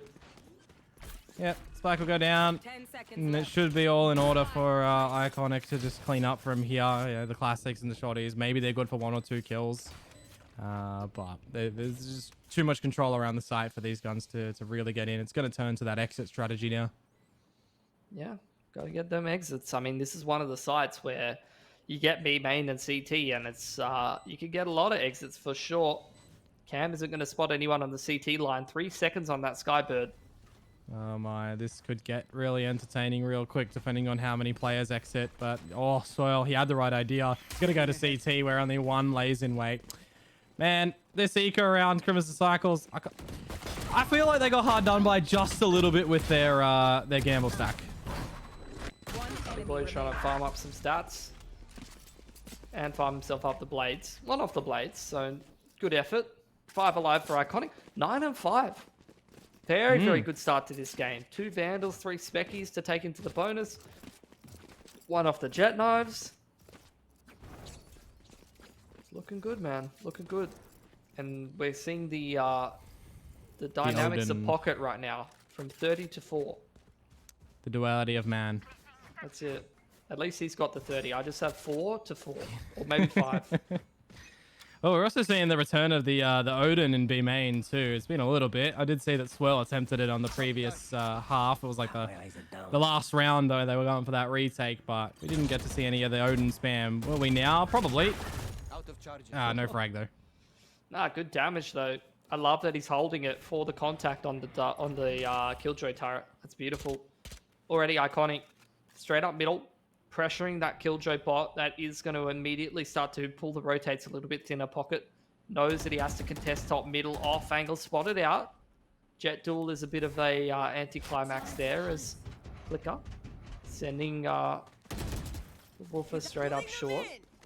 Yeah, well, there's a lot of pressure on Marsh's shoulders as well as Cloxy right now. Only 2 players on the side itself, so the utility to try and be maximized. But the drone going down mid, that's going to be the extra info that they needed to potentially think that it might still be B. Yeah, Iconic not giving away too many tells right now. They're just going to leave that player in towards Catwalk as a contingency. Mike's going to be left on the lurk and they're going to hit the site here. So really This is on Cloxy as well as Marsh to multi-frag in the choke point, because if Iconic gets too much space onto the site, this is probably their round. Oh, Cloxy's tucked in toward the corner. He's going to be able to find one, make it a second one, dashing into cover, but it's him and Marsh putting down the law right now. And it's going to be a full house for them. Love to see it. Beautiful hold. Great little multi-frag. Again, like I was saying, it's all about the space you can get out of that choke, especially when you're getting down 20, 30 seconds on the clock. So, although the dart was quite nicely timed from Swirl, unfortunately, like half seconds difference in there could have made a lot of impact. Either way, though, Iconic was their bonus. And like I said, Duddy, off the back of the Eco Bash in the previous round, now has the knives available to him. Rest of the boys all buying up rifles across the board. But Grimace now, much more space in terms of the economy. 5 alive up against the bonus. It's a very, very nice start. Kick things off with the drone, which immediately gets taken care of. Grimace, very aggressive setup. 1-3-1, really looking for a pick in towards middle. Yeah, it's cheeky. Marsh is going to be stuck in the corner, and Flicker's really drilling on toward that one. Finds the frag. No trade available. Cloxy to get out of this one as well. Yeah, that pressure from Duddy in towards A main as well. Pocket isolated on Cat. Iconic really picking apart this mid setup. Oh, what a shot. I mean, the dash makes it look nicer than it was, but still very sharp, no doubt. When you're changing crosshair bloody every half of a match, it's, yeah, you got to reattribute your eyes to the local fixed point. It was a good shot. Yep, nice shot. It's a good shot. Oh, there's info. They probably have money here, right? After they win with 5 up, but then Iconic wins a very clean gun round. Yeah. And a lot of clean rounds happening right now. It certainly leads into some good Valorant, that is for certain. A couple of chaotic rounds at the tail end of last half too. Maybe in order was a couple of clean ones. Give a good sense of control and cohesion moving into what could be the third map, and even more forward on the remainder of this weekend over to the playoffs. Start to draw upon some narratives of what these teams really are capable of. Yeah, Iconic showing us, I mean, even in that last map, definitely very competitive with Grimace, which is great to see. Swirl doing a pretty good job on the Sova. I haven't seen him play a Sova before. Wasn't too bad on the Sky before, which I think he was a bit more on the aggressive end of the spectrum in terms of the Skies. No, most definitely. Just remember back in the day, you follow him in from last year, was really able to shine as a duelist, but come into a little bit of a different role here for Iconic. I do believe as well, he's still technically not fully on the roster, right? He's subbing. No idea. I don't know who's on whose roster, to be honest. It's all a mystery to me. What I will say, though, is that Iconic has got reasonable control in towards A main. No one's interested in mid this round. Mid is just no man's land.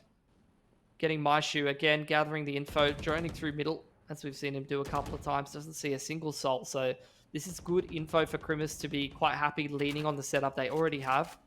Cloxy, we'll see how he goes contesting B main. He has a potential to just get himself a freebie and fall away. Dog does take that opportunity away from him, but it doesn't seem like he wants to fall back off the line. Will be pushed. Very, very nice util there, utilized by Clicker, mitigating the risk. It's going to be really interesting to see how the Odin does get utilized over at this B site, but of course from our armchair position, we know it's not going to be going over there. It's going to go to A, and look at this rotation already. We get the Seekers in to read the positioning. All of them They're go going towards left. the B side of the map. That might give Icon a little bit of a misread. They might pick up the pace straight into A. Star is ready. Killjoy is ready with the setup. Here we go. Myth holding behind Dice. He might be on for a big multi-frag. There's 2 already. Marsh good for 1, and that's going to be a shutdown. 10 seconds to go. It's a beautiful hold around the A site for Grimace.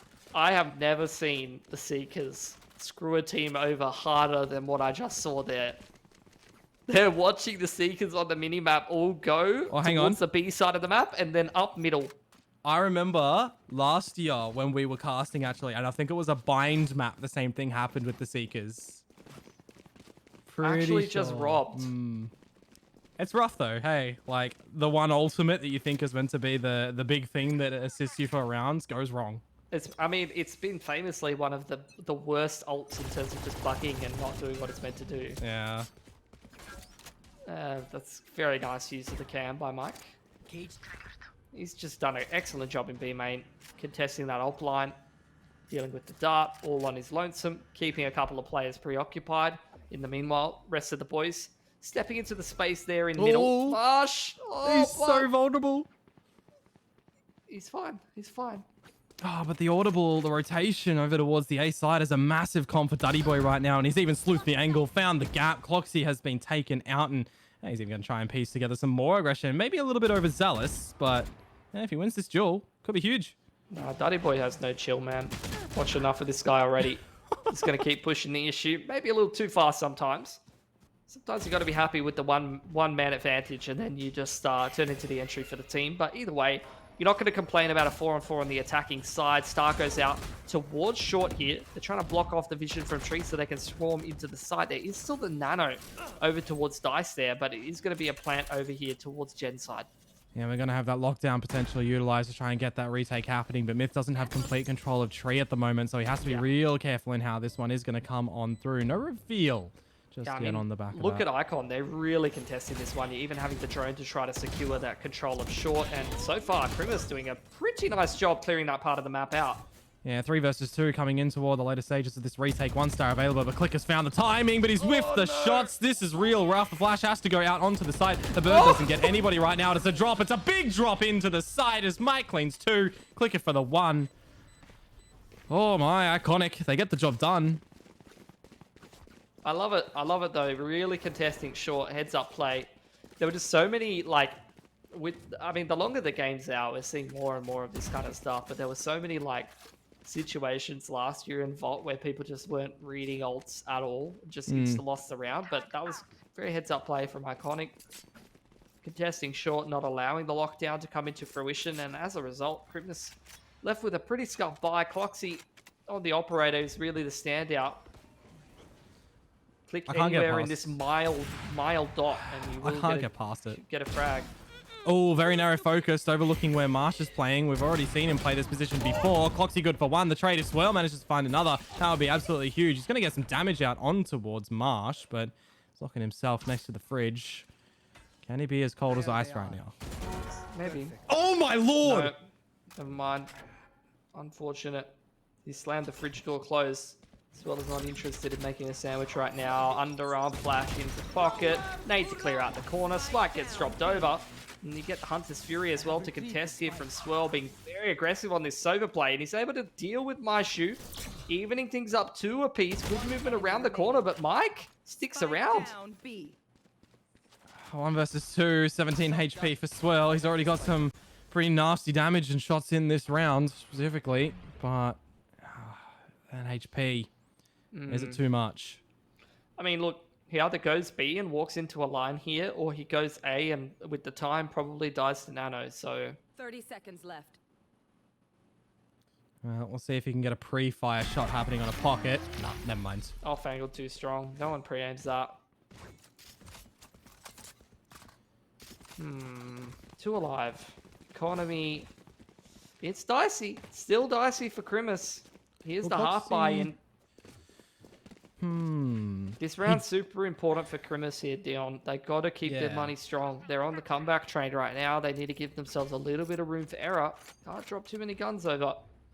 Yeah, well, I'm just wondering as well, with Iconic's purchase, it's not stellar either. And I was thinking Cloxy does have blades. If it called to it, could drop the buy here. They want damage, Iconic, right? For sure. Yeah, of course. I mean, Daddy's just changed his crosshair for the 4th time now, so looking really? good.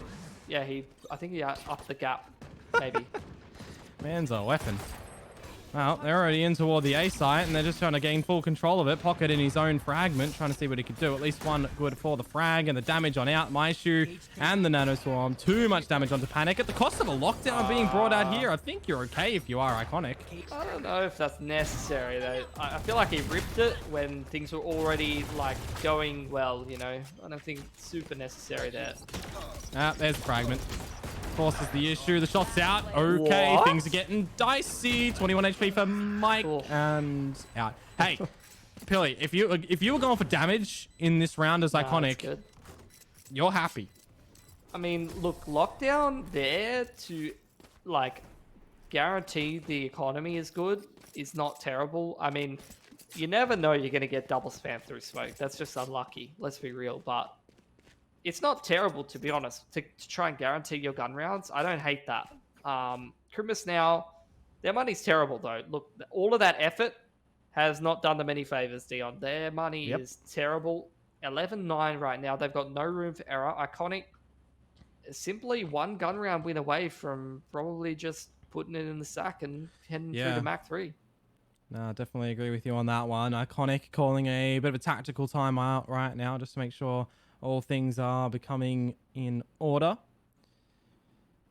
You're 1 away from your Seekers, 2 from your Blades. It's not the impactful ultimate, but the Seekers, if they go in the right direction, could be the thing to at least assist them. Yeah, well, it could be the thing to get them over there and get that one gun round, though. To be fair, though, cabbages do not have eyes. So what can you even say, you know? It's fine. But if you call them squids or jellies, then do they have eyes? I don't think so. I actually don't know. Yeah. I wasn't good at my... What's this one? Not ecology. Economy? I'm not good at that either. I don't think anyone in Valorant's good in economy, considering what I've seen in my ranked games. Anyway. Well, here we go. 11-9. Got a lot of ults across the board here. See how we go. Mike again. Done a pretty good job contesting B main. Marshu is pretty sick of it. He's going to rip the Hunter's Fury and find an opening pick. Not a whole lot of info there for Crimus. A man advantage where they know that Cypher's often defaulting towards B. So nothing crazy there. One goes through. Cloxy. We'll adjust the aim onto that as well. You can tell he's feeling confident if he's taking that duel and winning it.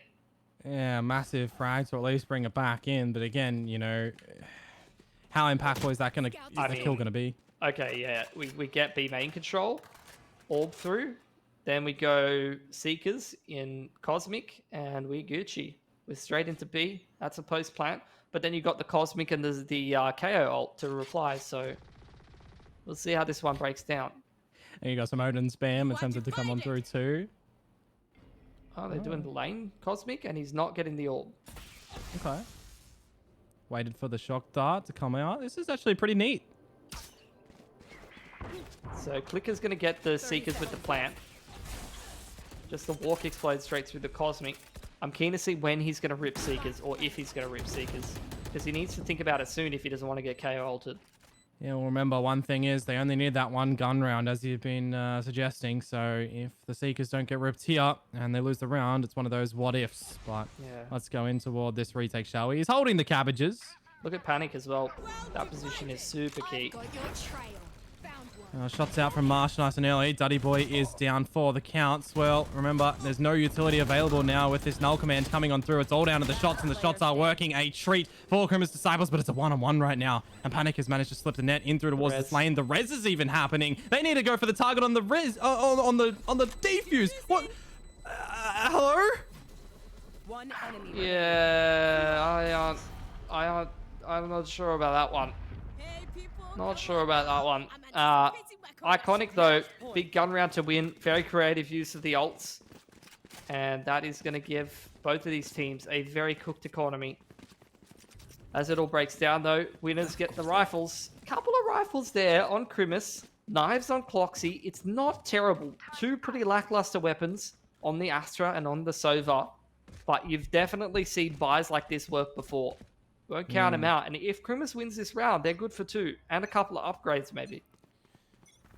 Yeah, we'll have to wait and see. It looks like they want to go very, very aggressive. What Iconic was doing a couple of times in the first half. Straight in toward the B main lobby area, though. And, I mean, you got 2 players of Iconic waiting. Yeah. They're literally where they buy guns right now. Re-rating back towards A. This is going to have to be another impeccable sight hold here from Myth. Oh, well, he's done good now when called to arms. He needs to do it again, but is it going to be happening? Cloxy here to try and assist too, but he's distracted by that dart. And he's already heard the dash in from Duddy Boy. The edging that they need is really going to come right now with the shots coming from Myth. Pocket was good for 1, but it's all Myth right now. Marsh to get the close, and there's that one that they wanted. That's gorgeous from Myth. All alone on that site. The mid-aggression leans so heavily on the Sentinel setup towards A, and this man has really been the standout. Myth has had insane impact for Crimus across these couple of series in VOT right here at the start of the year. That's another big site hold at such a critical juncture in this game. They were on a half-buy kind of setup, 2 players with lackluster weapons. He's one of the players with the rifles, and as a result of that multi-frag, he has broken Iconic's money. It would be classic O's things right now if Krimmers lose to this buy of Iconic. Yeah. Yeah. Especially with the amount of classics coming through. Duddy Boy, though. Get rid of the alarm bot. No. Gonna tank it. Drone up through is creating the space for him to find up towards top middle. But Marsh with Catwalk under control is going to relieve pressure on the rotations. The destruction of the door. Duddy Boy, gonna be the one. Oh, gotta be one. Not the one.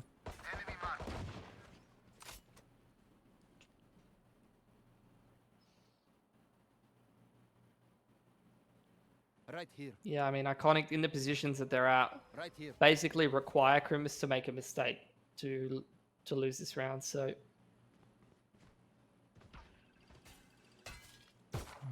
Dart doesn't get a reveal off, but it does get destroyed. Swell trying to bring in a little bit of bait here. 40 seconds to go. Crossfire in defense spawn. Silence. it's a good effort. 30 seconds effort. left. Another one of these slow rounds. You're just hoping for an overstep from Krimmers. 2 versus 5. It's not going to be coming into it now. Myth is your contingency plan at the back of sight. And the Nano manages to find Duddy Boy, and well, might sure find Panic. So here we go, Pilski, the last round of regulation. Either we go to OT or we go to map 3. Actually, it would have been good for Myth to get that last pick because he would have had lockdown heading onto this critical round. Yeah. That would have been a little bit more efficient because none of the other lads are that much closer to their ults. So Myth, not sure he's going to have the opportunity to find a pick here early and then potentially secure himself the lockdown. Placing swarm grenade. But we'll see how it breaks down. It's all in this last gun round. Cloxy on the operator. That's something he's got access to. His opponents don't. He's going to once again be contesting B main. Yeah, it's a risky position for Myth to be playing up on rafters as well. I mean, he has been playing from behind dice time and time again, and that's going to be expected from Iconic now, I guess. Look at this. Deep B main control here for Cloxy. Contested the camera nice and early on. You get the instant lean back towards mid lane A. Straight into a 3-1-1 setup. Even with the safety of that Sentinel, you're getting a big lean towards A, which is concerning. It's a lot of pressure on Cloxy right now. You've got 4 players staring him down. You've got the Sova ult. Drone goes in. One away from the Seekers for Clicker as well, but now Cloxy has to get out of dodge. He's got the hot potato at least on toward the Vandal, which is a nice idea if he gets overwhelmed, but... Ooh. There's Seekers for Clicker. It's definitely going to facilitate the side push in here, but you can see Krimus, they're quite happy to lean back on this A setup still. Cloxy is not pressured enough, and you're seeing Mike scouting things out, doesn't see anything towards the backside of the site. This is leading Iconic to lean back towards B. They've got the Seekers. They've got the Hunter's Fury to kick things off. Duddy just going to pressure the turret. But look at this lean back towards B here from Krimus. Yeah, Myth's got the info as well with the little spot out from rafters. Knows that there's nothing here at the moment. Duddy has to sell this fake by himself. Revealing area. In towards B we go. Hunter's Fury and the Odin go burr. The Odin be shutting it down. 3 on the board for Maishu. Pocket to find Panic. And now it's Duddy Boy playing that lurk over at the other side. I'm calling it here. We're going to overtime. What was that round? Weird. Was that Weird. round, bro? I don't know. Just those things. Bro. I don't understand.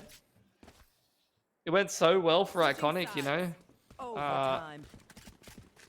They had such a good contest on the map control. They did a great job pushing the operator off the line. They had so many ults to work with, but they just couldn't get a cohesive enough call going on. I don't know if there was 2 different voices going on at the same time because they had that lurk and that control over towards A main.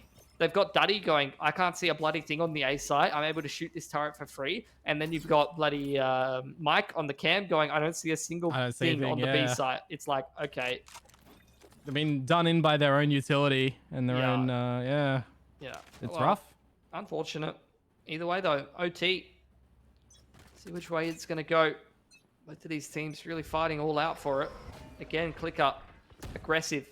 On towards Catwalk, dealing with the dart early on to create space for Duddy to creep out middle. Spots out that Killjoy turret.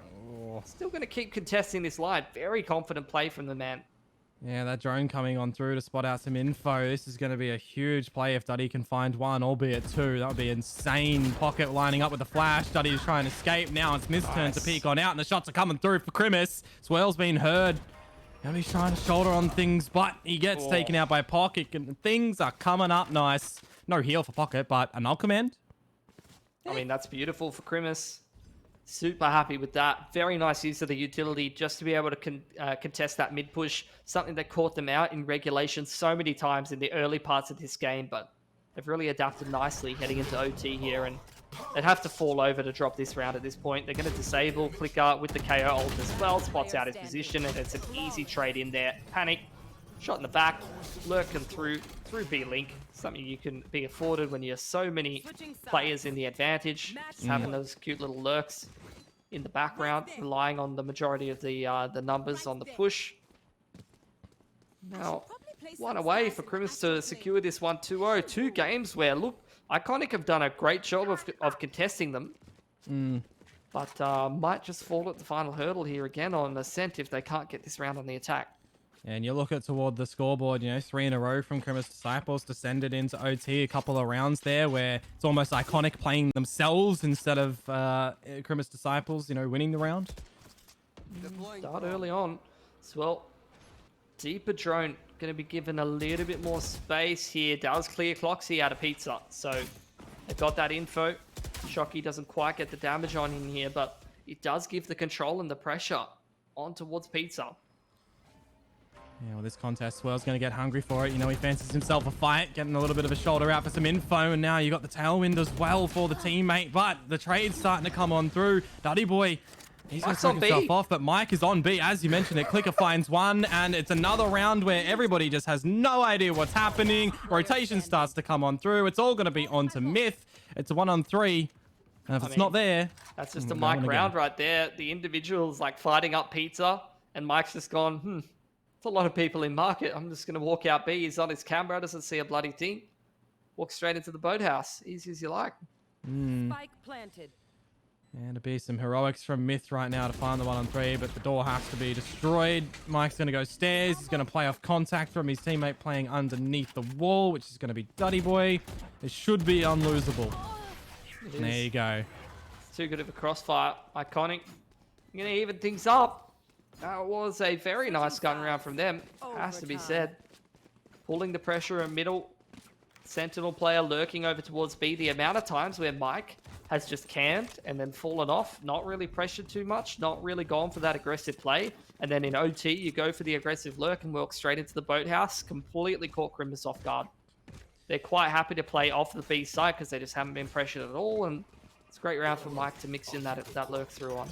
Yeah, we didn't see too much full-on aggression from Krimis Disciples, so I wouldn't actually mind it. Iconic was the team to start to do that. Already the A main control. Gonna send in the drone. No trips over here this time around, so no potential to spam through the smokes off of the back of the trip flyers, but they're just going to explode straight through that short smoke. And the trades come out from both sides, but it's not going too badly for Krimis. End up in a 2-on-2 right now.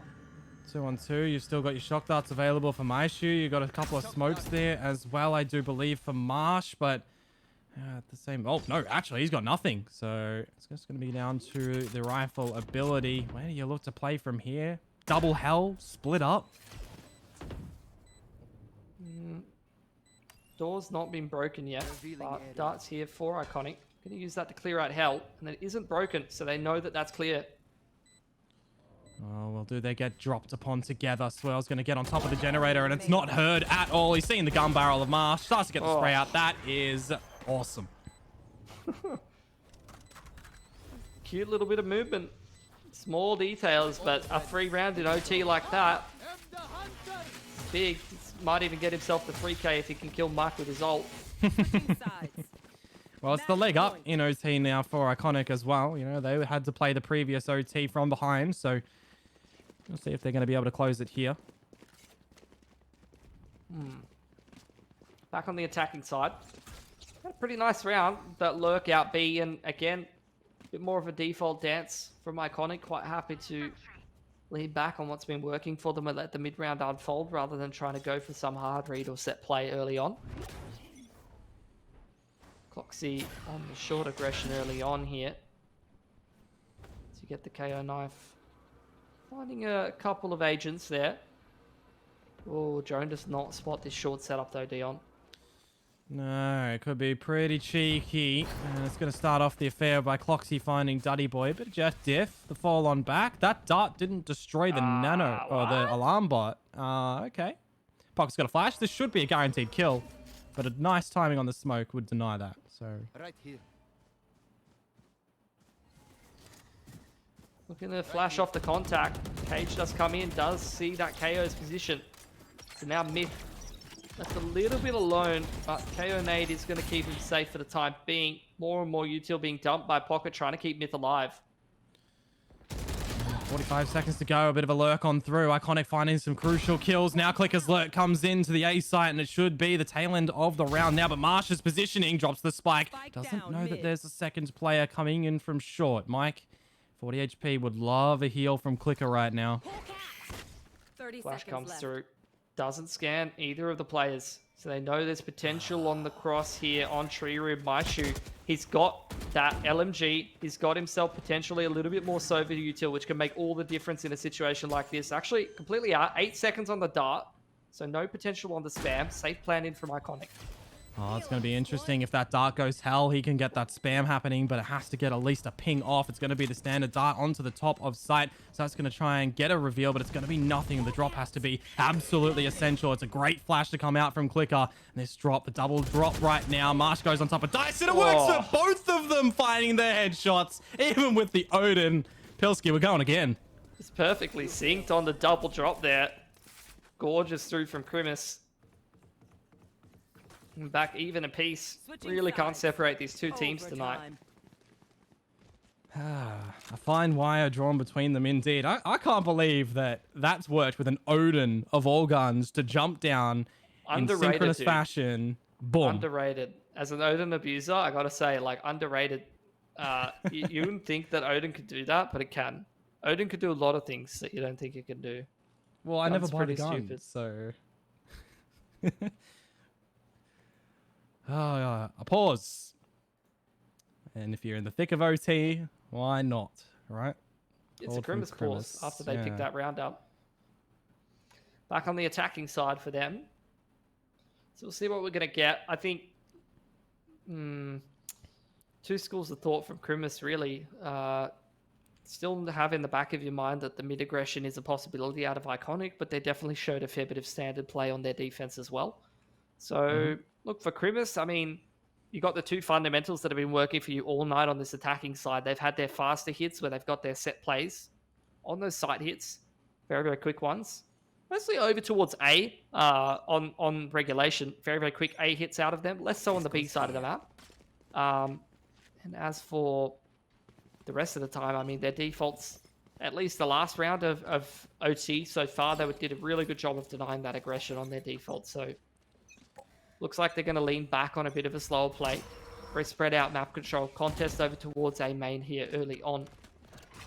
Pocket's got the better of that. Oh, wow. The pressure is building, though. That's all he's util if he uses this flash. Only got that blade.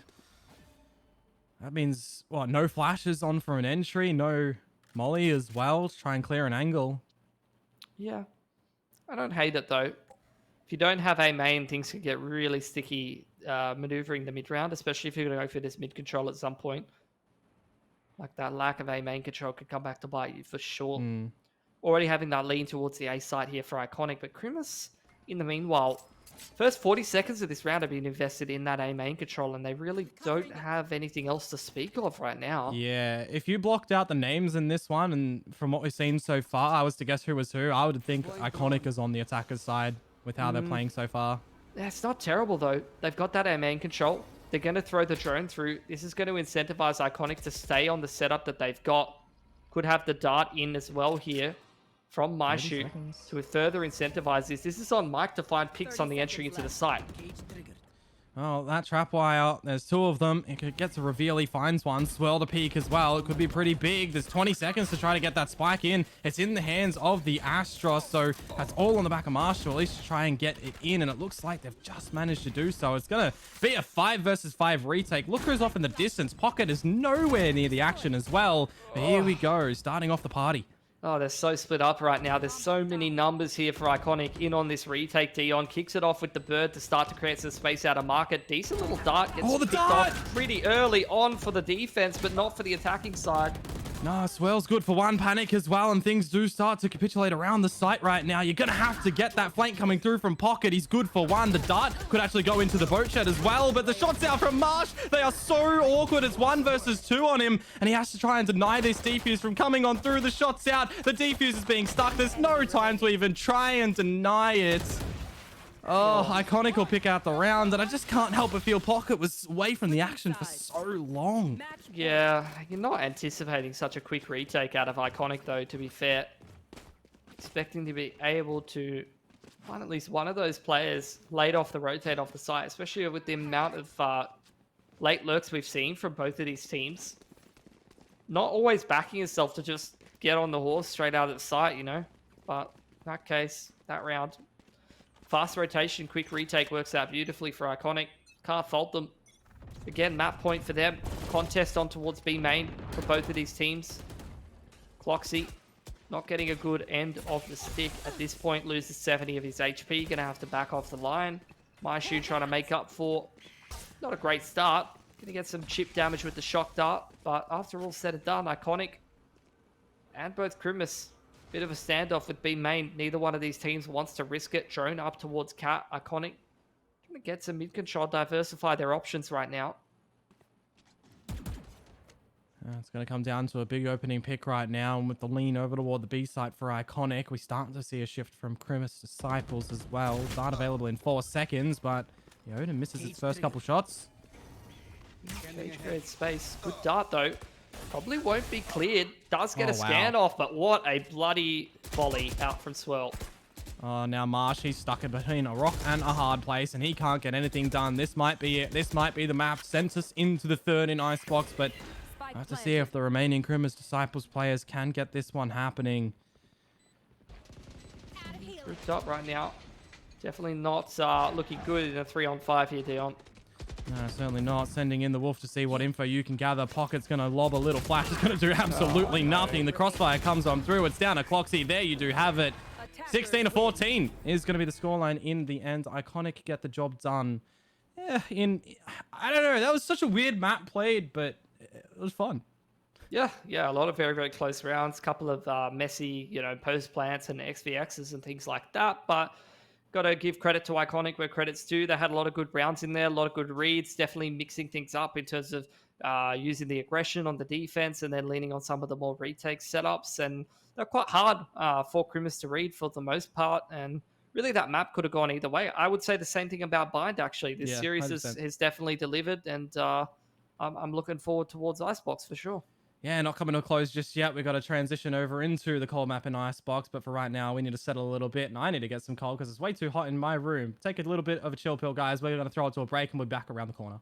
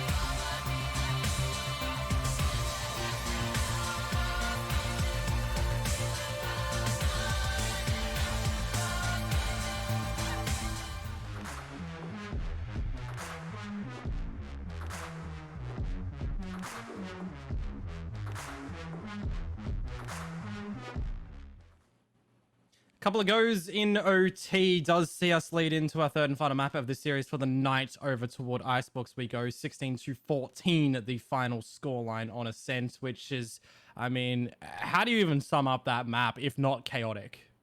Yeah, I mean, both of them had some of those moments. You're definitely seeing a lot of these rounds come down to a couple of little skirmishes in towards certain parts of the map. Both teams playing with pretty reasonable structure. You know, I think you've seen a fair bit of play off of utility. You've seen a fair bit of play as well off the individual skill and off of the duels. So you're getting a little bit of a good mix of everything. As we head into Icebox now, we'll see how things do break down. Obviously, we do have a little bit of a lineup change. We've got Prophet coming in for Maishu, who was feeling a little bit under the weather. But look, as far as I understand it, going back in this Crimus core, I do believe that Prophet is familiar playing with these guys, so it shouldn't be too out of place. But look, they're not playing with their full lineup heading to the third map of the series. If there ever was a chance for Icon to win a game when they've already been competitive playing against the full lineup, now would be it.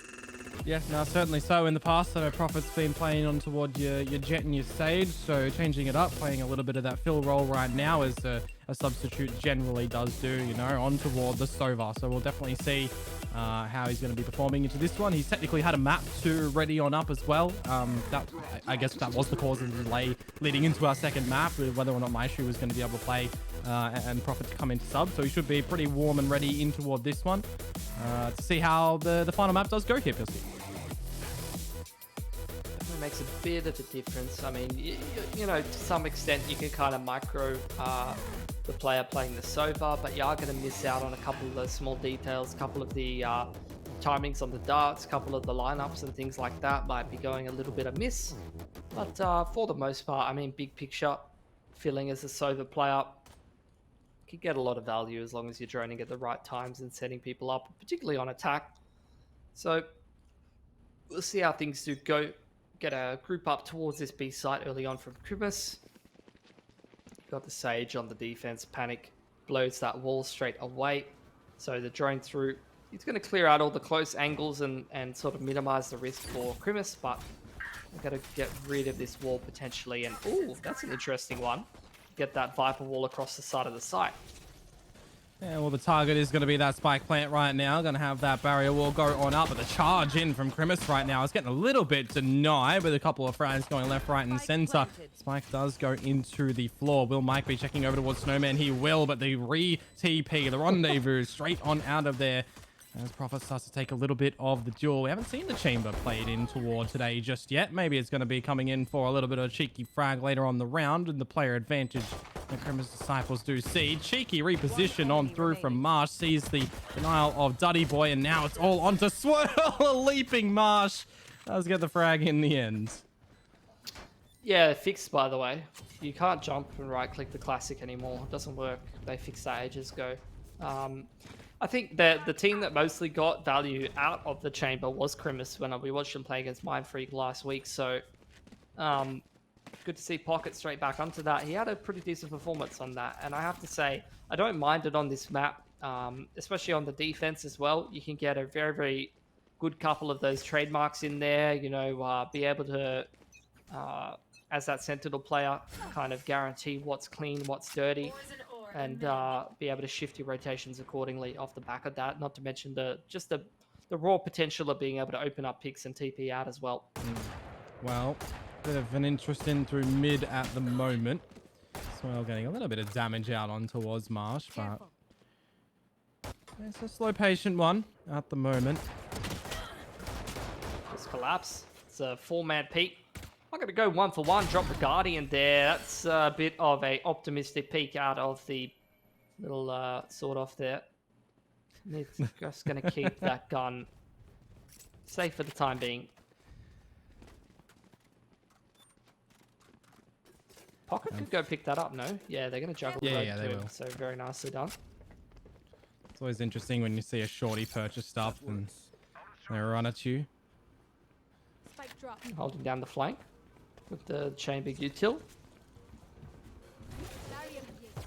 There's potential for some damage out here. Cloxy dinks on down, so maybe the pistols do get something here for Panic and Mike. Still interested, of course. They'll go up with the spike if everybody does start to retreat from the side itself, but the interest is still going to be here. Panic manages to find Cloxy, and now it is just going to be down to Mike to see what he can do with this classic. Here's them jumping around, just hoping for a bit of a shot. They see the defuse is being stuck, and they do go. 2 guns taken over, but one of them kind of salvaged off the back of the chamber not needing to purchase a primary, so effectively 1 gun lost for Crimis is not too bad. Gonna juggle around the guns, see what value they can produce for themselves without breaking their economy too much heading into the next. Give themselves a nice little bonus. Try to chip some economic damage away from the boys on Icon, who are going for their first buy now. I would love to say that Chamber has really changed up the meta on Icebox, but we're still seeing the core 4 same comp with just that flex player being the Chamber, so yeah, not too exciting, unfortunately. Quick win to B though on the bonus, I like that.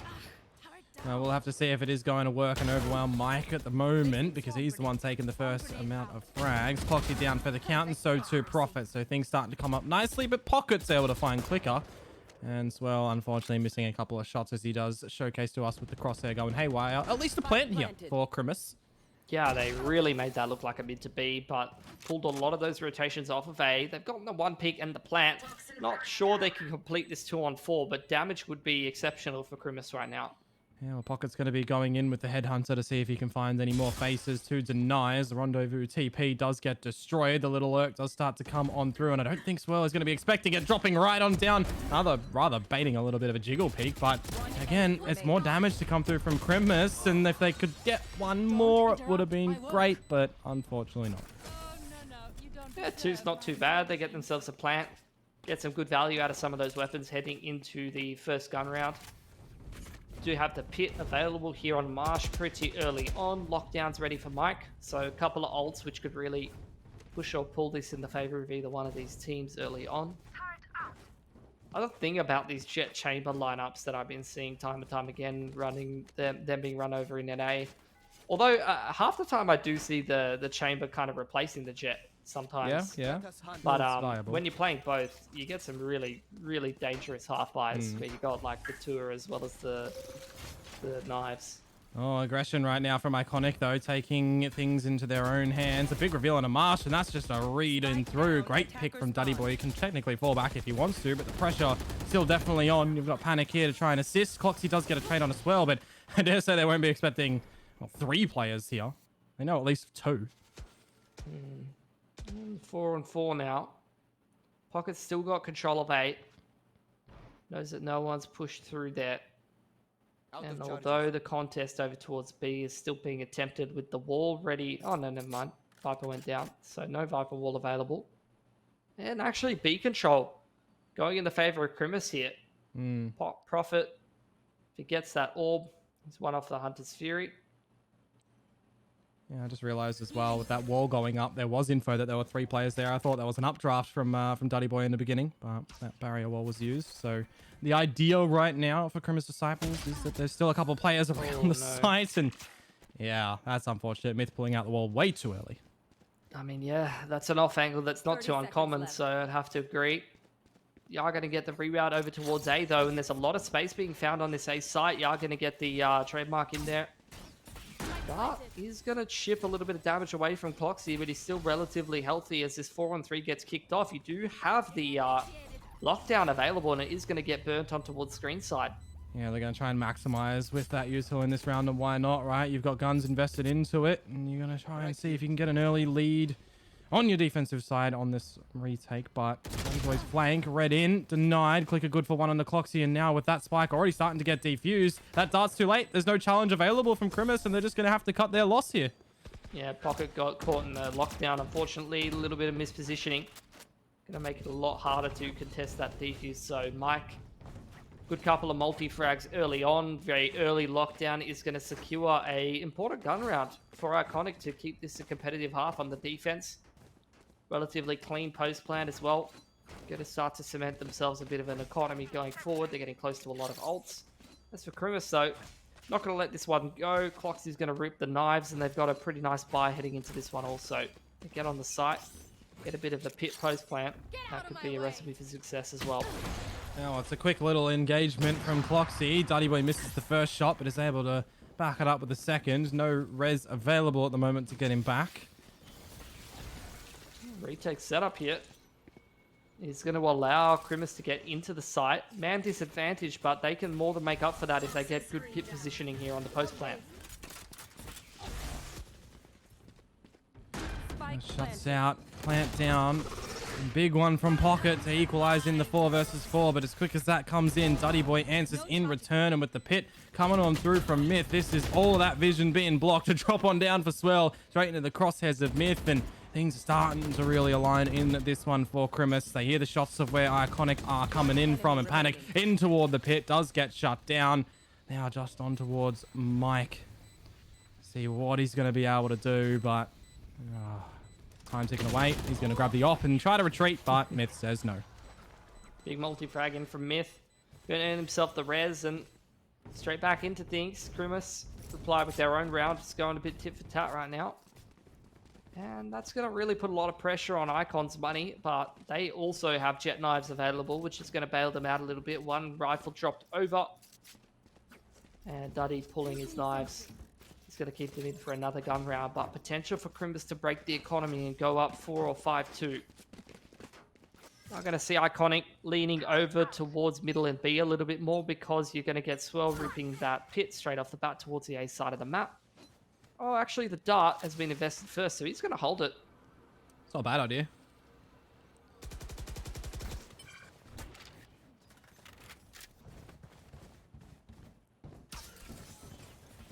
Oh, lots of this utility coming around the B site. Duddy Boy to start things off onto Cloxy, but Panic has just slipped the gap before the dart did get the ping. Unfortunately, no one reeled their heads, and now with that res coming on through, pretty much is the lock in towards this B site. You got that flank watch already happening in from Clicker.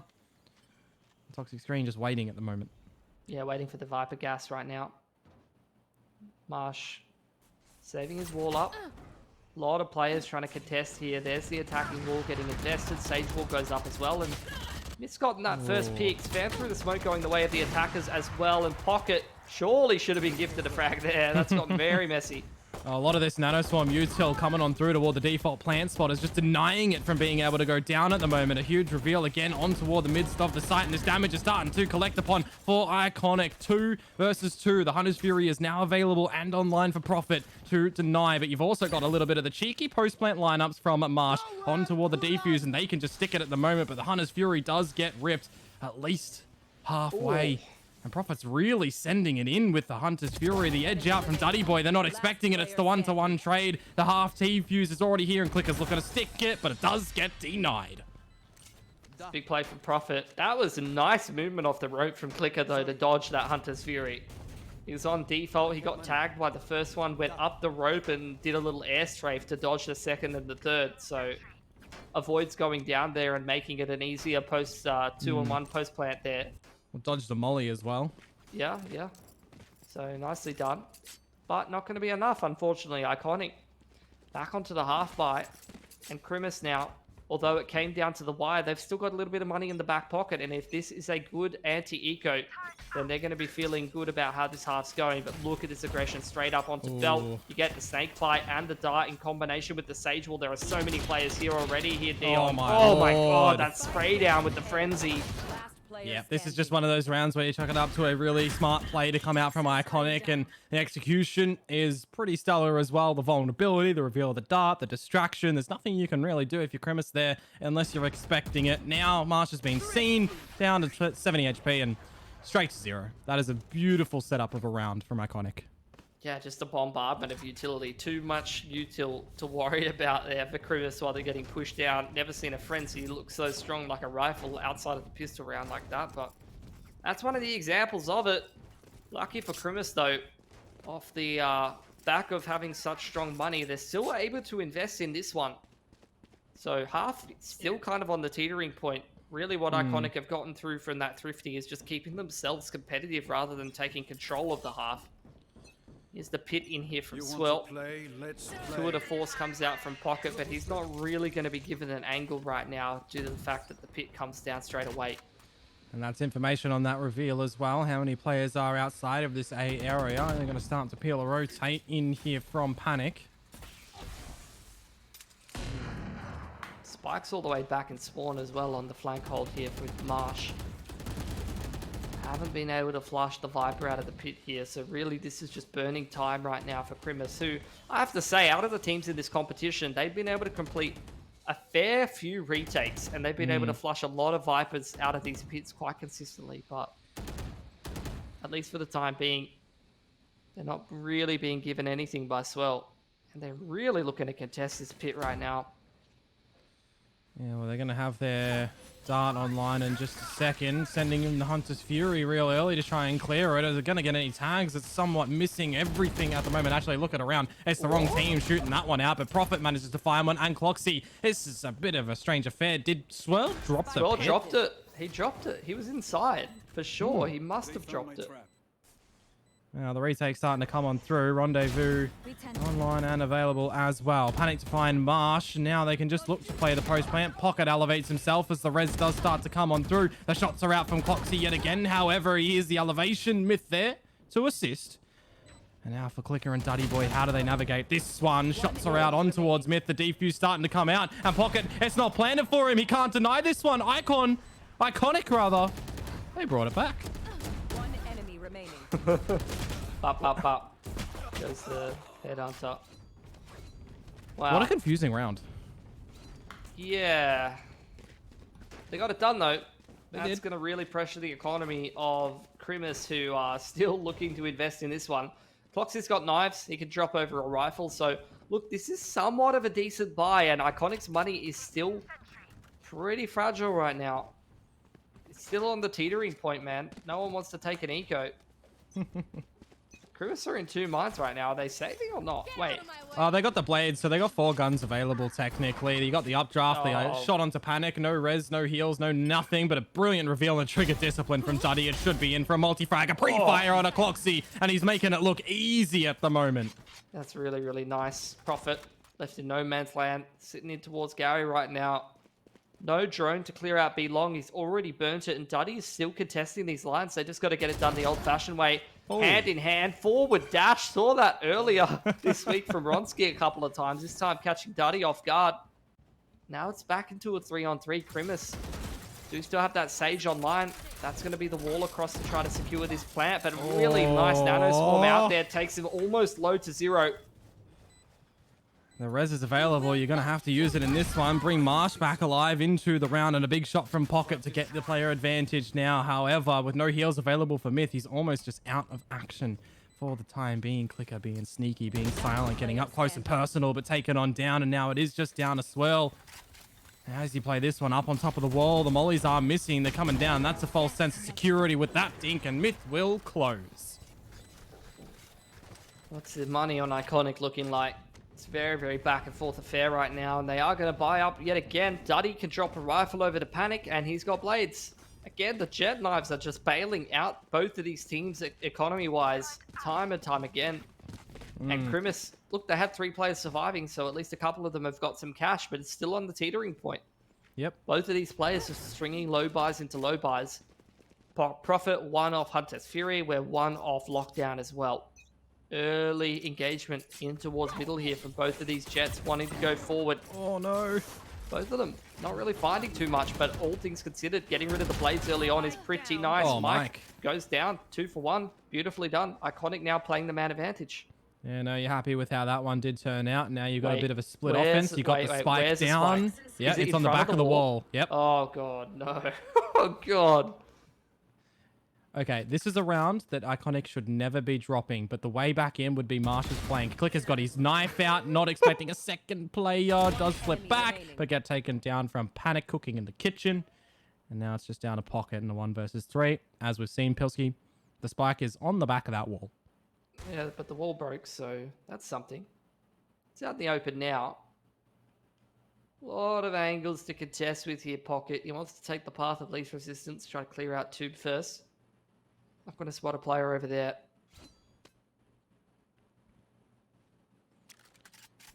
40 seconds to go. Get the spike and get towards the B site that we can see be opening right now. Duddy Boy, though, is going to say no to that. And we're all tied up 5-5. Do we get an eco here? Surely. No. Maybe.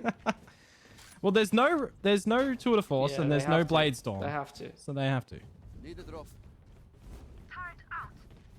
Right on the end of the half. But still, it's neck and neck. Like, and let's be real. I've seen Pit and Hunter's Fury win rounds before. For sure. Might want to be holding that for the lockdown for the rest of the half, though, to be fair. We'll see what happens. We've seen a couple of thrifties tonight as well, so... Okay, play this some is personal. an interesting way to play anti-eco. But, look, can't fault it. They're so aggressive, Dion. There's a three-man push through middle and Panic's pushing down B long against pistols. Give me a heart attack, mate. It certainly is risky and leaving, or rather leading on the edge. But it's working for him. I mean, more shots to come on through. Starting to get a bit of control around this round already with the two-player advantage. Be faster. Yeah, Daddy Boy's playing ranked right now. He's taking all the duels and winning all of them. Rocket, he's got some space. It's identified that it's a retake A setup.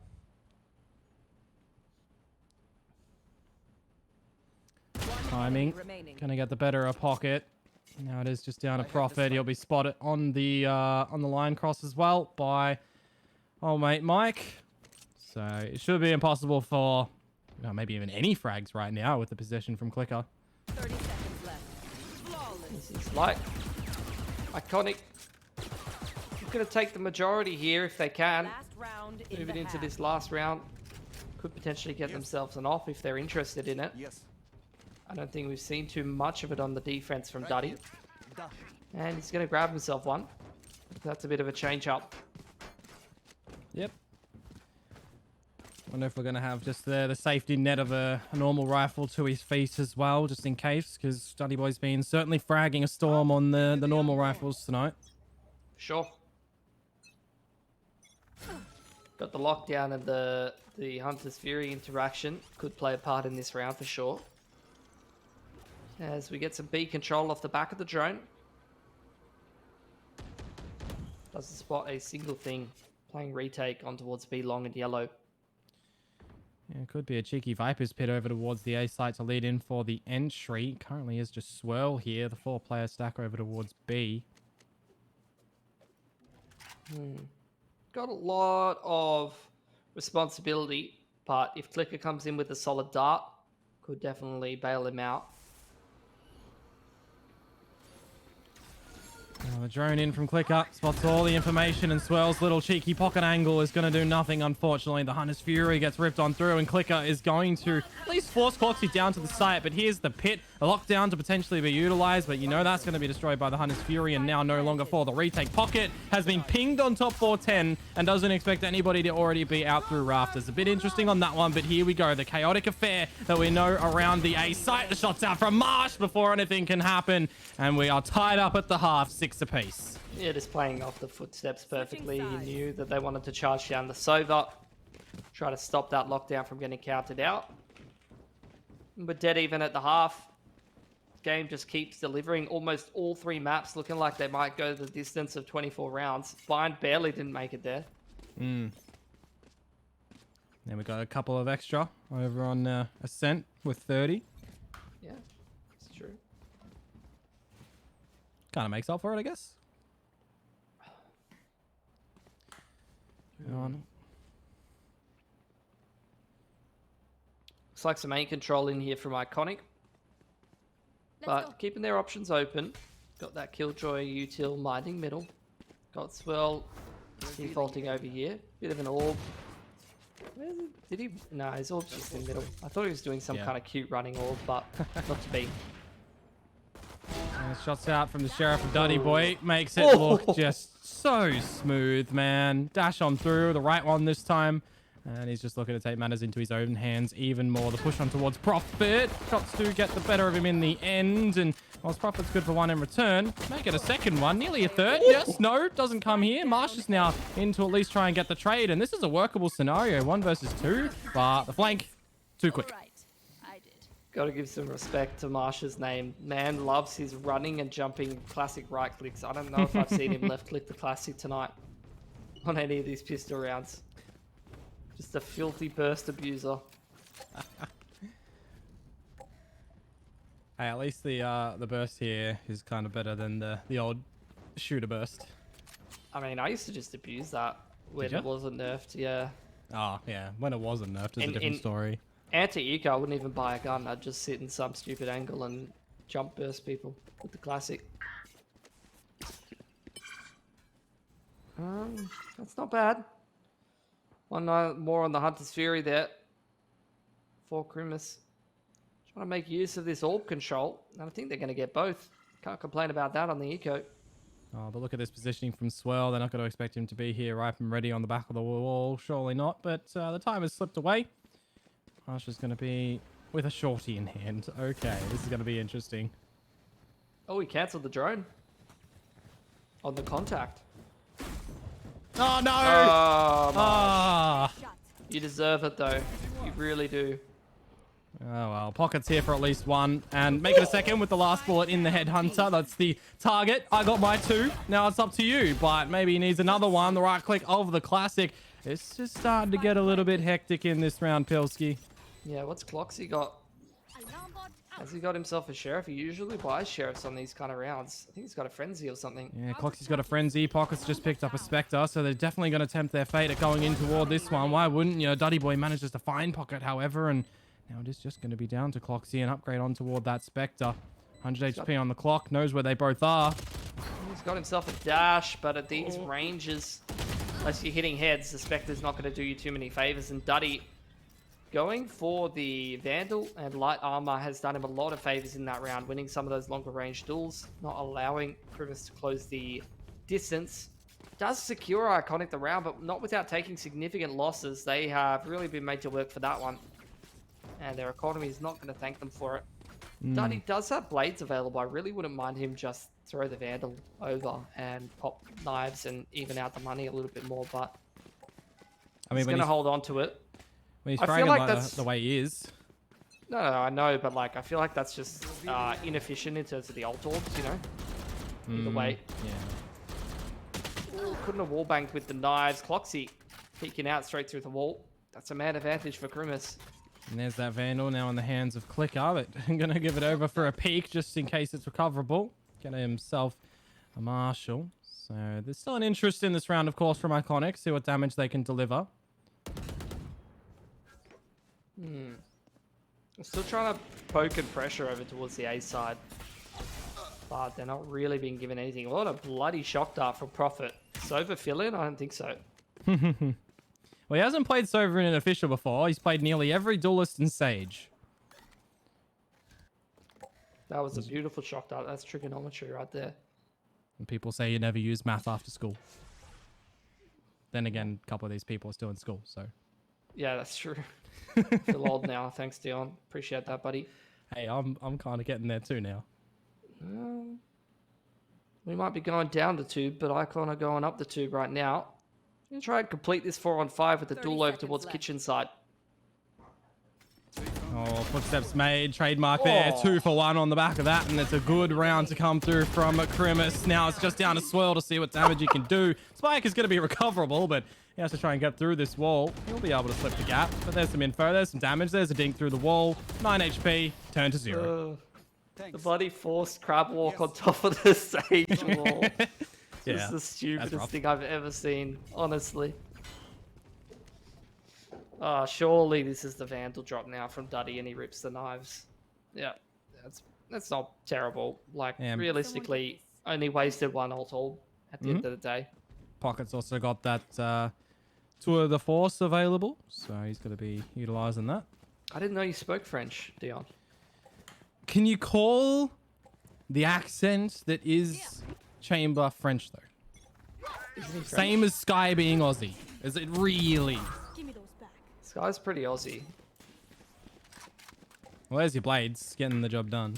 And I love... Oh, look, I gotta say it. I love how all of the agents are in their native country, and then they're like, let's check in with Sky in Vietnam. On the video that was released the other day. Yeah. Yeah. It's because Australia doesn't exist. We're all paid actors. Pretty much. Grimace. Got to complete this 4-on-5. Let's hope the Tour de Force can help them out, but with Pocket on the other side of the map. Don't know how many favors that's going to be doing. Duddy putting in more entry work with the knives. Cutting up most of the defense. Yeah, nearly got another one there, but the heal does come on through. The Viper's Pit as well to assist the plants come out from Iconic, and that Molly has missed its mark, so unfortunately it's going to be difficult from here on out for Grimace to try and get this retake. A pin on towards Myth. Do you still go for it? I don't know, man. Still plenty of the half to play, so it's not terrible. It's not like it's going to end the game if you don't complete this retake. I'm going to give it a crack. They got the wall to defuse behind. That would be really cool to be able to witness. The wall would have to get destroyed. You need to pre-fire this one, Pocket. It's not going to happen, unfortunately. Swell real close toward it. They've sniffed him out, and now they can get that wall down. They can start to get that defuse. I lie. There's no Sage alive. That's a little bit preemptive from Marsh to get on toward the defuse. He might have just whiffed out the round, because there goes the smoke, and Mike will hold it on.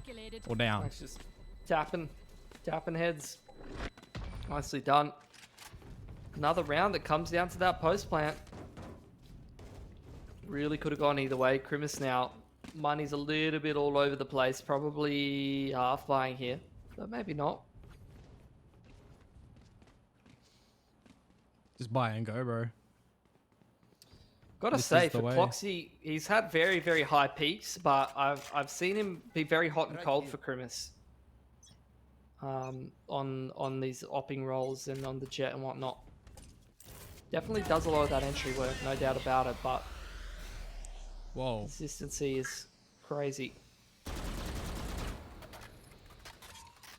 Cheeky little different ult being shoved on through to us right now. A bit of a deeper one.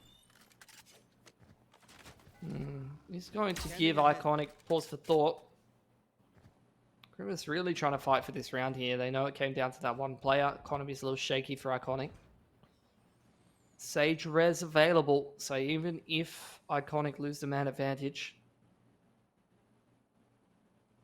can potentially turn that back here. Lineup comes in from Swell. Ready to kick that wall off, but a two-man setup at yellow, Dion. Yeah, it's going to be cheeky. Pocket can get out of here with the rendezvous, but Myth cannot, so maybe he's the bait and switch right now. There's the first one. No The second is not. Now, yeah, that res does get denied, but here is what I was talking about, Myth being the sneaky beaky bugger. But look at the timing. Clickers slip the gap. Now there's a shot. Look up. You heard Duddy Boy get elevated. He's going to drop on down. He's still going to be alive and kicking, but there is that little flank from for Clicker to come through. Still man advantage though. Definitely done his job there. Hunter's Fury further delaying the plant. Clicker gets pushed straight into Cloxy, and now Duddy sizing up the A site with 20 seconds on the clock. Not even going to be allowed to go through there. Big play from Prophet. Got that one covered, but really the two-man set up at yellow is really what gets it done for Grimace, and now money's broken for Iconic. They're on the half buy. Grimace an opportunity to even things up 9 apiece and stabilize their own economy. Yeah, well, you still got that resurrection available on the side of Iconic too. Potentially want Panic to deploy that. You've also got Clicker with the Hunter's Fury, so the ways in might even be an early rip of the Hunters to get that plant down. We'll have to wait and see. Gonna again have a lean toward the A site for Grimace. Scanning ahead. Darts getting swapped back and forth. No scans through on the defensive dart, even though there is contact from the A players. Viper Wall keeping the angles safe, but Grimace not buying it. Still 3-man setup over here. Cloxy ready to swing from top of server, I believe, yet again. No spotted players on that B site. Yeah, it was pretty silent to get up on towards this elbow. The wall's trying to deny something, but the shots start to come out from Grimace Disciples, and it's a formality at this point, just down to the 2 on Iconic. But as I say that, a couple of nasty shots out from them, and they get some damage in the round. Pocket. Again, just leading on that Headhunter has actually been pretty good on these anti-ecos. It's saving Grimace a fair bit of money. because I think that's the second or third time this game where he's just taken the Classic and the Headhunter into an anti-eco, and then one of his teammates dies and he recovers the weapon. So that's actually really helping out in the long term, really helping out Crimus's economy, no doubt. Cloxy, knives available, going to go into the Operator. Not seeing too much op work from him so far this game. That could be a bit of a change-up, which will help out. Iconic, a fair bit of ults to play with in towards this gun round at 9 apiece. Oh, cheeky little forward position from Cloxy.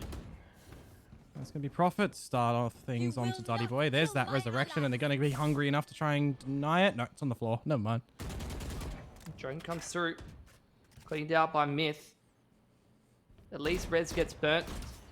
No armor through there. Myth takes contact, and Cloxy goes on the line, but with the Killjoy ult coming in here, Crimus are going to have to filter out of the sight, and Profit, that was not the lineup he was looking for. Nope. That was a bit more of a Sova fill-in moment. Well, the plant's going to go on down, and of course you've got that Hunter's Fury available in case there's any retake on toward the defuse here for Crimus Disciples. A 5 versus 5 again has been a common occurrence in this series. Smith starting things off onto Duddy Boy. Resurrection for naught, but panic on toward Cloxy for the trade. Now things start to get a little bit more elevated. The cavalry comes in from that B site, but still slow and steady in toward it. The wall and the res going up, and Panic is expecting to push through this one. Manages to find that on toward the defuse. The Hunter's Fury gets brought out, but now it is just going to be onto Clicker, and it's a 1 versus 4. It's going to be a little bit difficult. The wall is even vertical, so he can't deny it. It's brilliant shots from him regardless, but in the end, like they were just playing distraction there. No one was trying to shoot at him for some reason. Yeah, look at him. Those shots were pretty clean. Oh yeah, no doubt. But like, it's just funny to me. What does it do to the economy though? That's the big thing. Oh yeah, it does wonders. Honestly, definitely gonna chip away at the old money of Crimus, but they're staring down an anti-half buy. Click up. Bit more cash in the bank than the rest of the lads. Gonna give himself a hero rifle. If I'm him, I throw that to Duddy Boy, and that's exactly what he does. So, respect. Play into the win aggression. Yep, Worth. Clicker. Okay, I just want to say, Clicker, you're a smart man. So many people would have just kept that rifle. Oh. So he's gonna shut down now, however. I can retrieve that, maybe. Maybe. How deep is it? Well, they've gotten it. Swirl's possession now.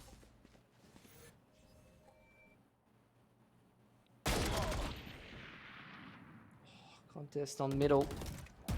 Really going either way. Bit of a standoff, all things considered. Crimus, though, these are the awkward situations on Icebox where you're scared of that mid control. Especially when you're playing in these 4-on-4s, have to spread the defense a little bit thinner. At least the chamber's still alive. You know that Kitchen's not contested just yet. Here comes the wall, though, from Swell. Going to create a bit of cover for Iconic to kick off this B execute. Try and get this spike down if they can. Remember, this is the semi-little eco to come through from Iconic right now, so they really need to get up close and personal, and that's exactly what they're looking to do. A trade to come on out, and the spike looking to be planted right now, but Swirl's managing to play on a trampoline with the spike in hand. The wall goes down. It's a little bit awkward, though. Mike is missing all of the sheriff shots, and the pistol's missing from Myth as well. It's a 1 versus 2. The spike is here, but he has to book it over towards A, because he can't get to B. Oh, what is happening? He's going screen side. What is it? 5 seconds? Get in pocket. Run. He's got him. Okay, that round was... My head is in my hands. That round is why people say Os a mega lol. Yeah, pretty much. Grimace are going to take it, though. Bloody hell. What was Swell doing? Did he know he has the spike?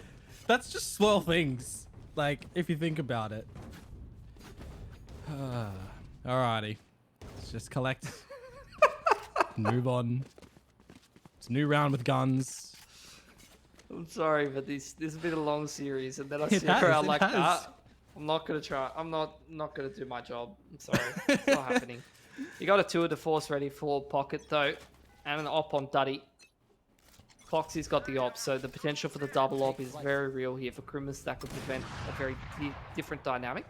Well, double op used to be a mainstay in Valorant a long time ago. Yeah. That's nice for Mike though. Tour de Force got called in as well for Pocket, so he's playing the long line with the Vandal as the backup strategy. Oh, that's a nice shot. Great crosshair placement from Cloxy. Marsh in the Risky. 4-on-4, still contesting the angle though. Oh. Yeah, risky business on that contest, of course. Now it's the two-player advantage over towards Iconic, and Prophet is trying to sneak in through toward the scales of the slow, but Dan is going to deny him from this at the moment. And again, this should be a scenario that's almost unwinnable for Crimus Disciples. You're going to start to have Pocket move over here to assist with Prophet, but hinges on the first opening frag on this retake for him. Yeah, Dark, it's destroyed. Can't get the scan off on Swirl. He's playing the off angle from Nest. Playing through from Mike. Impeccable positioning this round, has to be said. Yep. He's going to lock it down as well. That's a beautiful 3K in the critical round there. Not only that, but Mike secures himself his lockdown. So lovely stuff from him. Operator gets picked up for Duddy as well. And Crimus are running out of cash. Yeah, it's one of those interesting things as well, right? Sorry, just to touch upon it. The Tour de Force was utilized in that round. If he'd held it and just used the Vandal, it would have it here, and it would potentially change the dynamic of the purchase. Yeah. Gonna be a half buy out of Crimus, so look, damage is very relevant still. Money is not crazy built up for Iconic. They've got one gun round in the back pocket.